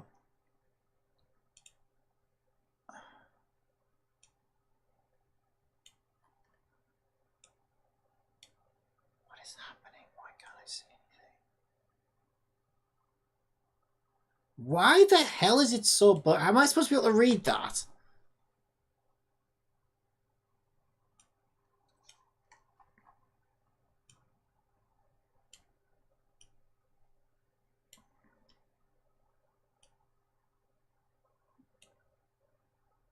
Okay, I don't know why the sizes are so messed up. I really don't.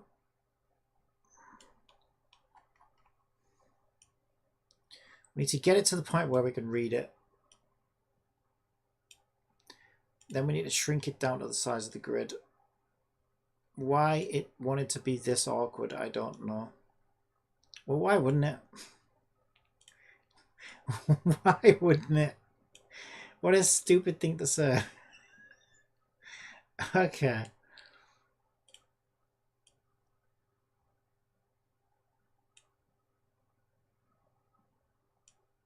So I can now line this up with the grid. I think you can see what I'm doing here. I just want to know which grid is which thing, right? And sometimes I just need to quickly see. So if I do this, then I can quickly check to see what tile I'm looking at. If I'm wondering why things aren't working. So we'll call this debug numbers. There we go. And then what we can do now, because these all say 0, and I don't really feel like manually adding them all in. So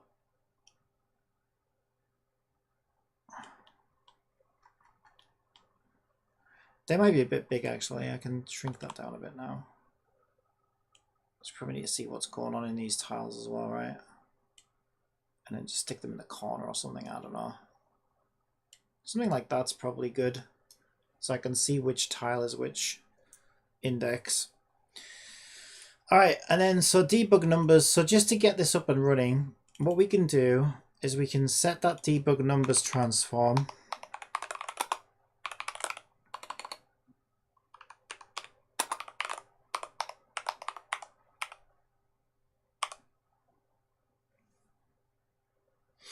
And then on enable, we can say for each transform child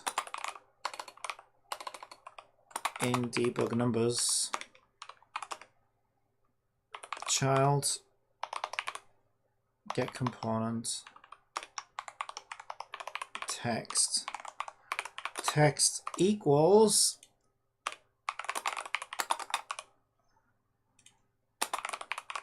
index. I guess it wants toString. I guess we could do it 2 digits.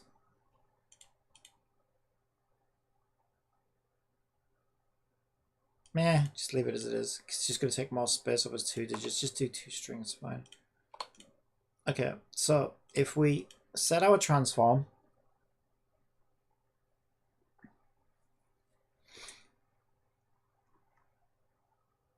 and run it.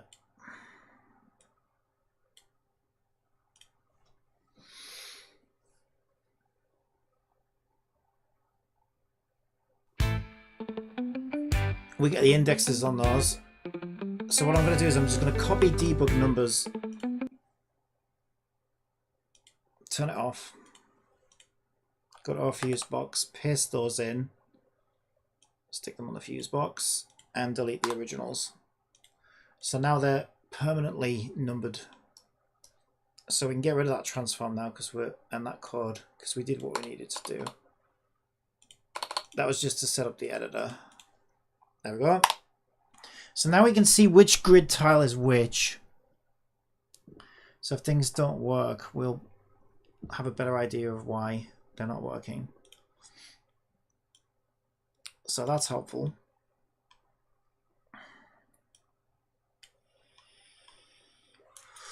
Still a little big, actually. 69. It's got to be 69. Okay. Beautiful. So, what next? Well,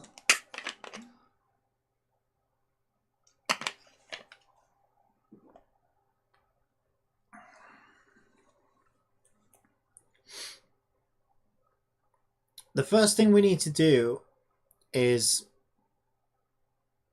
set up our all of our nodes, right? So let's do a void for this.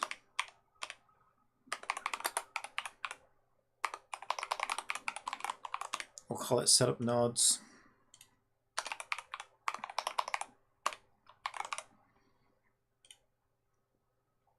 Okay, so we've got individual things here. So what we want to do is we want to say image fuse tiles at position node 1 start dot texture equals text node off, because the default condition should be that these nodes are turned off. What we also want to do is grab that image and set its color to the color of node 1. So color equals, I didn't actually call these colors, did I? Naughty. Let's just make it clear that those are colors. Color node 2, color node 3. I might need to reset that in the inspector. Nah, it should be alright actually. Alright, so color node 1. There we go. And obviously rinse and repeat, right? So we'll do all the starts. Nah, we'll do... Oh, okay, let's do the ends. Let's do all of node 1 stuff first, and then node 2, and then node 3. So node 1 end texture is same texture. Node 1 end color is node 1. Oh shit! No, I've done this wrong. I've done this wrong.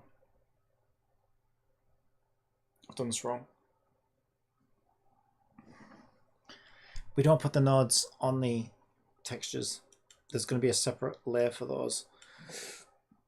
So actually what we're going to need is a public transform for nodes. And then we also need another one for wires. Or do we? Yes, because wires needs to be in the middle. So here's what we should do for good practice. Because this is layered, let's layer it in the code the same way it should be layered in the editor so that things are consistent. So we've got fuse tiles root is the fuse tiles. Then we're going to have wire tiles, right? So put wire tiles root is the middle layer. And then the top layer wants to be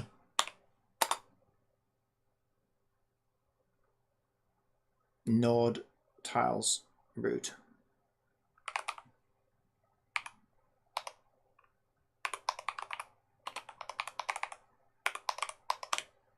Okay.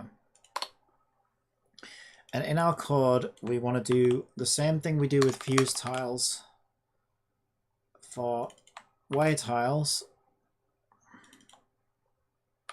But hang on.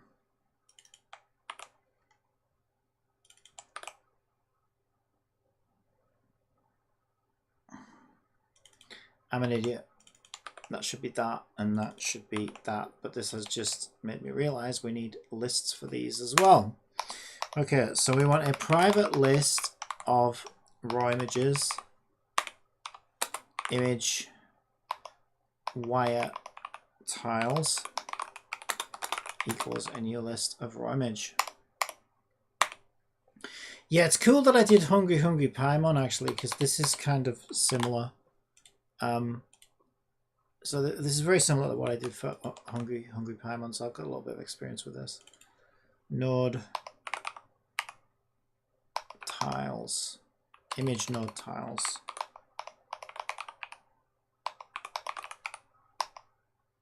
Okay, then we can say, and these are all 5x5 grids as well, just in case anybody wondered. So what we're actually going to need as well is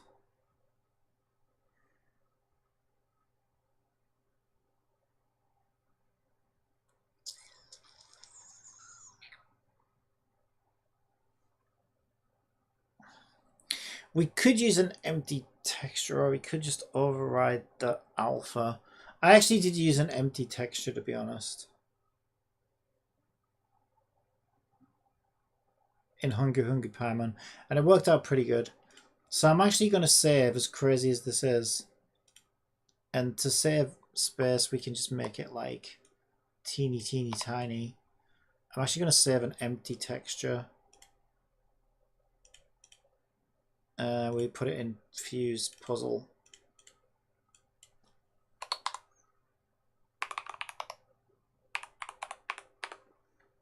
I'll even give it an exclamation mark, and I want it to be like super clear what this is. So tile empty, and we will reference that as well. Public texture 2D, texture empty. Okay.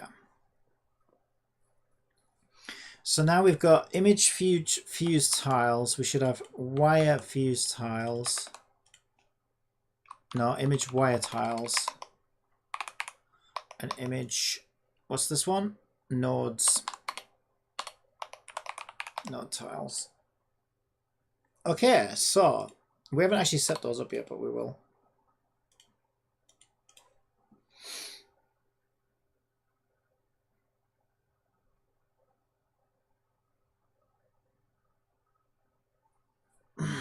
Okay.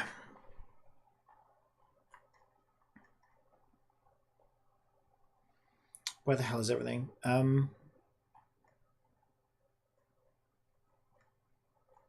Where the hell? Okay, I'm here. Okay, so this is fuse box 0. Image circles, circuits, fuse tiles, debug numbers. Okay, we'll keep debug numbers at the end. So I'm going to copy my fuse tiles and I'm going to call them wire tiles.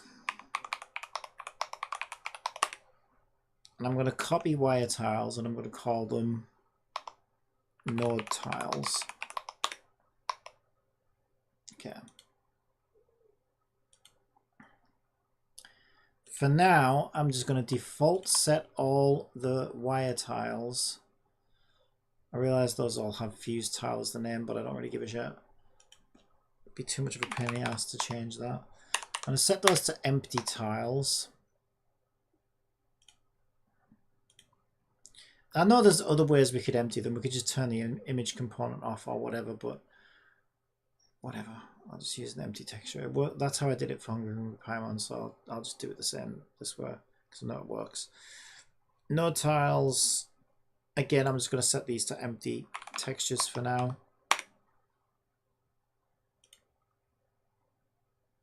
Then we want to go back to our fuse box and we want to give it the wire tiles root and the node tiles root and set the empty texture. There it is right at the top. Look at that.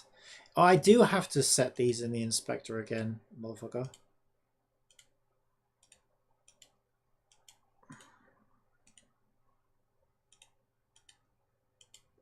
Well, that'll do for now. I'll probably be tweaking these as we're going along. So they'll look a bit shit if they're that like primary, I think. It's always nice to go with something a little offbeat. Alright, so we could run it, but there's not really much to see. Just make sure there's no errors, I guess. And make sure everything's pointing to the right thing. It's probably not a bad idea, actually.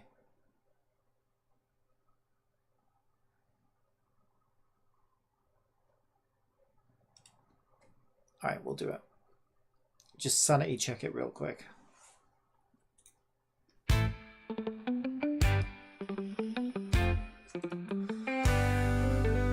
Now that shows that our code is working because it actually put a node at 0, but of course our default value is 0. So it went ahead and put a node at 0. However, there is an issue, right? Although I think, yeah, no, it's because I left it, it overwrote the, this is why we didn't want it there, right? It overwrote the base tile, which we don't want to do, but now we can put that on the correct layer. So yeah, clearly that part's starting to work. It's just that we hadn't set these other things up. What we do want to check is make sure fuse tiles points to fuse tiles, which it does. Wire, node, yeah, let's make sure these lists, my lists are private, I can't see them. Well, that was a fucking waste of time then, wasn't it? That red node doesn't look too bad actually, considering how primary it is. Okay. What we do want to do... Okay, let's just wipe this out, to be completely honest. So when we set up our nodes, what we do want to do is we want to change the base tile where there's a node to a node container tile, right? So we want to say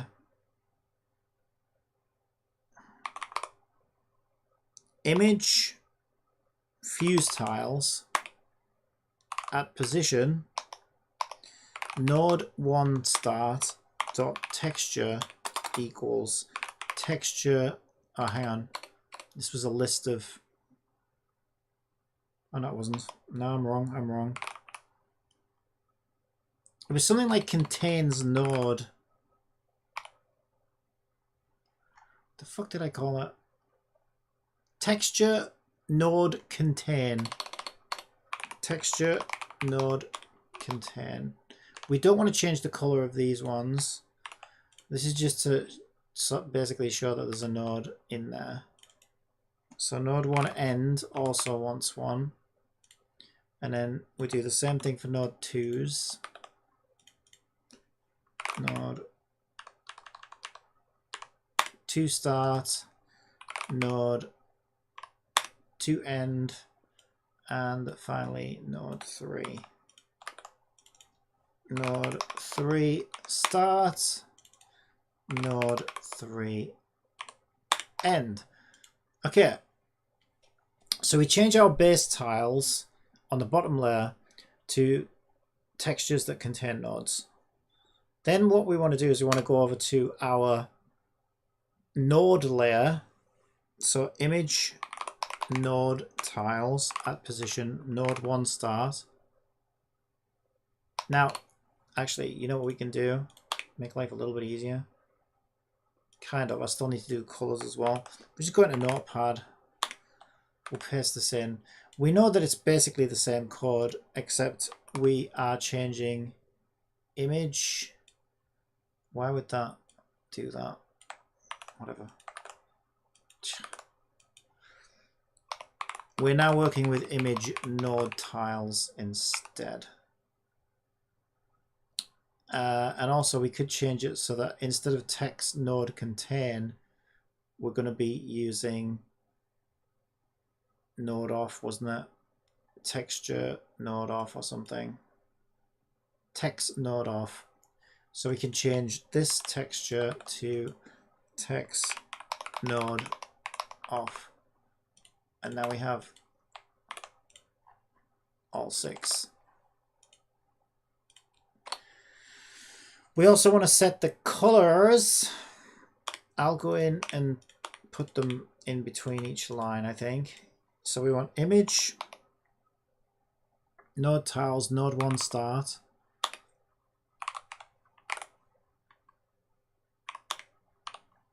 Color equals color node 1. All right. And same goes for node end. Color node 1. Code edge. Hello Mira, how are you? Code edge. Okay, right, so they're the node 1s. Now we're doing node 2s. So node 2. So this is a little bit tedious, but once it's done, it's done. And color obviously wants to be node 2. Okay, and then same for this one. We want node 2, node 2 end. It's this one. Node 2 end, color is color node 2. Then we want, I don't know why I copied that in my clipboard. Okay, get that one. This one is that one there. And it's text color for node 3. And finally, Oh my god, why do I keep doing that? There. Copy that. There. Color node 3 as well. Yeah. Okay, so that should be a nightmare to look at. But it keeps things clear just to get a better grip of what the fuck is going on. Right, so let's set up a board. I was playing some War. Yeah, I'm copying the minigame. That's what I'm doing right now. I'm basically going to make one of these because I really like this puzzle, actually. I really like it. A lot goes into this. A lot goes into it. Respect to them for this. This is really good. Okay, so we have our two colors and we have... Well, let's recreate this exact screenshot. Why not? Just to test it, right? So we know that we want a red node at 0 and a red node at 24. So we want node 1 start 0, end 24. We want a... Well, we've got green instead of yellow. But we'd have a green at 4 and a green at 12.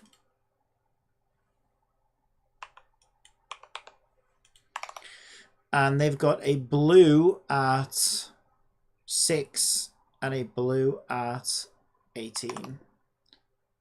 6, 18. All right, let's make sure it's all working. So if we press play, I managed to randomly hit 3.5 million with Camellia. That's not even fully built yet. That doesn't look right to me. Is that right? Oh no, you know what that is? I think that is right. No, this... Yeah, that is right. I didn't think they were all in a diagonal, but they are. Now mine looks shit at the moment, but we'll prettify it. We'll make it look prettier. But the functionality is there. The mechanics are working properly. So there you go. We just recreated that exact setup just by typing some numbers in. So we now have the ability to set up a board and a puzzle the way we want. So that's cool. So now comes the fun part, right? So now we've got to program it so that when we want to connect these up, we can actually draw paths for the nodes, for the wires, right? Oh joy. That is going to be something. Alright.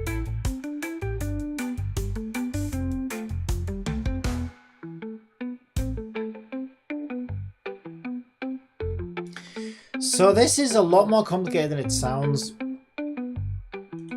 The reason why is we can't just detect the mouse over here. We have to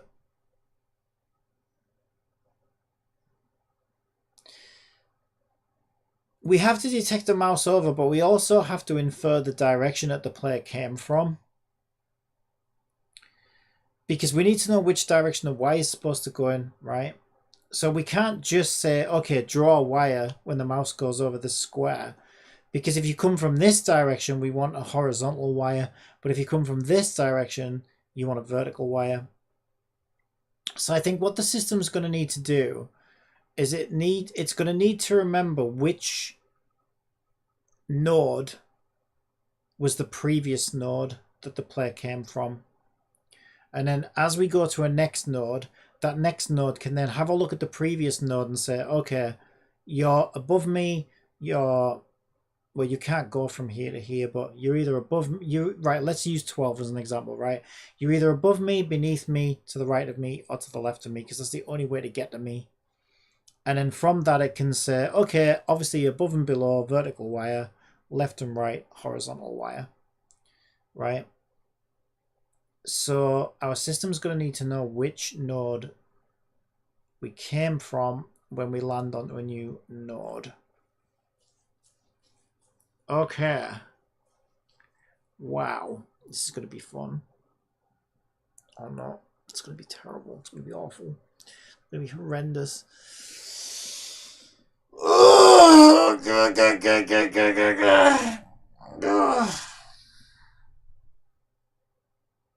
Oh, Jesus Christ. I'm so tired. Probably going to pull for Jinshi next patch. I don't know who that is. The mouse. Because I think she's rerunning... No, it's not the mouse. And I'm going to have the two most busted characters in the game. It's one of the dudes, isn't it? Is that the stupid green haired dude? No, we had him already. Can't have been him. I don't know. Oh, is Jinshi the blonde one? The one that I like? Well, she's grey, isn't she? The one that looks like Aiga. Yeah, she's cool, actually. I use her all the time.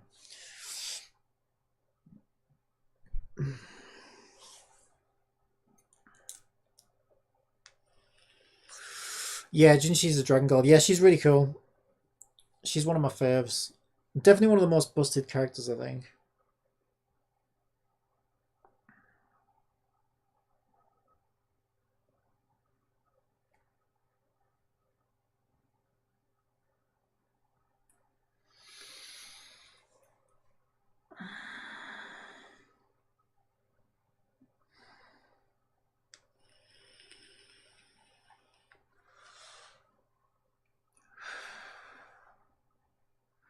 Okay, so then our next move is, what we need to do is we need to put a mouse event listener on every single one of these nodes. Now, I don't know if we need to put it on the node layer because the node layer sits on top of the other layers. Because I feel like if I don't put it on the node layer, the raycast's going to get blocked. So I think this needs to operate on the node layer. So these tiles here are going to need a script. So let's make a script. So our script is going to be called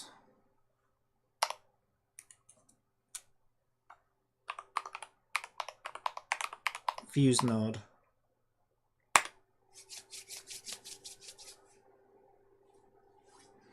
Compiling. Okay. So I'm going to add the component of fuse node to every one of these tiles. And then we can go into our code. Okay. And then what I want is a void on mouse enter. Well, there's a couple of things I need. Right. The first thing we need to do is we need to get the component in the parent of the fuse box puzzle. So I'm going to define a fuse box puzzle. I'll just call it FBP for short. And then void on enable, we're going to tell it that FBP exists in the parent. So we want get component in parent fuse box puzzle. Then we can set up an event which is on mouse enter.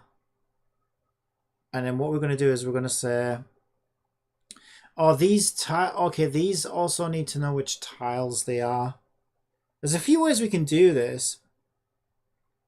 Now, the way I set this up, if you look at the way the names went, this is actually a pretty cool way of doing it. I named these objects their respective indexes for a reason. So we can actually figure out which tile we're supposed to be by looking at our name. So what we want to do is we want to say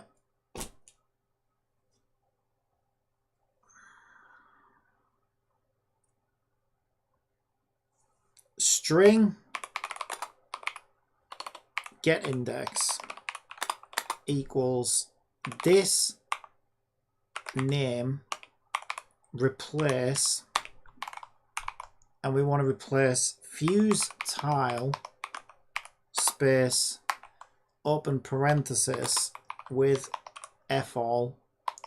Then we want to say get index equals get index dot replace closing parenthesis with fuck all. And what we should be left with is the number of the index. So we can convert that into an integer.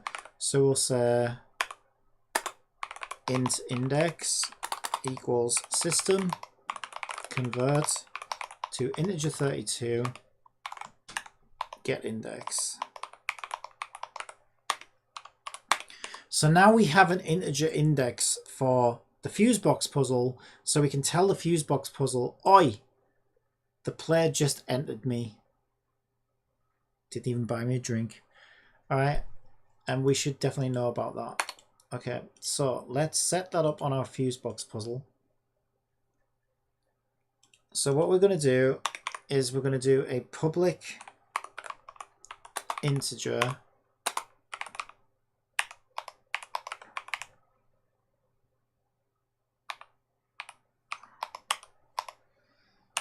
of node entered. So this will be the node that the player, you guessed it, entered. And remember when I said as well, we need to figure out, we need to infer direction. And the only way we can infer direction is if we know what the previous node was.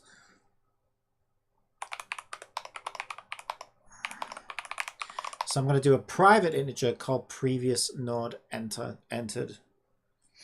Okay, so back in our Fuse node script, we're going to say Fusebox puzzle node entered equals me, basically, int index. So we're casting our integer, our index, across to the Fusebox puzzle. So now the Fusebox puzzle can figure that out and figure out what is going on and what they need to do, right? What it needs to do.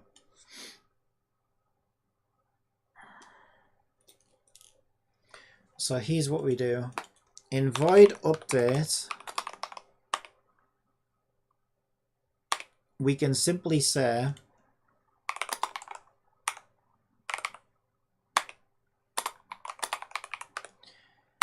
if the current node entered is not the previous node that was entered, then we need to do something. The player just entered a new node.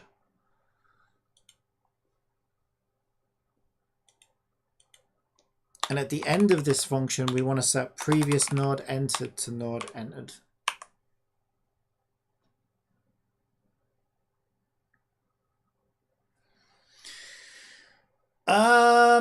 Actually, that's not entirely true. Well, we'll make sure this works first. We'll make sure this works first. For now, we're just going to do a debug.log. But yeah, we also need to be holding down the left mouse button, right? Well, for mouse we do, but then we also need gamepad support and stuff like that.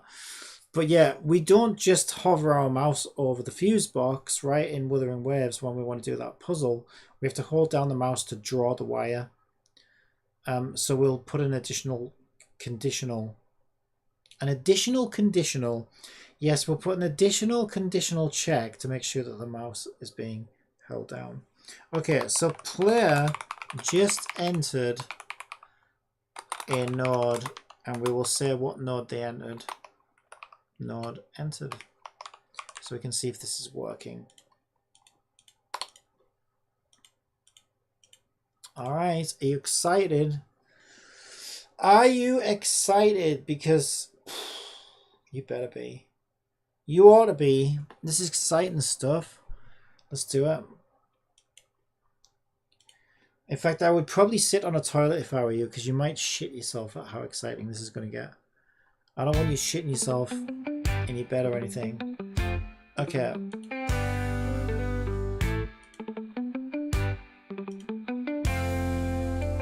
Motherfucker, it's not working.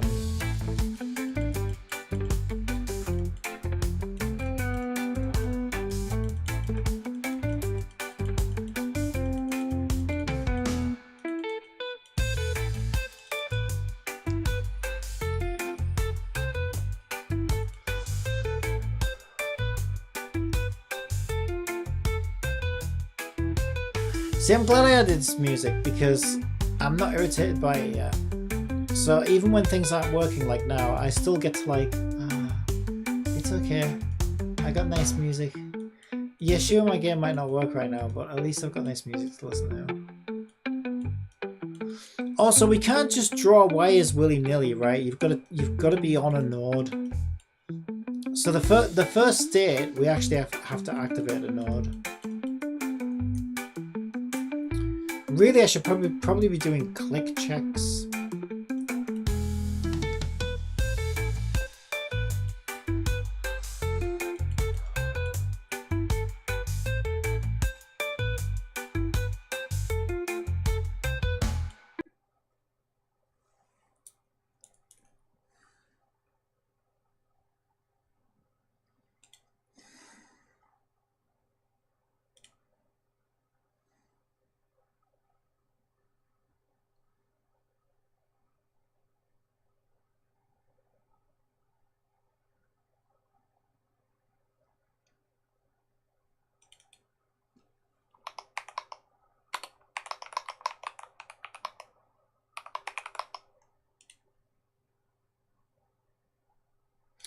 Let's try changing it to an on mouse down and see if that gets picked up by the event system.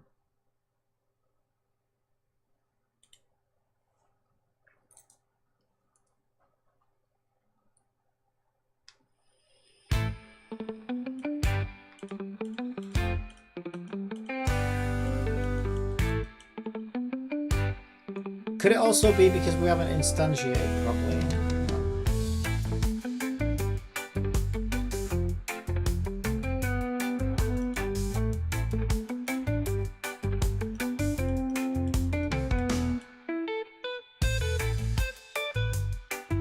No, it's got nothing to do with that.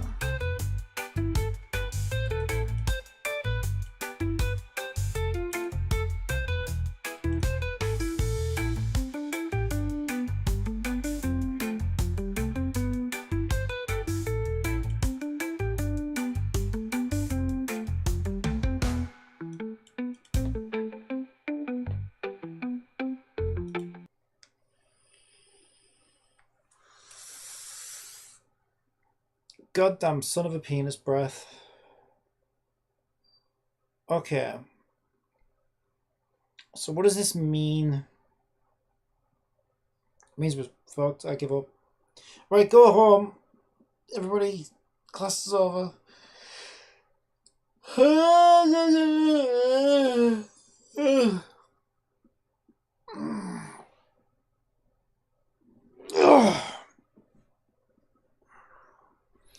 Right, the first thing to check is, do we have an event system?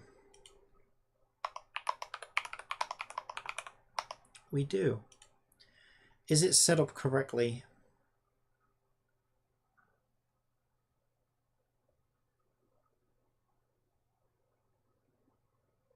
Looks fine to me.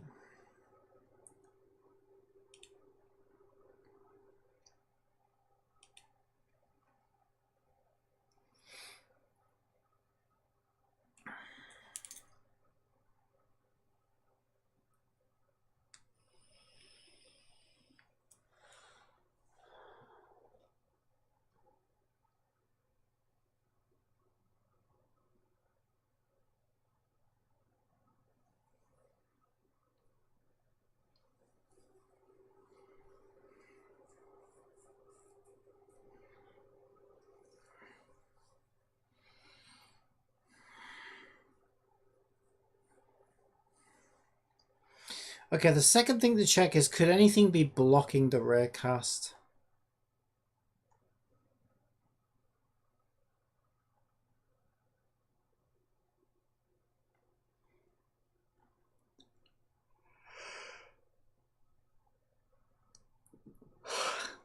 Yes.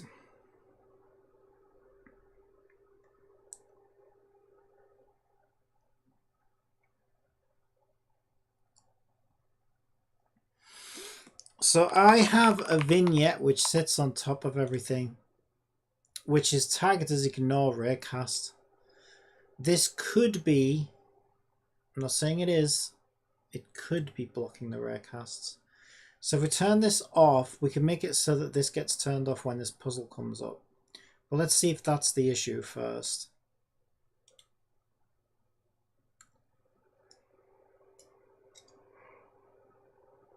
I'm so fucking tired.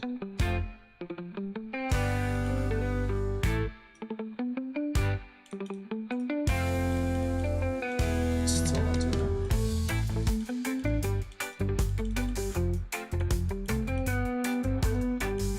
It's so weird that Miku's face is just there. That's so funny. That looks really funny.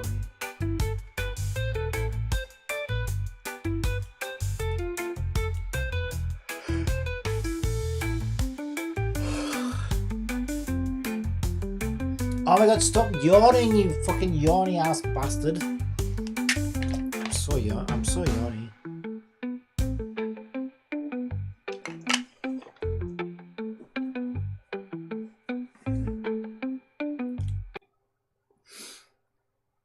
Frustration levels rising to 23%. Just warning you. Okay. Why the fuck isn't this working? Let's see what Jibbity has to say. It'll only gaslight me and say, make sure that you are clicking the mouse and you're not accidentally pressing a banana and thinking, you know, and you're actually asleep and dreaming right now and none of this is even real. It's like, Jibbity, shut the fuck up.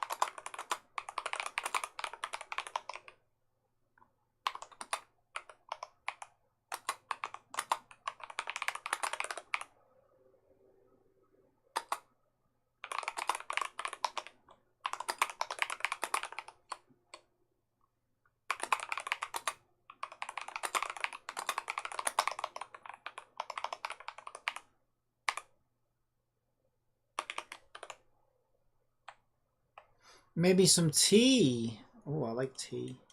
That's what I need. I need a coffee. I don't know about tea. I just kind of want to get on with it though.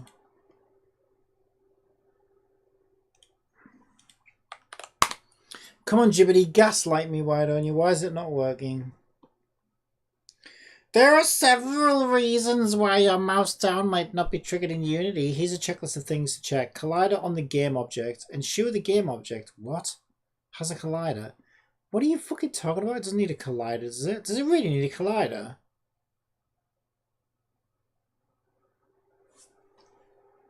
Well, fuck me, I never knew that. Did I put colliders on my...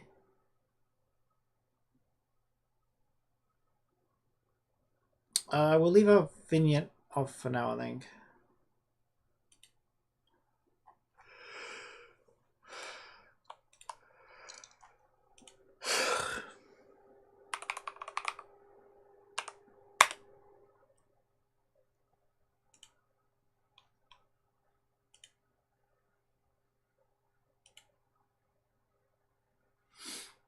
Okay, let's try it now.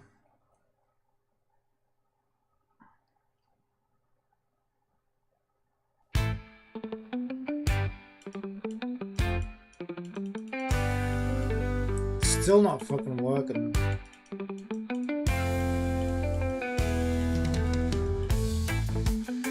Wrong, Jibbity! Wrong!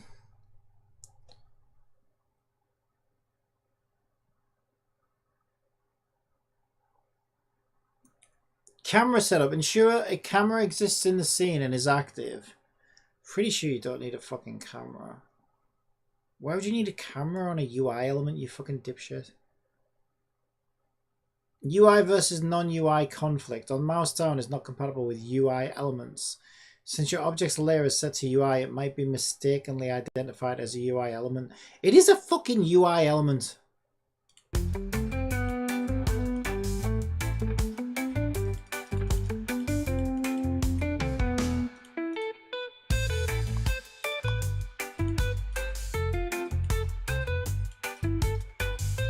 Wrong, Jibbity! Wrong again! Wrong again, Jibbity!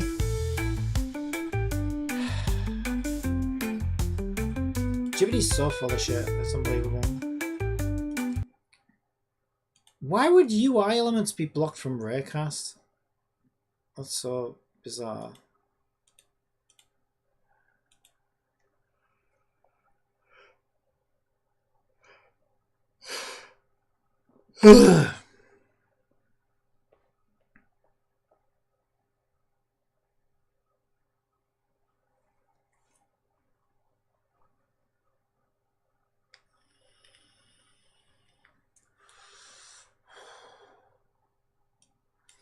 Right, we can try this. It's saying that on pointer down, we need this event data for UI elements.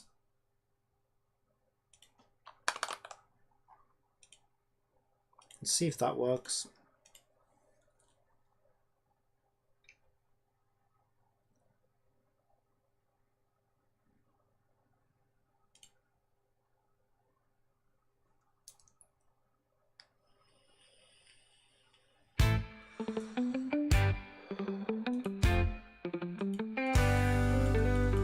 Nothing works.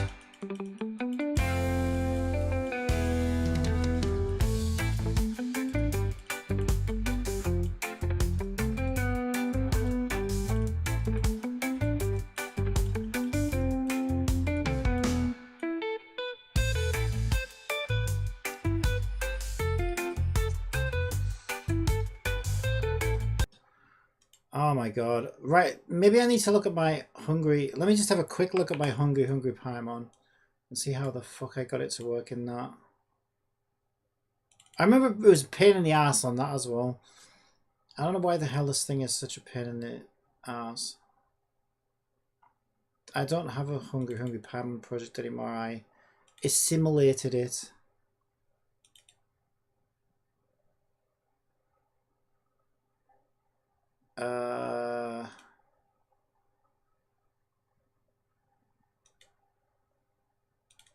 What?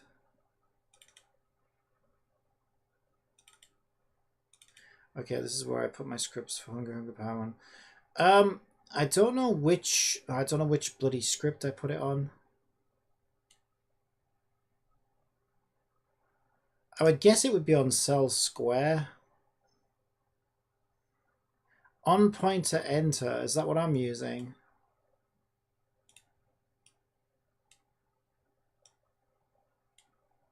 Not exactly.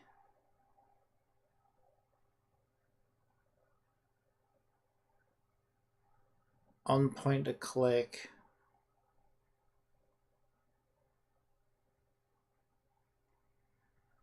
So we've got an on pointer enter and an on pointer click.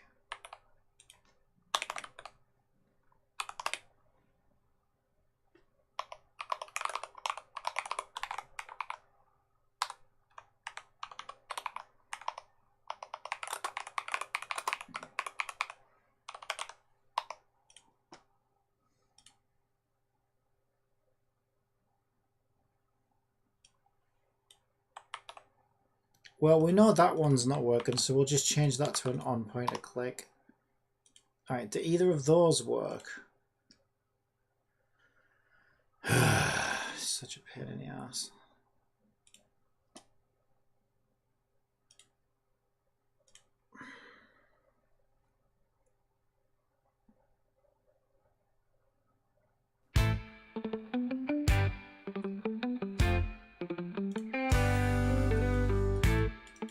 None of these are working. Are you fucking kidding me?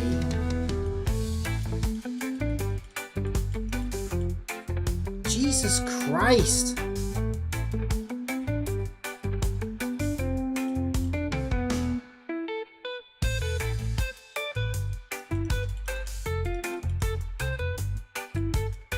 I don't understand. Is there something on the play?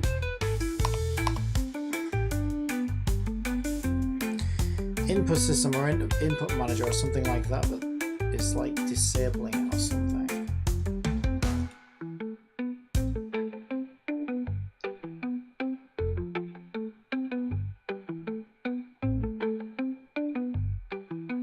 Shouldn't be.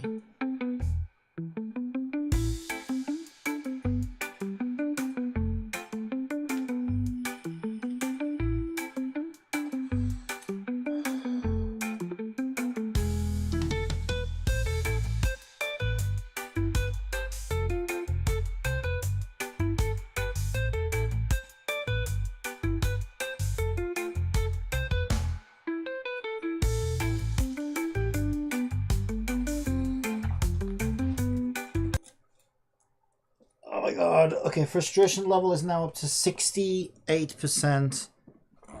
And my rug's starting to crumple. I don't know why it does this. Ugh!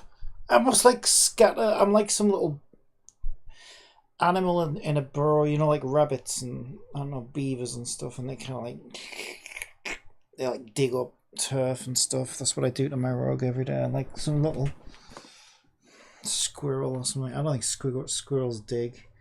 The squirrels dig? The squirrels don't dig. That's the real question though, isn't it? That's the important question. Squirrels do dig! Oh my god, squirrels dig? Hey, hey, look at that! Wow, they probably burrow their acorns, don't they? Holy shit, squirrels do dig. That's crazy. That is crazy. Okay, I'm like a little squirrel then. Anyway, let's see if we can find out why this isn't working.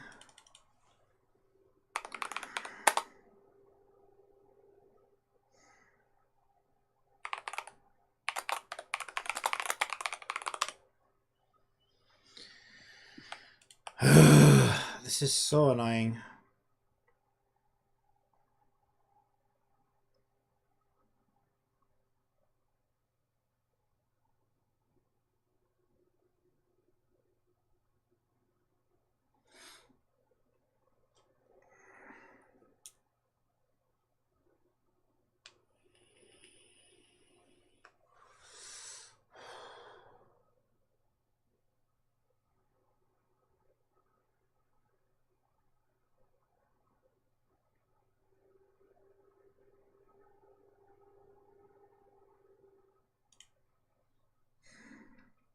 That didn't really tell me a whole lot.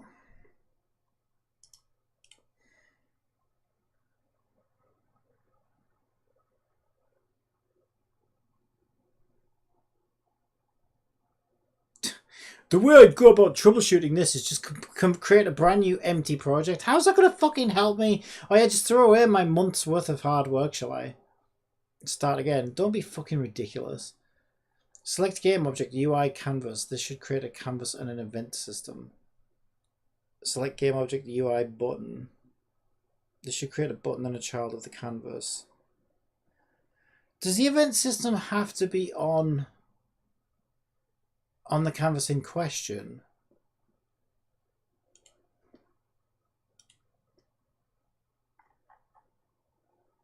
Where's my event system?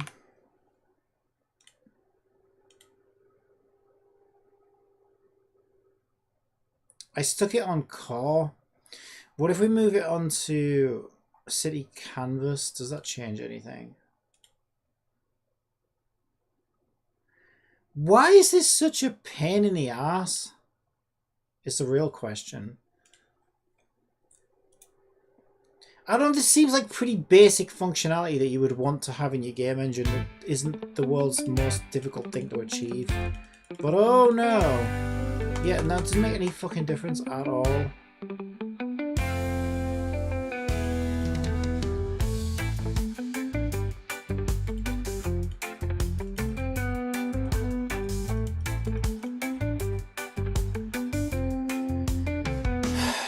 This is so ridiculous.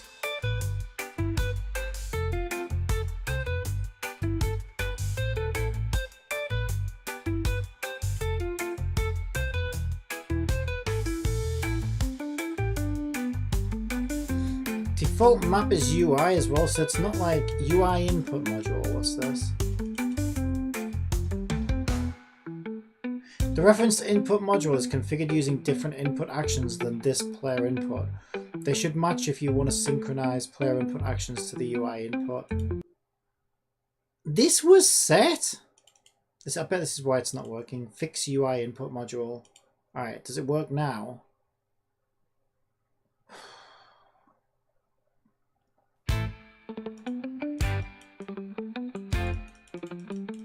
It still doesn't fucking work.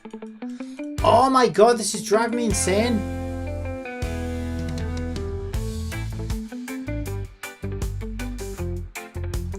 So I need the camera set.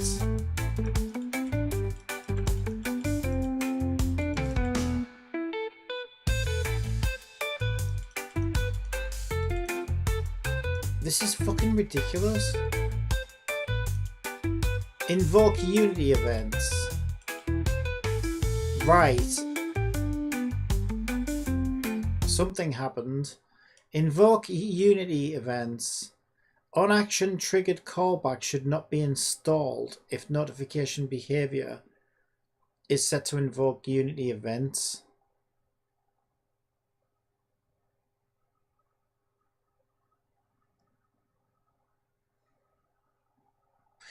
So that yeah, no, I can't do that then. So if I set it to invoke Unity events, I can't have input callbacks which are all over my fucking game, so I'm not fucking unweaving all that out. Why? Oh my god, this is so ridiculous. Why is it always such a battle, for fuck's sake? This is insane.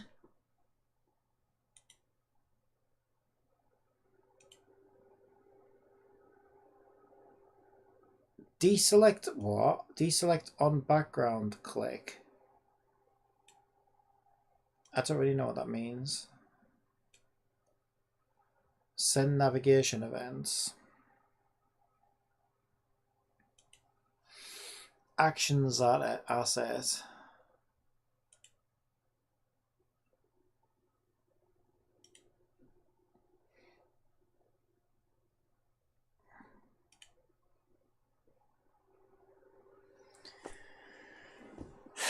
It's always when I have to rely on somebody else's shit.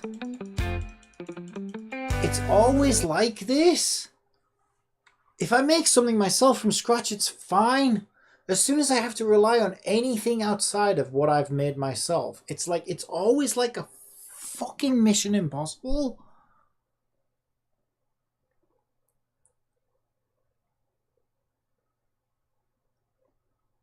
Oh my god, I'm getting so fucking... Okay, so now I think frustration is up to like 98% now.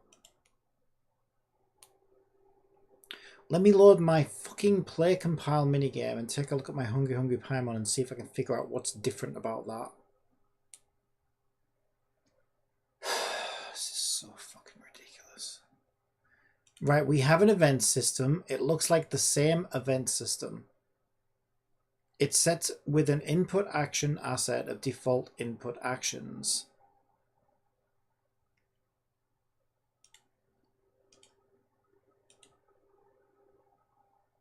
I don't have a default input actions. I've got an input system actions. So if it wants that default input actions, well, tough fucking shit, I don't have one. What does that even look like? Where the fuck is the project? It's got play, move, lock, fire, and UI. I've got all this shit. Navigate, submit, cancel point, click, scroll wheel, middle click, right click. Yeah, I should have all of that. Let's put this one here. I'll put it on the other screen. Well, let's take a screenshot of it because I need to see them side by side. So this is what Hungry Hungry Paimon has. If I go to my project, I mean, they're both my project, but you know what I mean. And I go to UI. Why won't you just let me look at them side by side, you little shit? I mean, they're not exactly the same, but like you can see it's filled in, right? Like this should be the same kind of shit. It's got click, which should be all I need, really.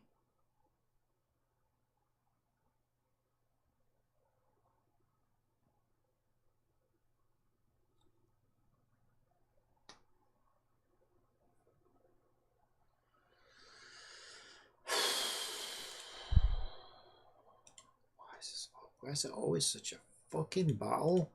I don't understand.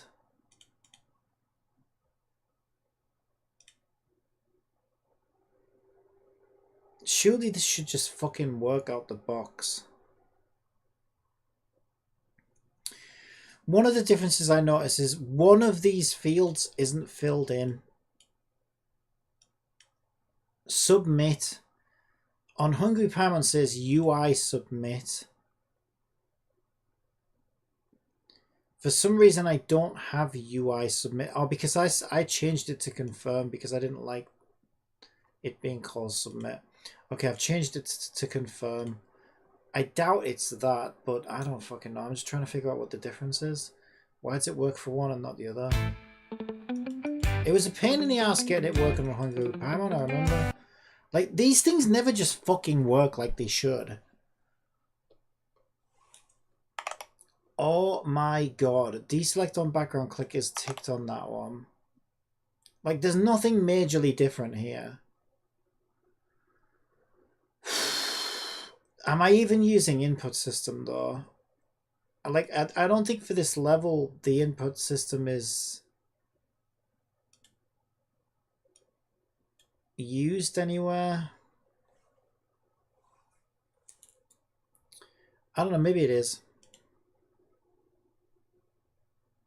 Hello, Bandit Brethren, how are you?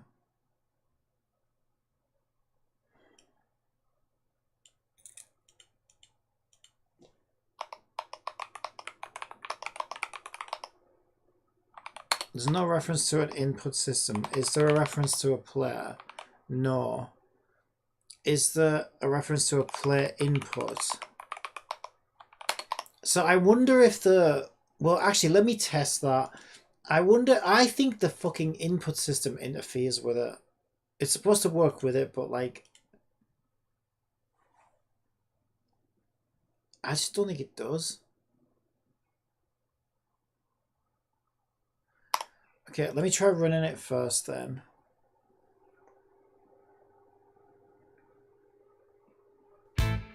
All the input system stuff is on here.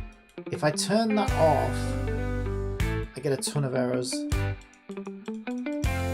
didn't change anything anywhere.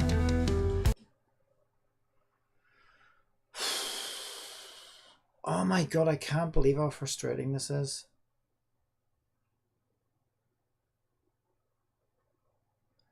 I don't fucking get this at all. There's no reason this shouldn't be working.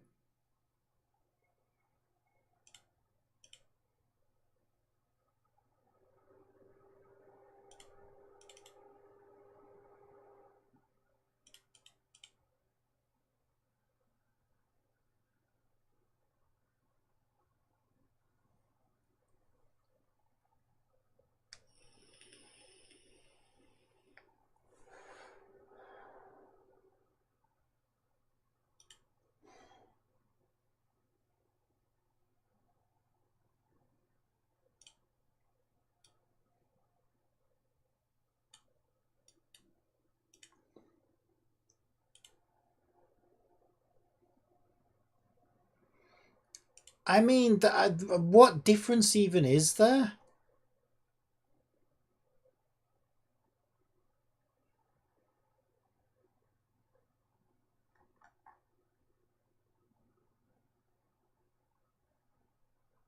Where we've got a graphic raycaster on the canvas. Do we have... Ooh, hang on a minute. Blocking objects, none. Blocking mask, everything. Let me check this. Graphic raycaster. We've got a graphic raycaster on this one. Blocking objects, none. Blocking mask, everything. Yeah, no, we've got one. It's complaining about this because it always fucking complains about this. I don't know why that's its default settings if all it's going to do is complain about it. How about you don't make those your default settings? My canvas is set to ignore raycast though. That could be a problem. Was there a reason I had it set to ignore raycast? Yeah, I bet that's it. I wonder if the parent, even though the child canvas is not meant to be blocking the raycast, I wonder if the parent's blocking it from the child. I don't know if this might break something though. Is that what that fucking icon was? Okay, you know what? I think I found the problem. I think this will be it. I bet this is it. I didn't realize the whole canvas was set to ignore raycast.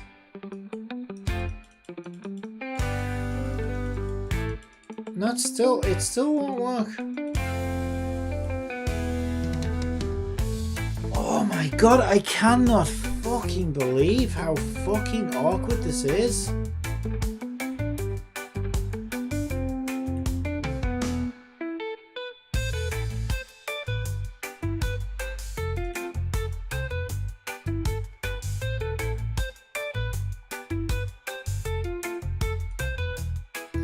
Nothing's ignore raycast now, right? I mean, the city is ignore raycast, but it kind of had to be. I think this is the problem that my canvas... I bet you any money this is the problem. We still have parents that are on ignore raycast, and I bet it like interferes with it. God, I hope this doesn't break anything. Right. What if I remove canvas from the parent of city so that it doesn't have any block raycast parents? God, I hope this doesn't break anything. I need to back this up in case things fuck up. And it still won't work. Like, this is fucking insane. What do you want from me? What do you fucking want from me, Unity? Jesus Christ.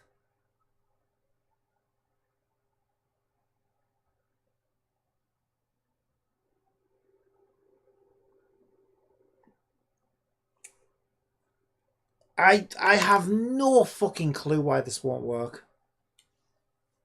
I thought that might have been the answer, but clearly it's not. And also, Jibbity's full of shit. I knew it, right? Because I have my canvas set to UI in Hungry Paimon, and it reckoned that fucking raycasts are blocked on UI elements. Why would they be blocked on UI elements? That makes no fucking sense at all. I knew it was full of shit when it said that. But there's my proof, is my Hungry Paimon is set to UI and it's working fine.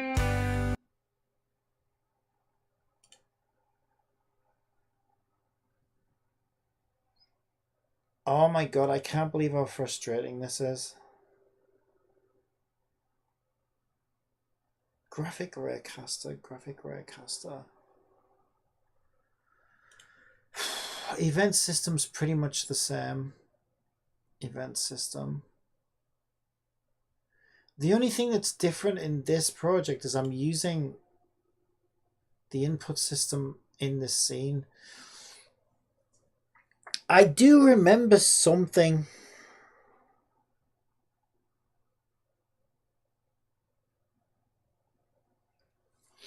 I do remember something about Hungry Paimon, because Hungry Paimon was originally going to be a minigame for Paimon Runba.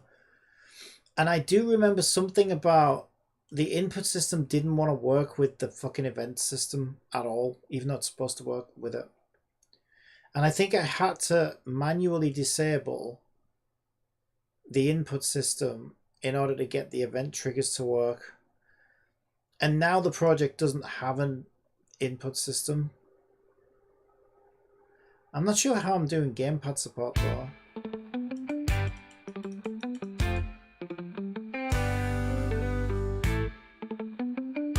I can't just turn my entire player object off though, because it will cause massive problems if I do.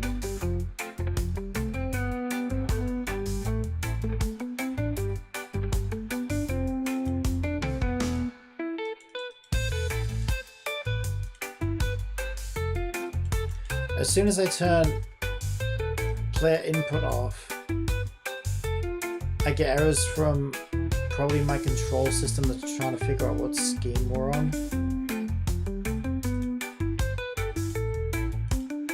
Yeah. It still won't fucking work. This is unbelievable. Jesus Christ, I can't fucking believe this. This is actually insane.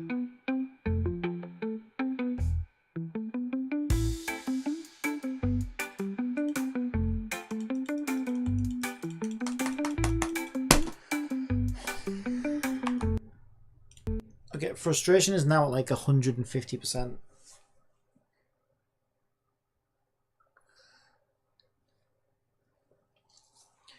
Jesus fucking Christ, this is so irritating.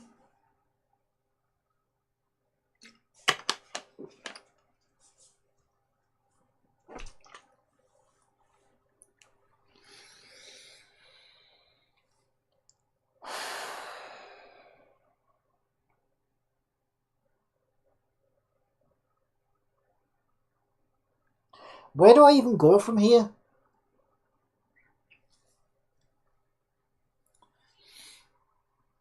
Like, where do I even go from here? Seriously. Like, I've checked everything I can possibly fucking think to check. And it still won't fucking do it.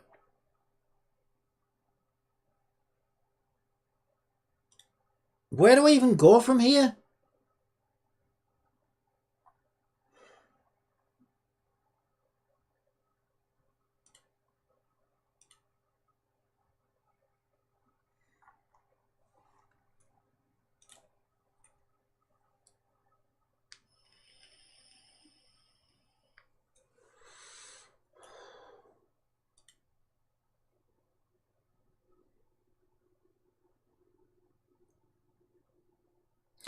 Let me try turning every other canvas element off in case one of those is somehow blocking it.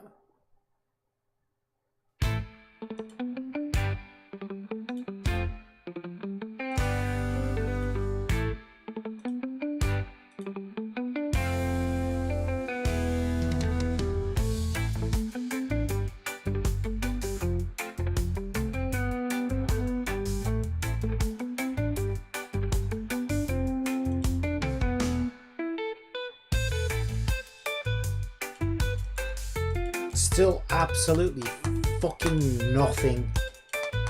Absolutely nothing.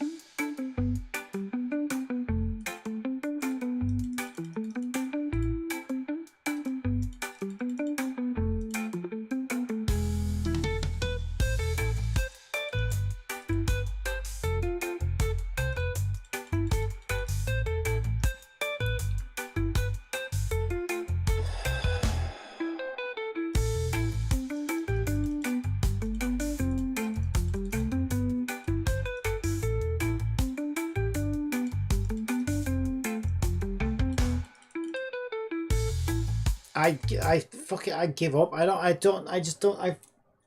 Jesus Christ, like what could it possibly be? This makes no sense. Oh my god, this isn't the first time either. This isn't just like, oh, this is a really weird predicament I've gotten myself into for this specific project. Like, it's like this every fucking time I want to use it. Like, seriously, Unity, fix your broken fucking shit. Like, this is such basic shit that you need in a game engine. Why is it such a fucking wrestling match just to get it to work? It's insane! The way I'd go about troubleshooting this is to create a new empty project. Fuck off! How is that going to help me in my current project? Select game object to UI canvas. This should create a canvas and an event system. I've already got a canvas and an event system. Select create UI button. This should create a button called child of the canvas. Run it, click the game window and see if the button changes color as you expect when you hover over it and click it. If it does, compare the game objects of the working version to those in your project. Well, here's the other thing about that, right? My buttons are working fine. I have a fucking main menu. And the buttons are working fine on that, so why the hell aren't these mouse events working? Like, the whole thing is so inconsistent.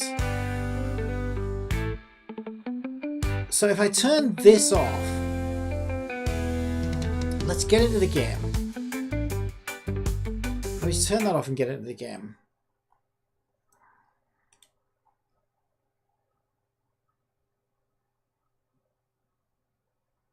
Now I'm completely lost because my entire hierarchy's changed. Start.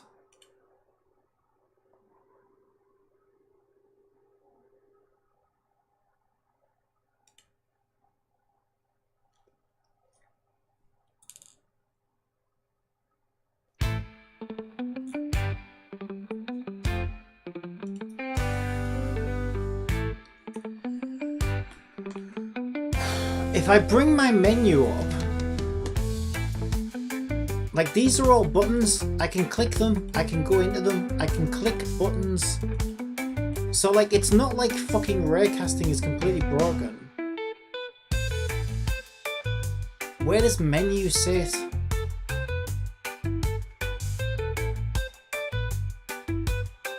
And menu's on the same canvas that I put this new thing on. Literally here.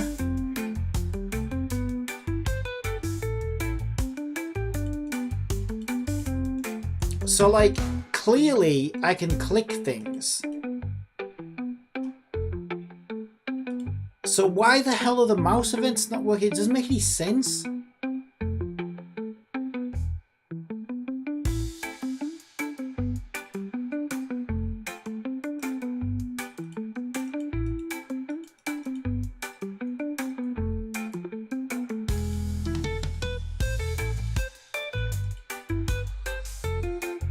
I've got no cursor right now because cursor's locked.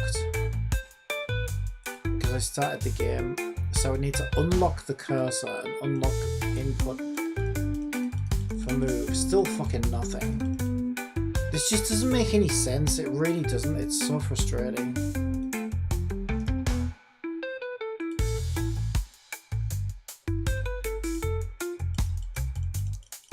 Yeah, it just doesn't make any sense.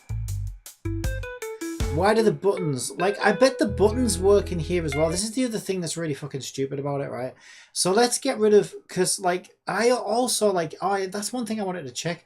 Do I have colliders on my... What was it on here? Cell square.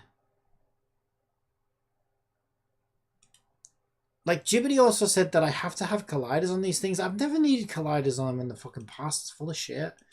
But I think I remember it telling me that for this. So it might have colliders on it because I was desperate to get this one to work as well. But I don't know that I need colliders. Well, no, there's my cell square script. That's what I thought. There's my cell square script. And there are no colliders on these objects. So again, Jibbity's full of shit. Jibbity's just gaslighting the fuck out of me. You do not need a collider on these for them to work.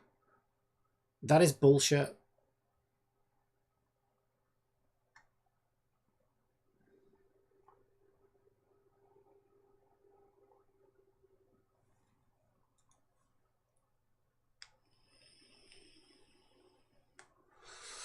God, I can't find anything now.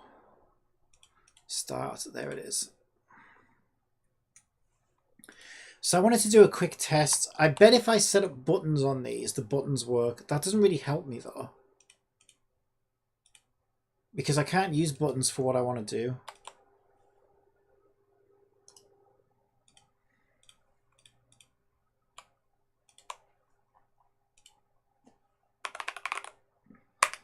But I just bet that they work.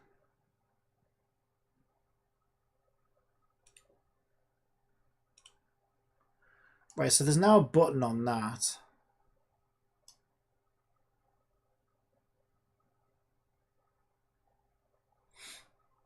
And on click, here's what I'll do. I'll set the on click on all of these buttons to activate this. Just so that we can see that it's working. Right, I bet any money that works. This doesn't help me though. Unless a button can be clicked with a drag, which I don't think it can. I can't use buttons. Yep, see, I clicked it and the numbers came up. So that's clearly working. God, I can't believe how frustrating this is. So, like, that's what I don't understand, right? That's coming from Unity's event system. So if Unity's buttons work through Unity's event system, why the fuck aren't the event triggers working in my code? I swear they're one and the same. Hang on, let's have a look at my code again. Oh, you motherfucker. Thanks, Jibbity, for not telling me this. I remember this now. You have to fucking set these motherfuckers up. I don't think you're supposed to have to do this, but this is the only way I've been able to get it to work, I think. So I have to inherit from iPointer event handler and iPointer click handler. Right, get rid of those buttons now then. I think this is going to get it working.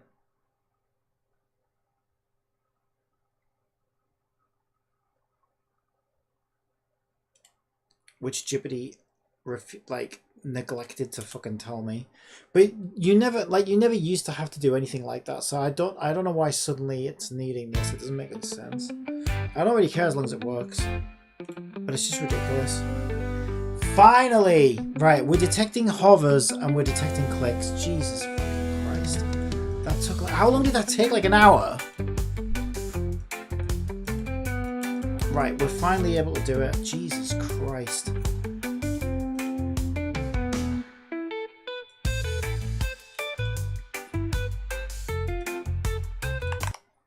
Right, all I really need, I don't care about the on pointer enter really. I'll keep the events. We just want debug it. What I want to know is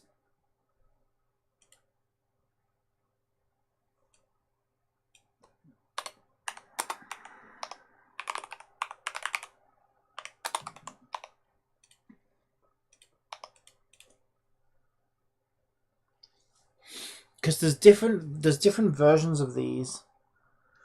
The one we need is, I think it's on pointer down,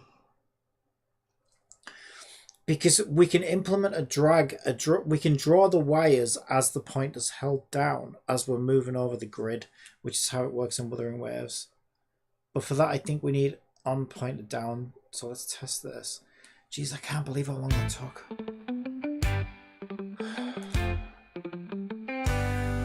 I must remember that for in the future. Right, click only registers when I let go of the mouse. So when I click down, nothing happens. When I let go of the click, that's when it registers. That's no good. We can't use that.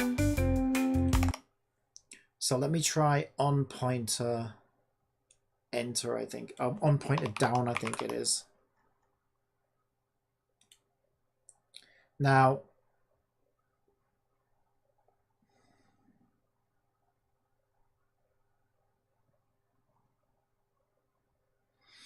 I pointer click handler. There we go. I pointer down handler. It's got to be I pointer down handler.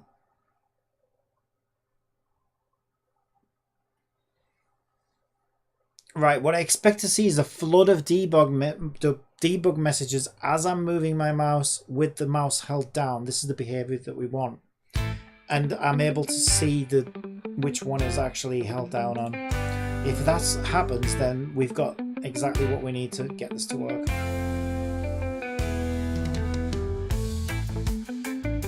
No. Okay, it only does the first down. So it's not doing it while the mouse is held down. Okay, so what we're going to need to do is a combination. Okay, I know how this is. There's a trick to this. Are you ready? This is how we do it.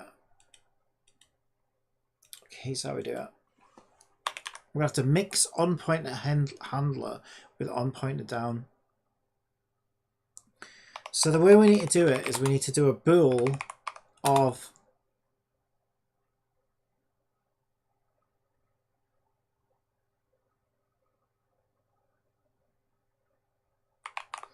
let's just call it mouse down. So then what we can do is we can say as the mouse down event is triggered, we set mouse down to true. And then in this statement here, we can say if mouse down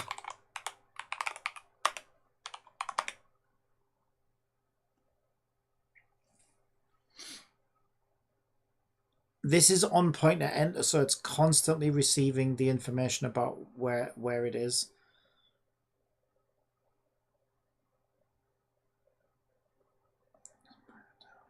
That one's not working. Right, so we need to do this when the mouse goes down, and we need to tell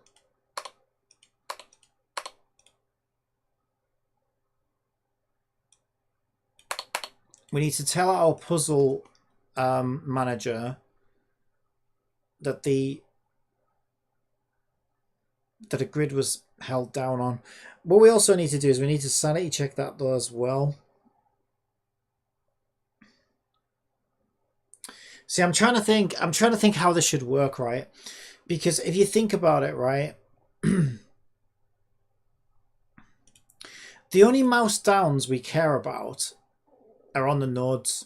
If you mouse down anywhere else, it's an invalid move, right? The mouse down basically is telling the puzzle, this is where I want to start drawing my wire from. And you can only start drawing your wire from one of the colored nodes.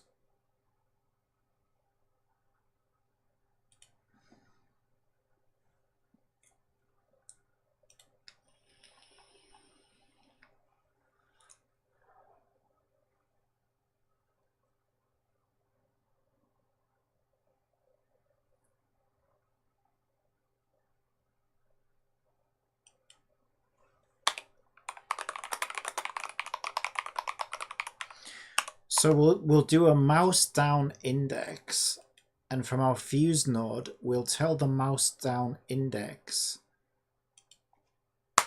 as well. We'll set the mouse down index to ourselves, because also we need to be able to draw a wire from wherever the node was started drawing from to wherever the player goes to, right, and update that wire as they move around.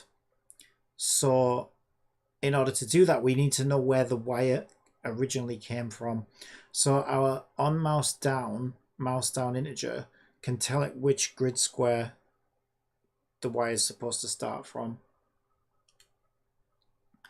We might need this might be more complicated than I thought. Actually, we might need to. I'm trying to think how this works. I need to play one of these actually so that I can see. If you change your mind, I think the way it works, right, is it draws a wire, and if you change your mind and you want to go back, you have to go back over a wire. That's fine if that's the case, because yeah, we can just check the node to see if there's a wire there, and if there's a wire there, then and the player goes back onto a wire, then we just remove the wire. So we don't need to necessarily remember every single node the player went to. We'd be able to check that anyway, though, by just checking the condition of the wire and the color of the wire. Okay, so I think that's all we really need there. Then when the mouse is down, we need to know when Cabby has your Wooer project going so far. It's not a, don't call it that. It's not a Wooer project. This is just a mini game within my bigger game. It's just copying a Wooer mini game. Mini puzzle, I guess. I can't believe how long this has taken as well. It's crazy. It just took me an hour to get freaking clicks to register. It's so ridiculous. Right. On pointer enter. So if mouse down, essentially what we want to do is we want to cast all of this over to the puzzle manager, but we don't send the mouse down index. So basically, the information we should get back at the puzzle handler, when the mouse went down, we should know that that's where the mouse went down. As the player's moving the mouse around, which is this part here, whilst the mouse is held down, we're updating the puzzle mechanics to tell it which node is being currently hovered over, passed through. So there we can like figure out where the wire wants to go and how it should be going and stuff like that.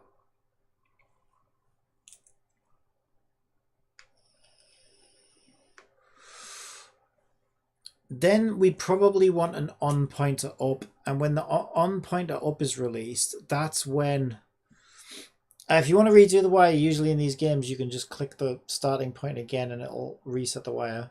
Yeah, I can't remember exactly how they did it in theirs, but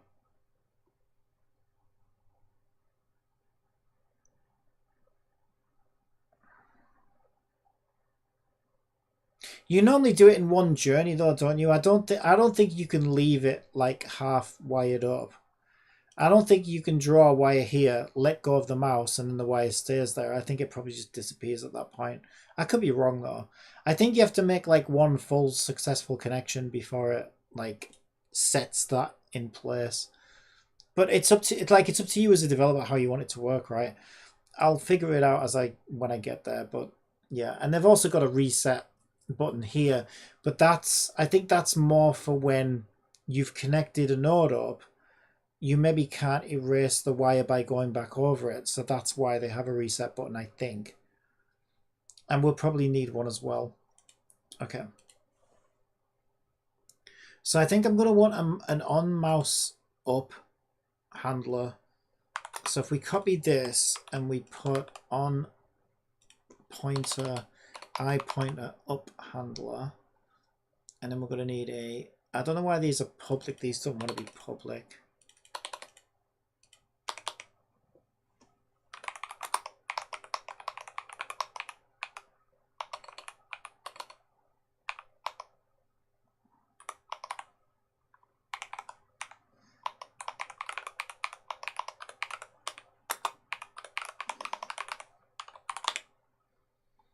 Okay, so obviously the mouse must be down for it to go up, right? So there's no point checking if mouse is down.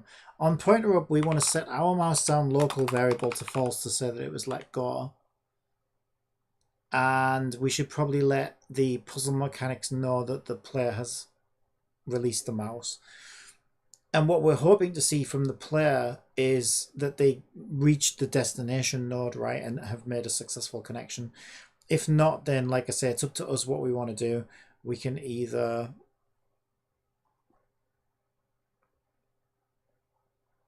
It doesn't like that for some reason.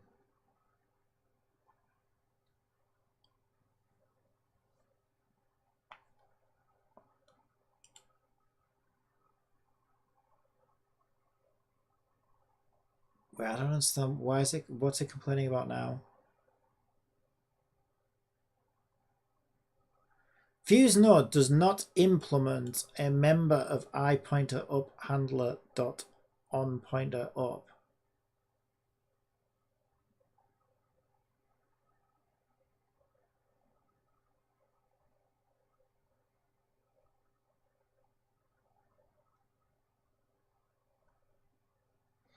I know that on-click was doing it. Oh, hang on. No, I did spell it correctly. So there's a pointer down handler, but there's no pointer up handler. What?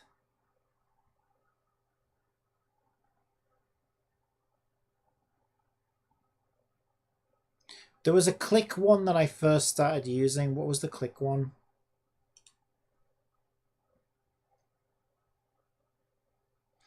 There, this one. Click actually worked like up. I noticed. So if we turn this into an on pointer click, it doesn't like up for some fucking weird reason. It's a pain in the ass. And that wants to use click handler. Why is this such a pain in the ass? Like, seriously, Unity. Why? It's still complaining. I don't understand. What are you fucking complaining about? Fuse node does not implement interface member I pointer enter handler on pointer enter. What the fuck are you talking about?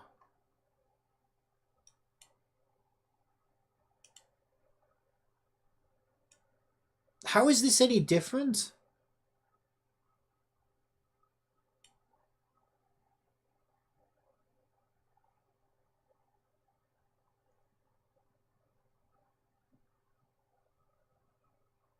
Is that even this script? Oh, hang on. No, it is the script. Oh my god, this is so frustrating.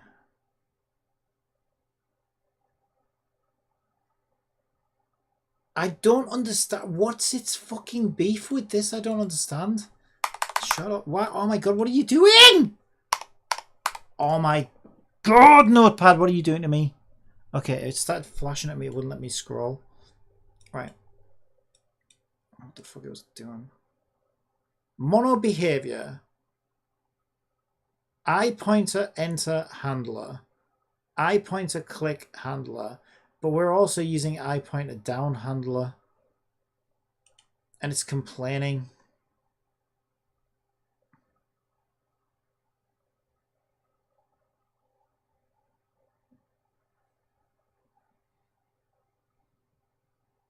I'm gonna make my mini game project idea from Wooer for mobile too. I don't know. Hopefully the whole game will be mobile. This is just a mini game in my big game. I'm not making this independently. I'm not making it at all at this rate. Oh my god, I don't understand what it's fucking complaining about.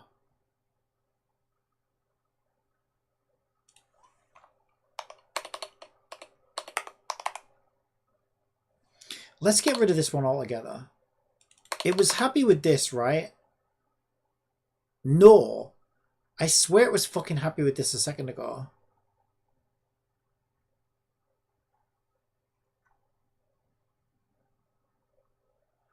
Do we have to use different event data names or something?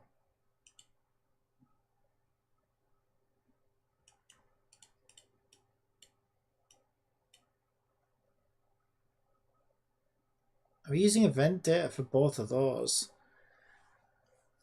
Oh, I wonder if it has to be... Right, the only other thing I changed is from being public. Maybe it has to be public for some weird fucking reason. There we go. It wants to be public. Okay, that's so fucking weird. But okay. Why didn't you just fucking say that then? Like in English? Needs to be public, you know? Something helpful that I can actually work with. Rather than like, ooh, inherited member class structure 656,000. Ooh, does not implement correct. Like, shut the fuck up. If you're not even going to give me a helpful error message, just fuck off. Because it's just ridiculous. Well, I should be calming down now because it's working, but it's just, this is so unnecessarily convoluted. And this is such basic stuff. Like, it shouldn't be this convoluted to get this shit to work. It really shouldn't. On pointer up, and then we need our pointer event data, and it's public now, so it should be happy. Yeah, right, finally. Then we set mouse down to false, and we need to send to let it know.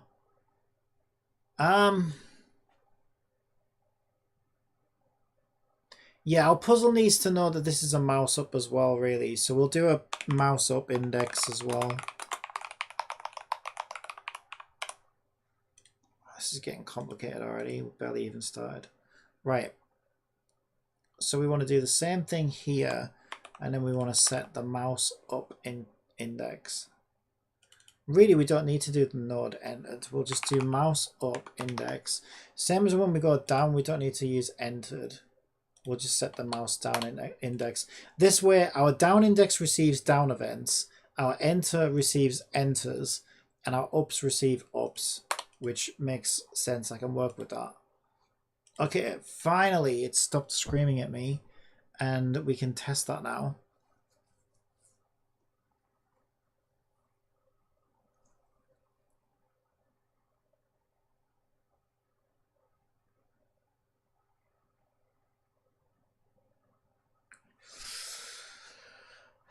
Okay, right, let's close this. We're done with this.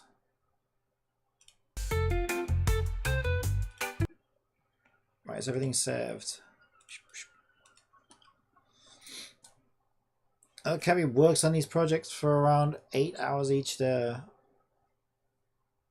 Should be going for dinner soon. Surprised that it's not ready by now, actually. I work on them longer than that. I work off stream as well. At the moment, I've been working on this game like fucking 16 hours a day or something. I want to get it done. Right. So what we should be able to do now is, if we look at our puzzle, we should receive node entered as I click on a node. So let's click on this one. There it is. Mouse down index. No, yeah, sorry, mouse down index. Mouse down index says it's position 4. That's correct because it's 0, 1, 2, 3, 4. If I move down, I mean, what will help? Let me just let go of those a sec. Give me my debug numbers. These might block the raycasts, I don't know. Do they block the raycasts?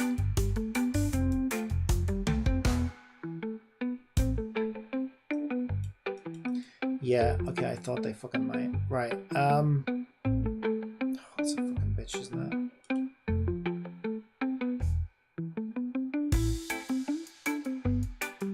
I can move these though, I think, to there.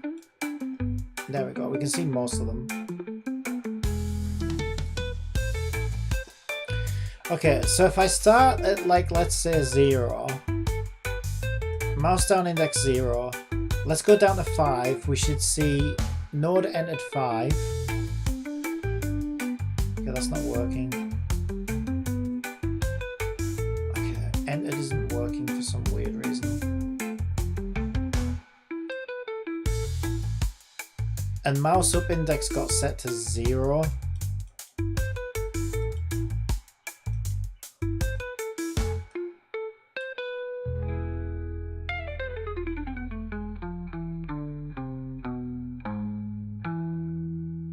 Let me think about this.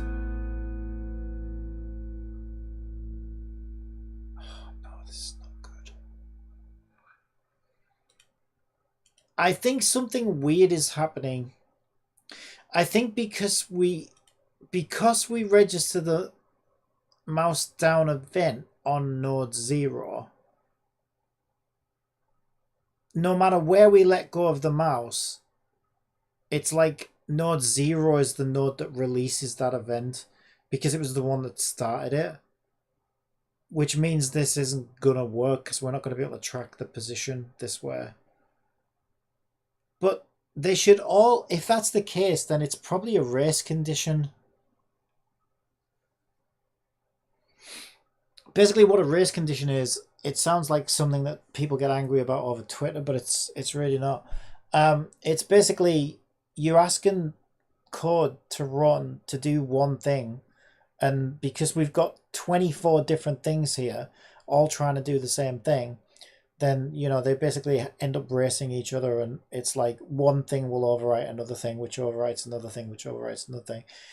And you're wondering why you're not getting the values that you want. It's because, like, something else is overwriting it, basically.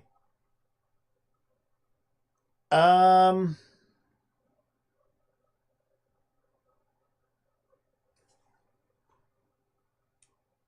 that doesn't explain why the enter isn't working.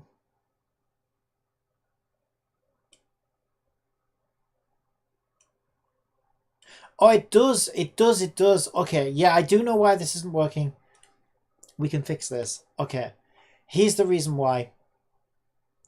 We said the mouse is down, true or false, on each child, not the parent. So node 0 says, oh my god, the mouse is down, I'd better start tracking movement. But then by the time you get to node 56 or whatever, right, node 56 mouse down is set to false because they all have true and falses each. That's wrong. That's not how we want this to work. So we need to put mouse down bool. God, this is getting fucking rough. Mouse down bool needs to be on the parent because the mouse is down or up for the entire puzzle, not for each individual node or grid or whatever the fuck tile, right? So mouse down wants to equal false by default. We can either, well, if it's public, we could, yeah, it's fine. Let's just try it like this first. Otherwise, we might need to put like a function where the puzzle handles its own mouse down update. So now we can say fbp.mousedown equals true if fbp.mousedown and fbp mousedown equals false. That's why it's not working, because as we go to the next grid, the grid says, oh, well, the mouse isn't down, so I don't need to track this kind of thing. When in actual fact it is. Okay, so that should fix that.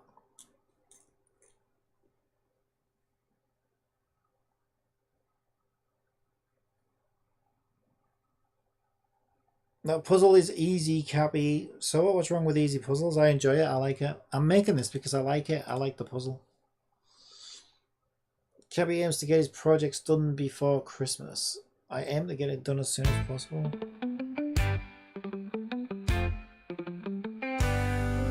Right, so let's test it.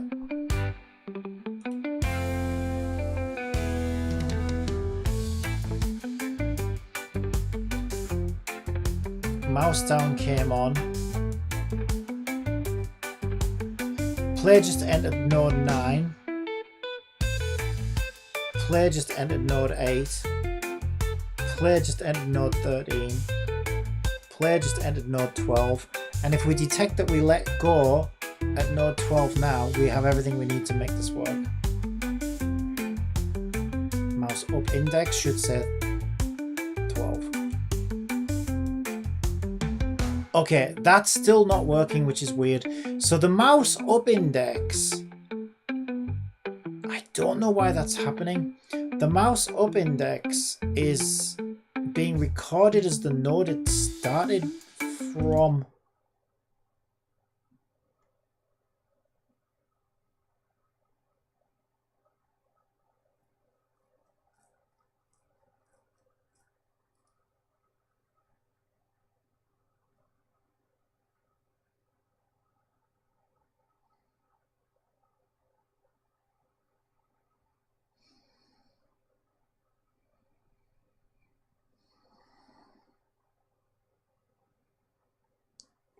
Okay, here's what I think is happening. I think because we've now incorporated multiple nodes by the time we get to the end, I think all of those nodes are trying to, they all think it's them. Every single node thinks I'm the node that needs to report my end position, which is weird. It must be something to do with the way Unity event pointer data works. So if that's the case,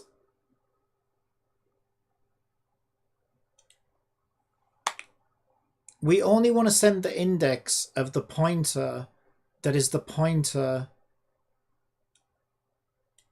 I mean, we could basically figure this out, right? Pointer up is kind of like a pointer up could just be a true or false. Like, we don't really need the index of where the mouse was let go because it will be whichever the last node entered was, right? Because it has to be. But fuck it, we'll get it working anyway. So what we can do is we can say if. So we still need to figure out what our index is here, and then we can say if FBP node entered, was it mouse down? Mouse down is the same as int index. In other words, if you are the node, no, mouse down is a bool. What do we call it? Mouse down index.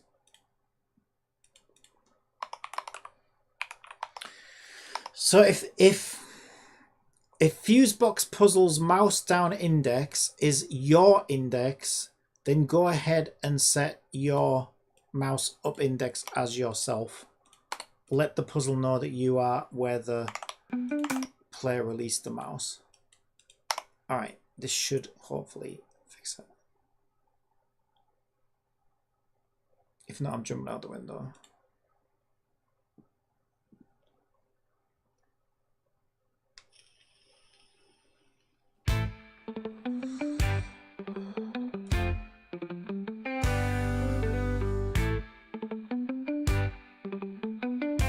Okay, player just entered node 0. I haven't got it exposed, but if I scroll down. Yeah, no, mouse, that's so weird. Mouse up index is still showing as 24. We can see what it's supposed to be. It's supposed to be whatever the last node entered, so this will be the index we can use. But I'm still curious why that's not behaving the way I would expect it to.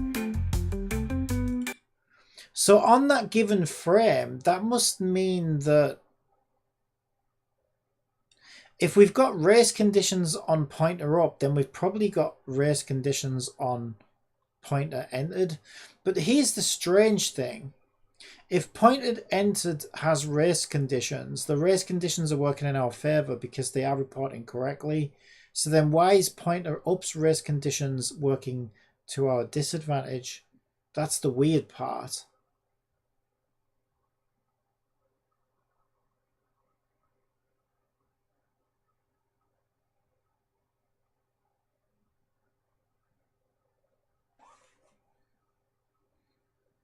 That's really weird.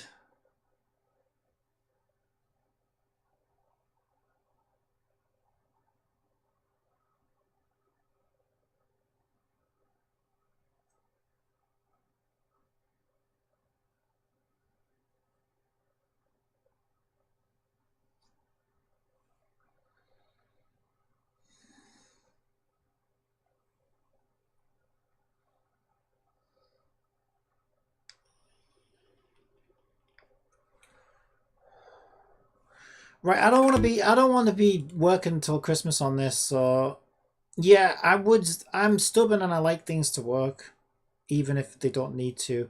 But it doesn't need to work, because like I said, we could figure it out from the last down index. So you know what? In the interest of moving on as quickly as possible, let's just change mouse up index to a bool, and we'll make it work like mouse down. So we'll call it mouse up is either true or false, and it wants to equal false. That way, what we can do is we can make mouse up index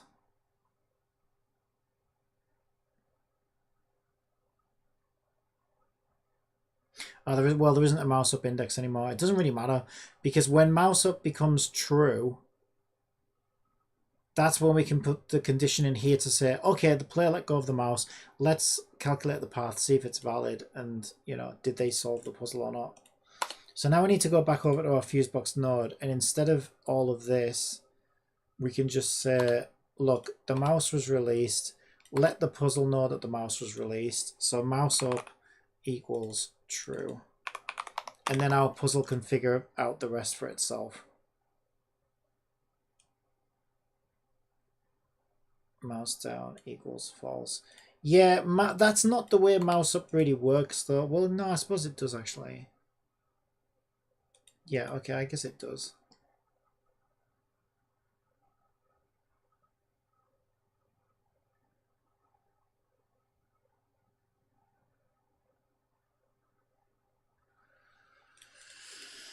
Whatever.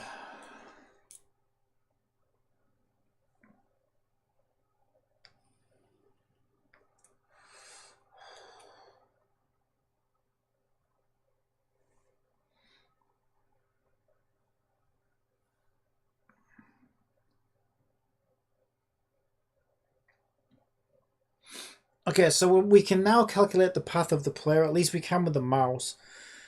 Then there's gamepad. Fucking touchscreen.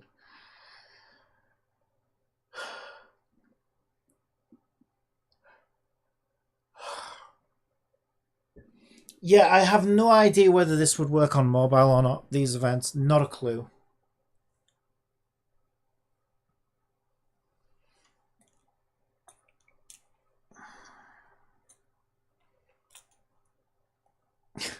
My guess is it probably won't, just to fucking be an awkward pain in the ass.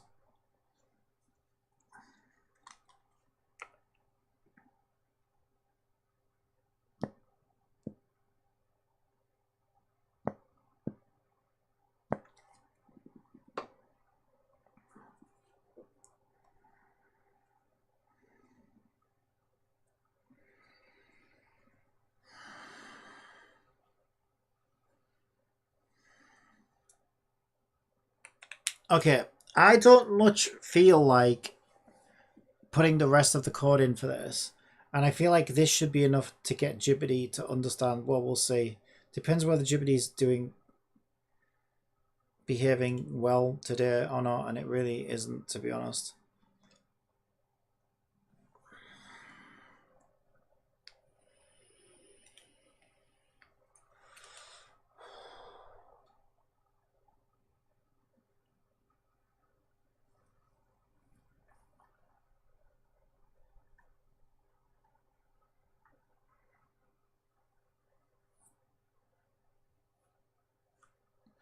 Let's just see what it comes up with.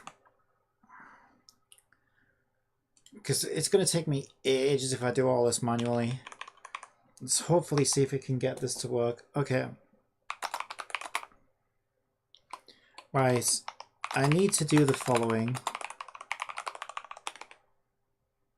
Change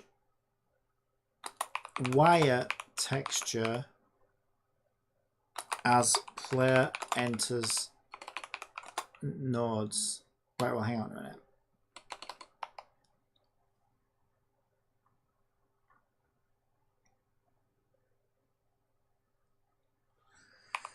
Right, when node entered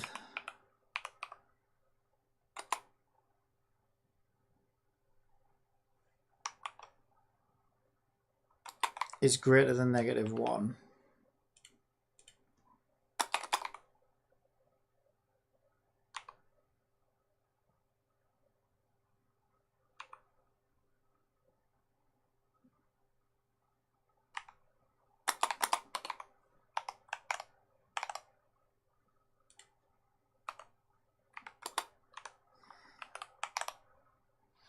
When node entered is greater than -1, check the node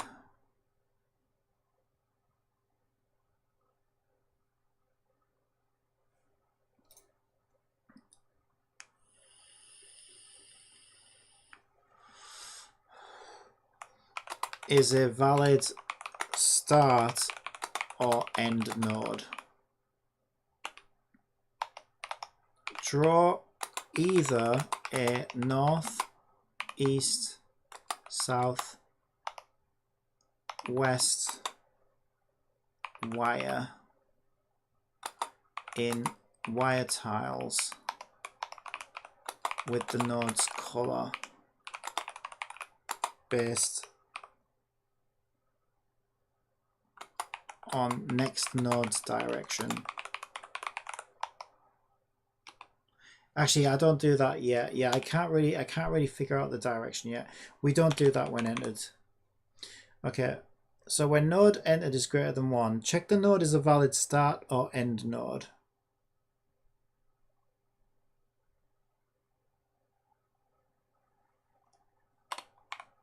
Wires must connect each colored node's start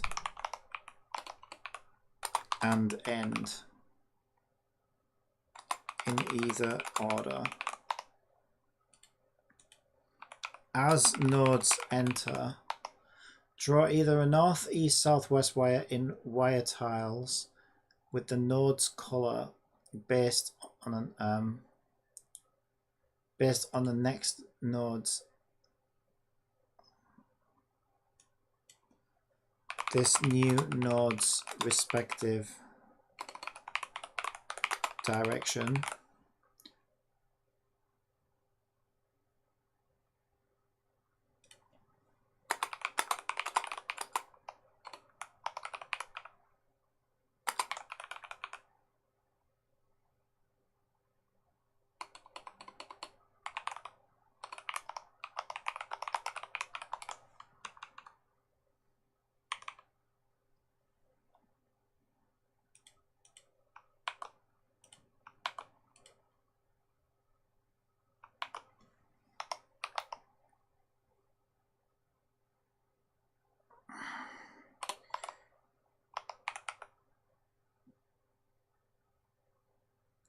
Oh, I just realized I'm not done. I got told this sang you can do anything as long as you believe you can do it. Can you fly?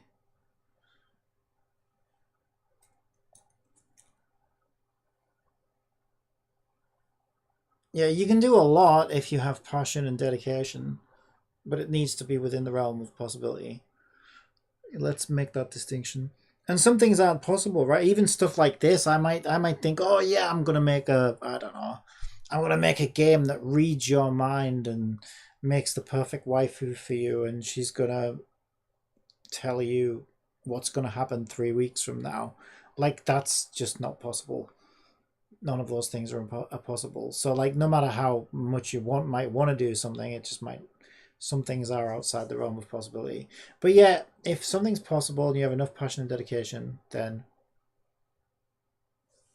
and you know, knowledge, maybe, well, I don't know. Passion and dedication. See, passion and dedication is mostly enough because you can gain the knowledge and experience.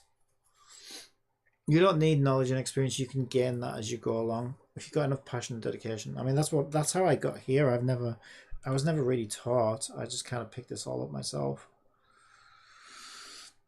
Let me just imagine I'm playing this for a second. Yeah, this is something that I need to do as well. Fuck. I haven't made these right angle wires. I need to make these.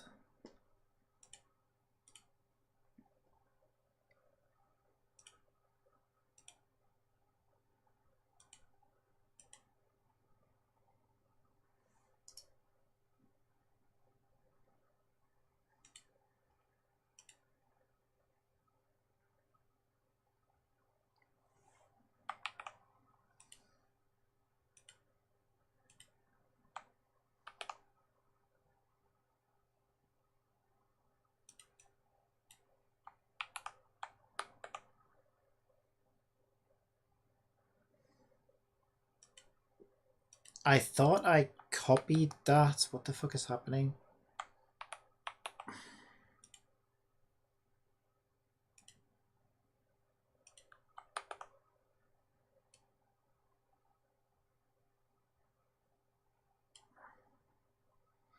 Why is that not long enough now? I'll make it long enough. Right, okay, we've got a right angle. I forgot about these. Right. So this would be a wire from south to east.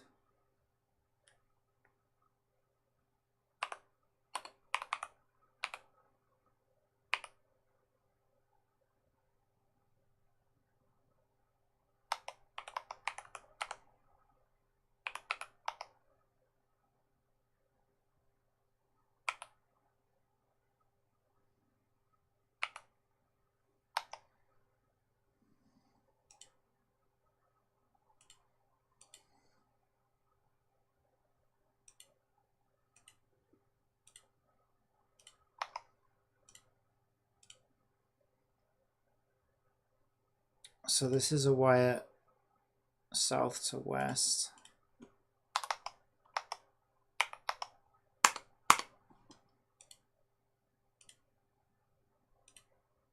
North to west.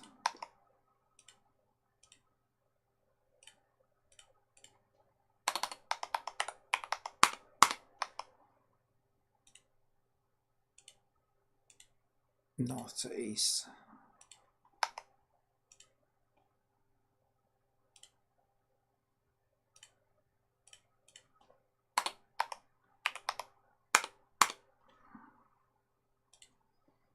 I need to add those to my list of wires.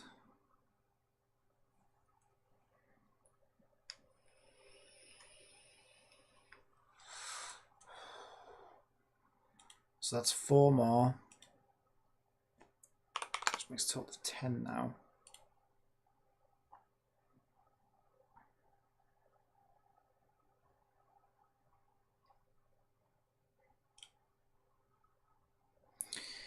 Okay, so wire corner will start northeast.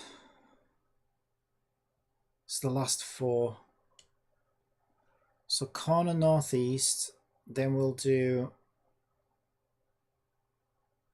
southeast. We'll do it like clockwise. Then we want to do southwest. And then northwest. So let's map those in the code. Also, let's Jibbity see what they are.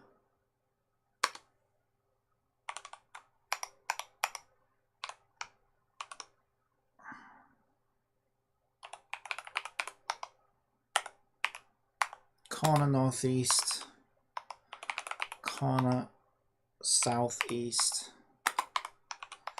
corner. I don't think it's going to be able to pull this off, honestly. I think it's going to be too complicated for Jibity. I'm going to have to do this all myself, I think. Let's make sure that lines up with what we've got. So northeast, southeast, northeast, southeast, southwest, northwest, southwest, northwest. Yeah. Okay, so back to the instructions for Jibity. Draw either a north, east, southwest wire in wire tiles at the node index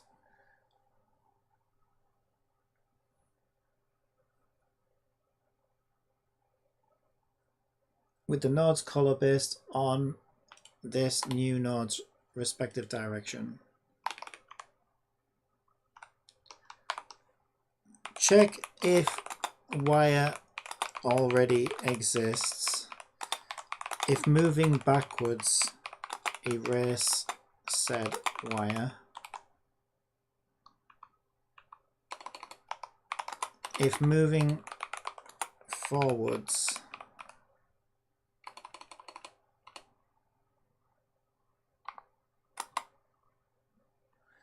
continue previous direction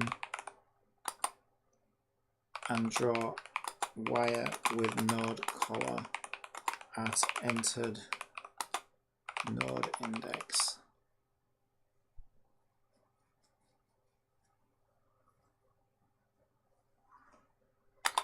E.g.,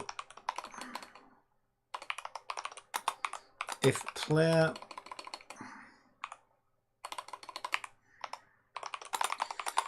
player moved down to this node, draw a down wire, then change it if player changes direction.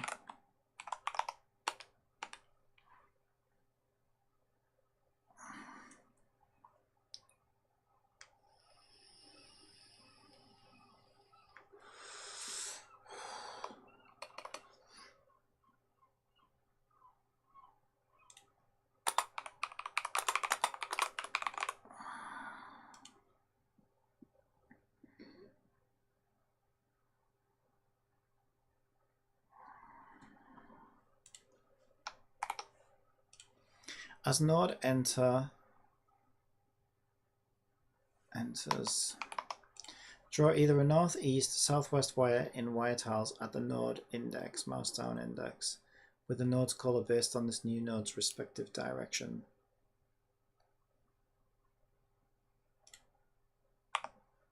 Check if wire already exists. If moving backward, erase said wire. If moving forwards, continue previous direction and draw wire with node color at entered node index. Example, if player moved down to this node, draw a down wire, then change it if player changes direction on next node.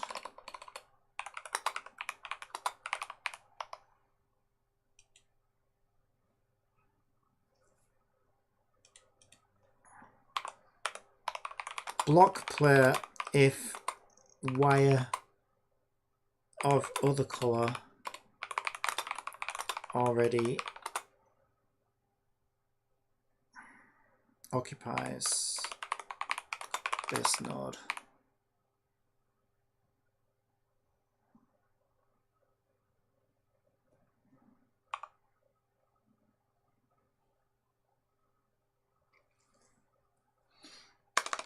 Okay, let's see what it does with that first and see if it can handle it. I don't want to give it too much to do at once. It'll be interesting to see if it manages to pull this off. All right, let's see if it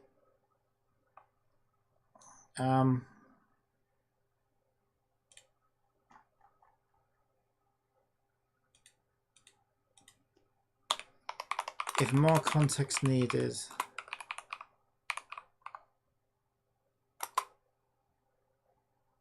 I can provide this.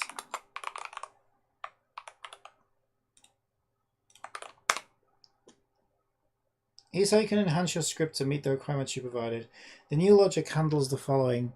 Valid start end node check. While drawing, draws a directional wire based on movement, erases the wire if the player moves backwards, and blocks the player if the node is occupied by another wire color. Direction continuation. Draws wires according to the previous movement direction and updates as the player changes direction. We'll see about that. Alright, it's creating a dictionary of wire directions. Current wire color. Store the current wire color being used. Okay, I guess. You could have figured that out by looking at the start node though. But okay, however you want to do it.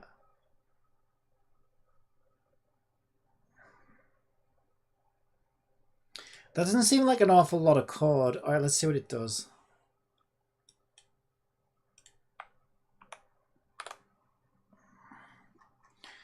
We got a fuck ton of errors. What are you giving me, Jibbity? Bullshit.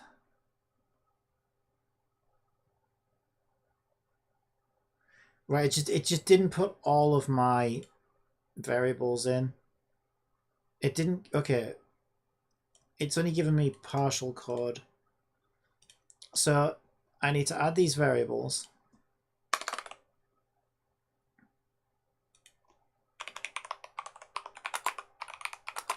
GPT takes over. I need an update. Do I have an update? Yeah. Okay, well, yeah, we'll put everything after update as new methods, overwriting the previous update. So again,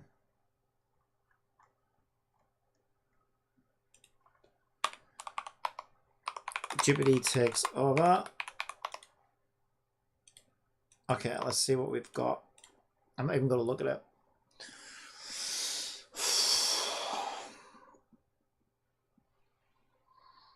These little mini puzzles and stuff, I'll tell you what, I have a lot of respect for these developers because they don't look like much when you play them and you fucking complete them in like 10 seconds and you just think, you pretty much forget all about them. Yet the amount of work that it takes to actually set these up is phenomenal.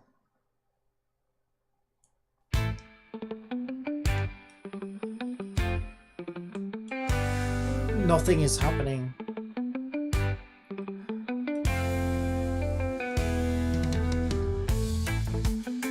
It says invalid node entered.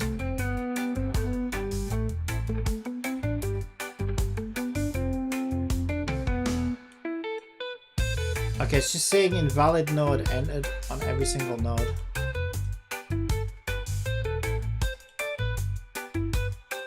I suppose it can't see what my...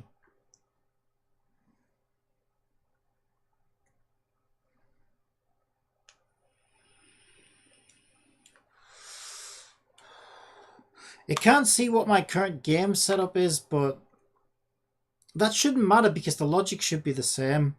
Right, every node states it is invalid. For my test scenario, the grid is as follows.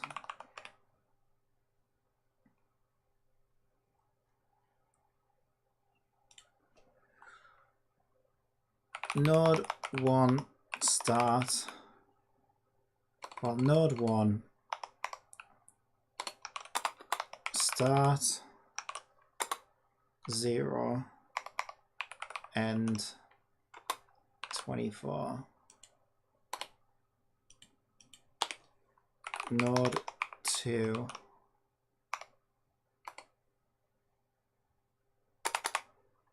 start 4 end 12. Node 3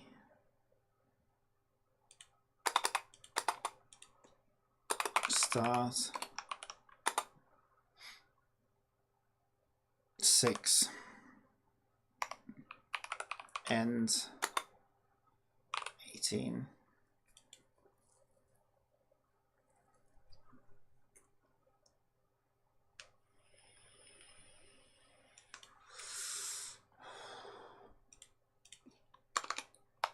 When I mouse down on a node index above, it should begin the wire's path.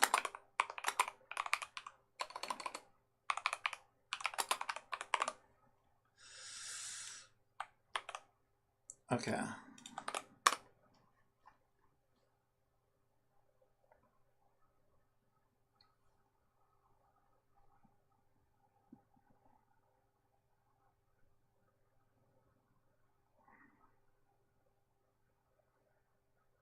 The issue seems to be related to the node validation step in the isValidNode method.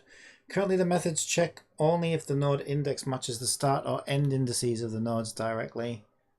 Yeah, but it's obviously lying because it's saying a valid node is an invalid node. Modified code isValidNode.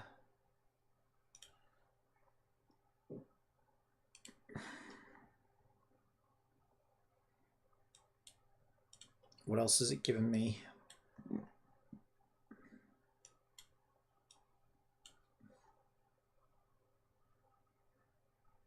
isValidNode process wire. isValidNode process wire. Get wire.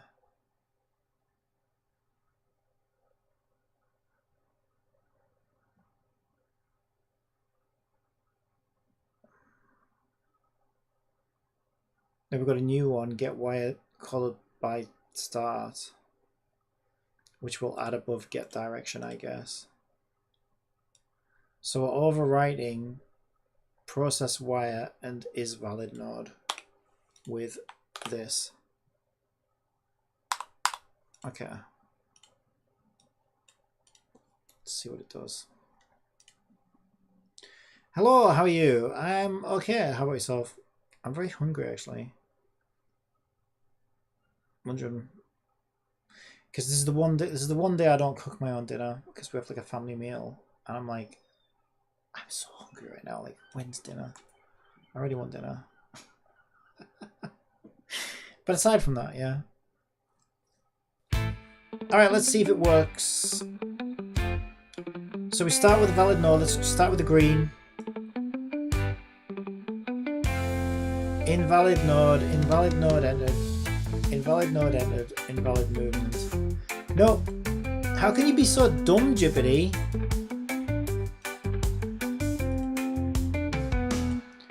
On mouse down, it doesn't say shit.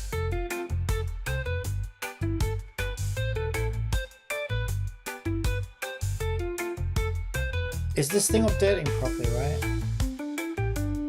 So this would be index 0, 1, 2, 3, 4. This should be index 4. So mouse down index is registered as 4. And mouse down becomes true. It says invalid node 9.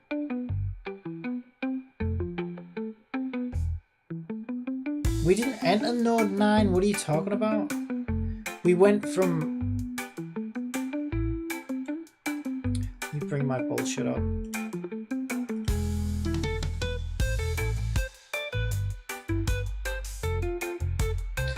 Okay, here's 4. We went from 4 to 9, right?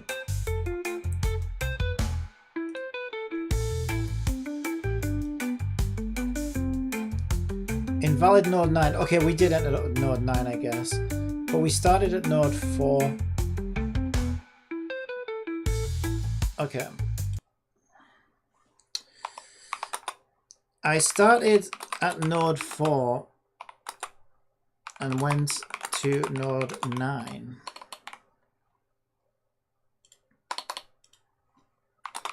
Debug only said invalid node 9. Invalid node entered.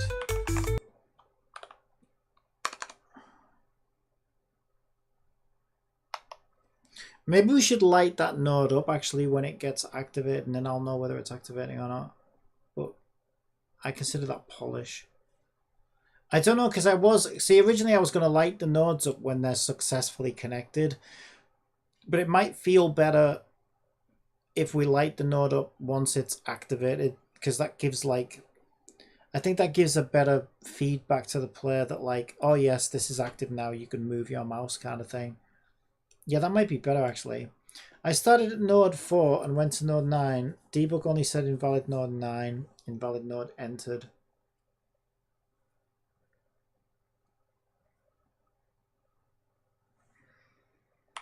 Can we change node texture to node on when the mouse down happens on a valid node? This will also help me see if the initial interaction is registering. Alright, let's see what it says. I do not have much faith in this. I really don't think Jibbity is going to be able to do this. I think I'm going to need to do all this myself. Certainly, changing the texture to node on when the player starts a wire on a valid start node is a great way to confirm that the interaction is registering correctly. I'll incorporate this visual feedback and recheck the validation logic to ensure the translation to adjacent nodes is handled properly. Why don't I have faith in you? I can do all this myself. It's just going to take a long time. I'm really hoping Jibbity can just... Error in input stream. Well, I got what I wanted out here. Is valid node. Okay, so let's see. What's it giving us now? Is valid node. Okay, is valid node followed by set node texture. Did we have that before? No. Okay, so let's grab is valid node and replace that function.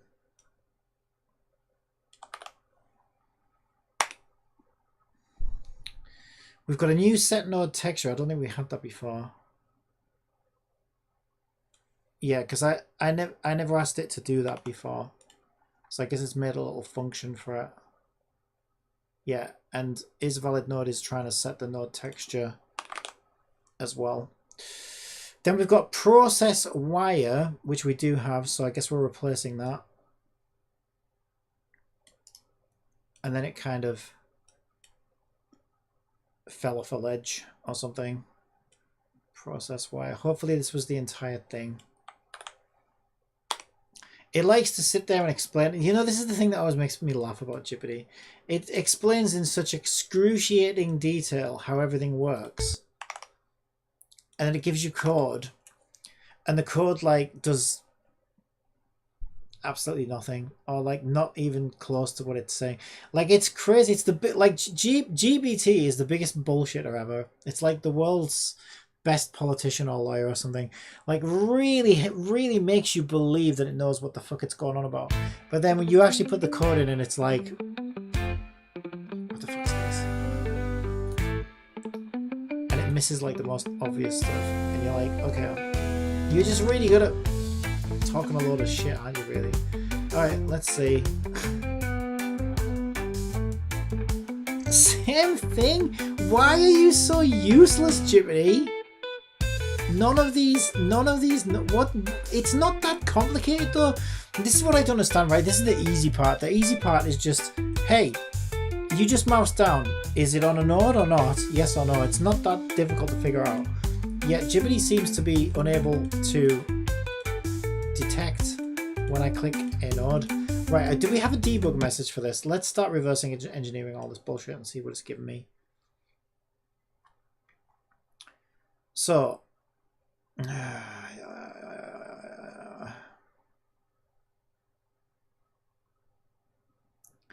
how the hell does it set this up? If mouse down and mouse down index is -1 and node index is node 1 start. Why would mouse down index be -1? I think it's misunderstanding something about how this works. Is valid node is node index. So where the hell is it getting node index from? I'm so confused.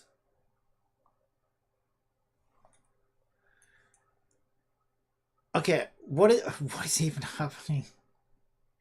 What is even happening? What is even happening? Okay. If node entered and is not previous node, and I think it thinks that node entered will happen on a mouse down, but it doesn't. Node entered only happens after the mouse down. It's always a subsequent node because of the way Unity mouse events work. But where's it getting, like, where's it getting this node index from? I don't understand. What is accessing is valid node?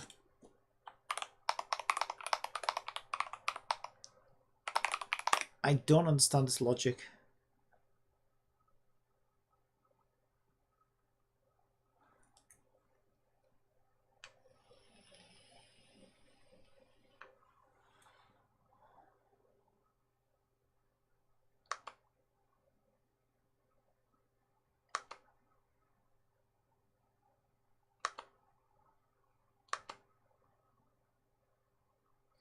So since it sends the node entered to check whether the node is valid,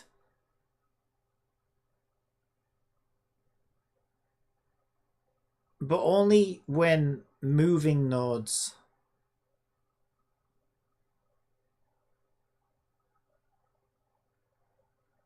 Yeah, it shouldn't be changing these numbers either. It should not be accessing. I think it misunderstands how the system's supposed to work. Yeah, it's misunderstanding how my system's supposed to work, I think.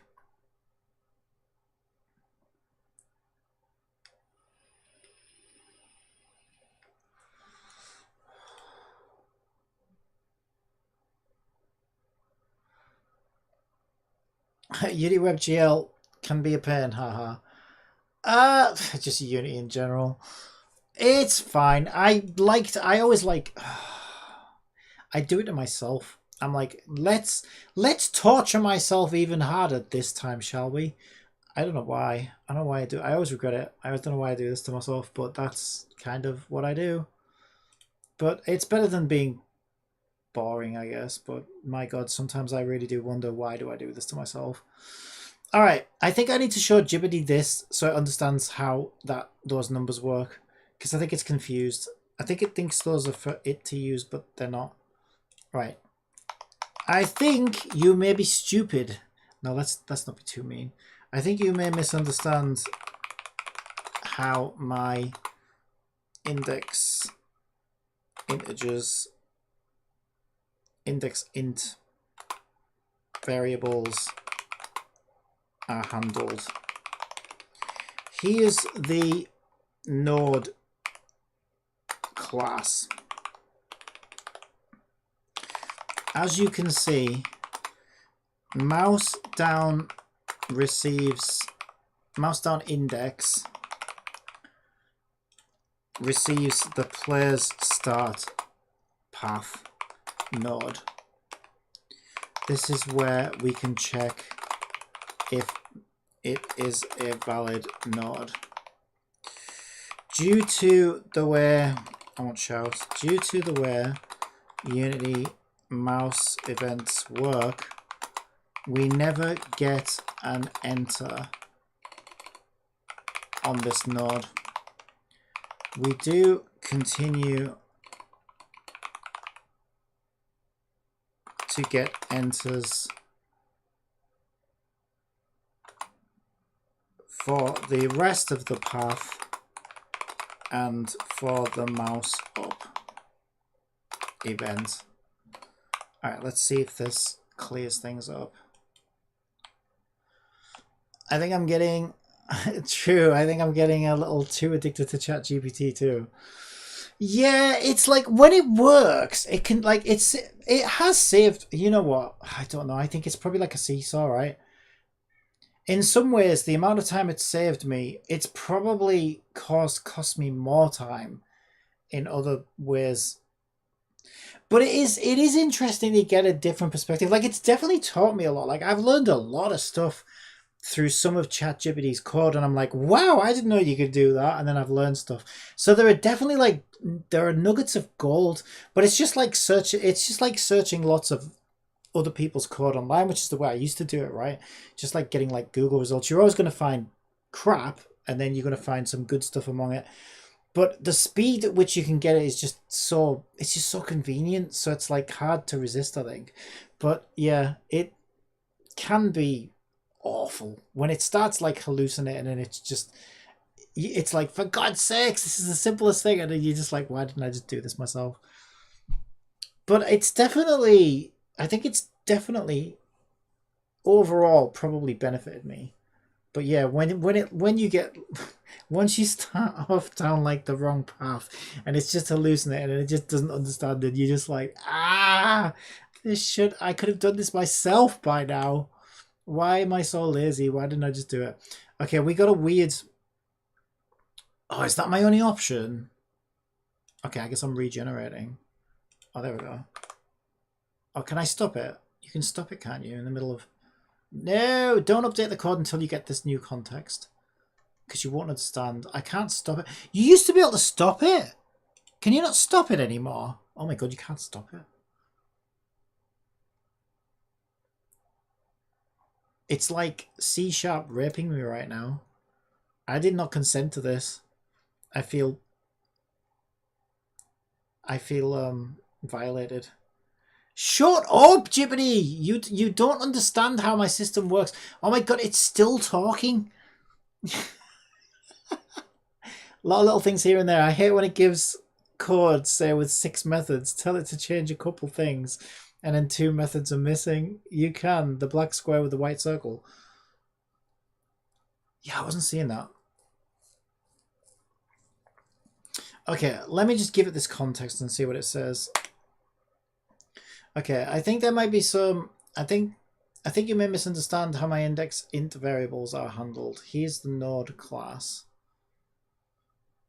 As you can see, mouse down index receives the player start path node. This is where we can check if it is a valid node. Due to the way Unity mouse events work, we never get an enter on this node. We do continue to get enters for the rest of the path and for the mouse up event. Thank you for providing the fuse node class and clarifying how the mouse down index and node events work. Oh, you're very welcome. I turned into that up arrow now. I turned into the up arrow now. Yeah, I couldn't see it when it was typing though either, to be honest. Okay. This is your last chance, Jibbity. This is your last chance, Jibbity. Okay, if this doesn't work, I think this is too complicated for it, to be honest.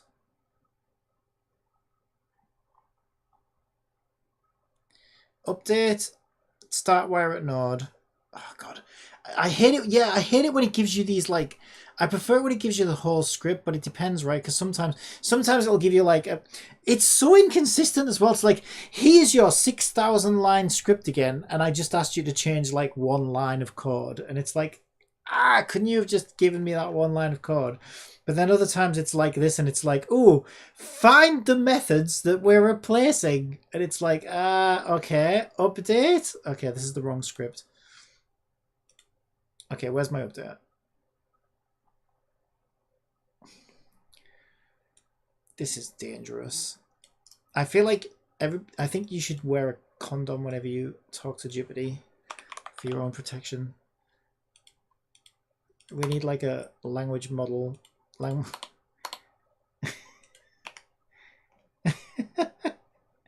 Start wire at node. Start wire at node. Is that new? I don't see it. I think that's new. Start wire at node. Jesus, how many methods did you make? Is there method to your madness, Jibbity? I think that's it. Am I... See, I'm so confused. Am I erasing some of these old methods now? No! I don't know if it... I don't know if there's like old methods now that I'm supposed to get rid of.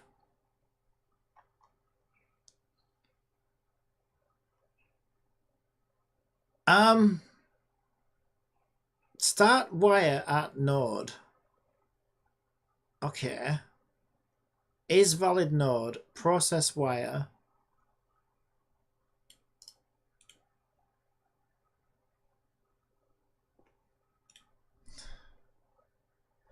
So we're definitely replacing is valid node then. Start wire at node. Bool is valid node. Okay. So that'll go in there. And now I've got loads of errors. Already defines a member called process wire. Oh, we already had a process wire apparently. Wait. I didn't copy a process wire. Oh, it was buried in here. Okay. So I guess I'm getting rid of the old one now. Ah, shit. Which is the... That's the old one, I think.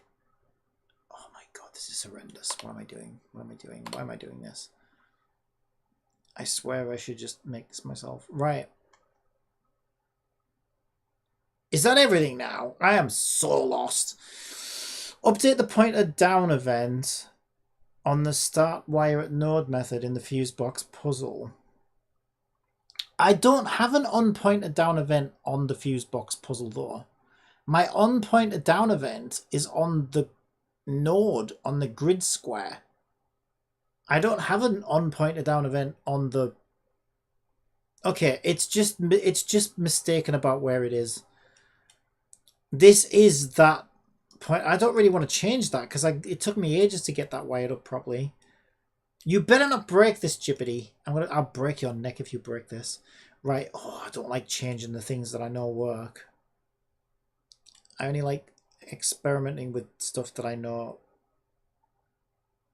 doesn't work yet or doesn't exist yet. I don't like changing things that work. Right, where's my grid gone? I must have closed it.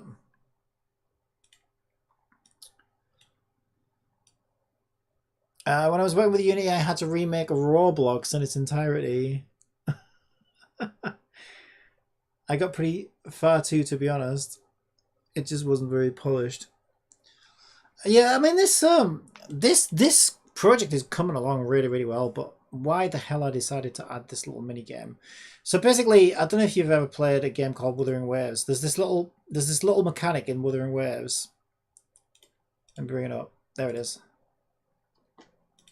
There you go. Where basically you have to connect all of the colored nodes up, right? To like, I don't know, get a treasure chest or whatever. And I have a section in my game that has like a power plant. The zombies have taken over the power plant. We need to restore power. So I was like, ooh, this is my chance. Maybe I should make that Wuthering Waves puzzle. So that's what I'm doing as a little, just to sort of break up the gameplay a little bit. But like, oh my god, so much. It's always so much more complicated than I think it's going to be, because you do this puzzle in like 5 seconds. You don't really think about it, and you're like, yeah, that won't be that bad. And then you start doing it, and you're like, oh my god, what am I doing? I've played stuff like that. Yeah. I don't trust this at all. Right, let me just back up I need to get my grid. Come on, Unity. What are you doing? Just thank you. Okay. I just want to open a script, if that's okay with you, Unity. Is that okay with you, Unity? Right, Fusebox puzzle, fuse node. This is the one that it wants me to change. What did it want me to change? On pointer up. On pointer down. Okay, but I need to back this up.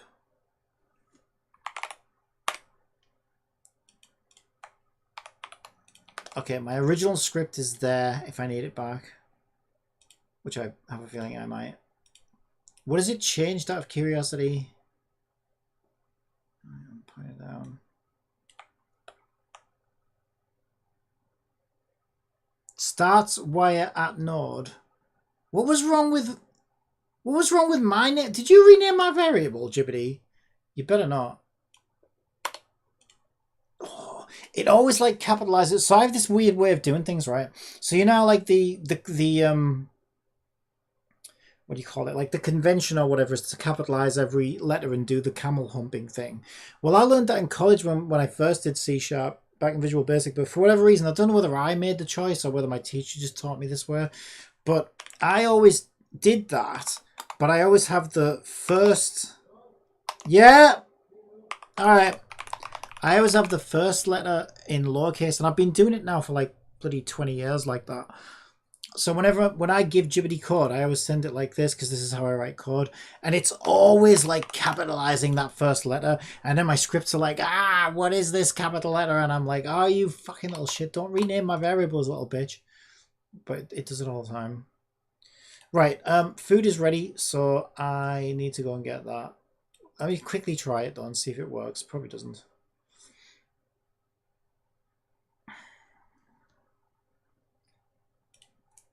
See if it works.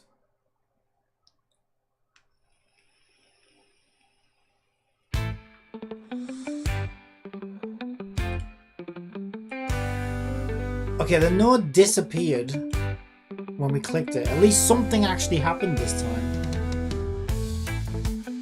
It said wire started at node 4, wire started at node 4, wire started at node 4. Mouse released, finalizing wire path. What?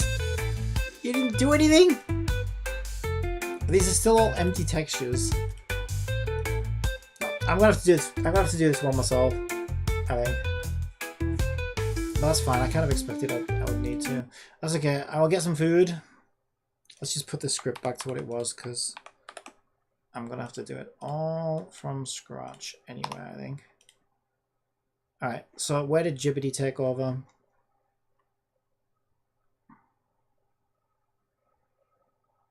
Why? Oh my god, what have you... Why did you change my code? No! Oh my god, Jibbity, I hate you so much. Why did you... Like, I don't need readability. Like, I know what NESW is. It's northeast, southwest. Like, I don't need consts. Like, why? Right, can I... Please tell me I can undo all the way back to my original script. I hate you so much, Jibbity. Don't fuck with my code. I should have backed the script up. That's what I should have done.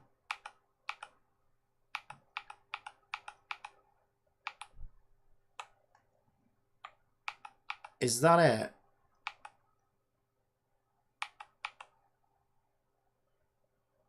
Yeah, I think this was my script here.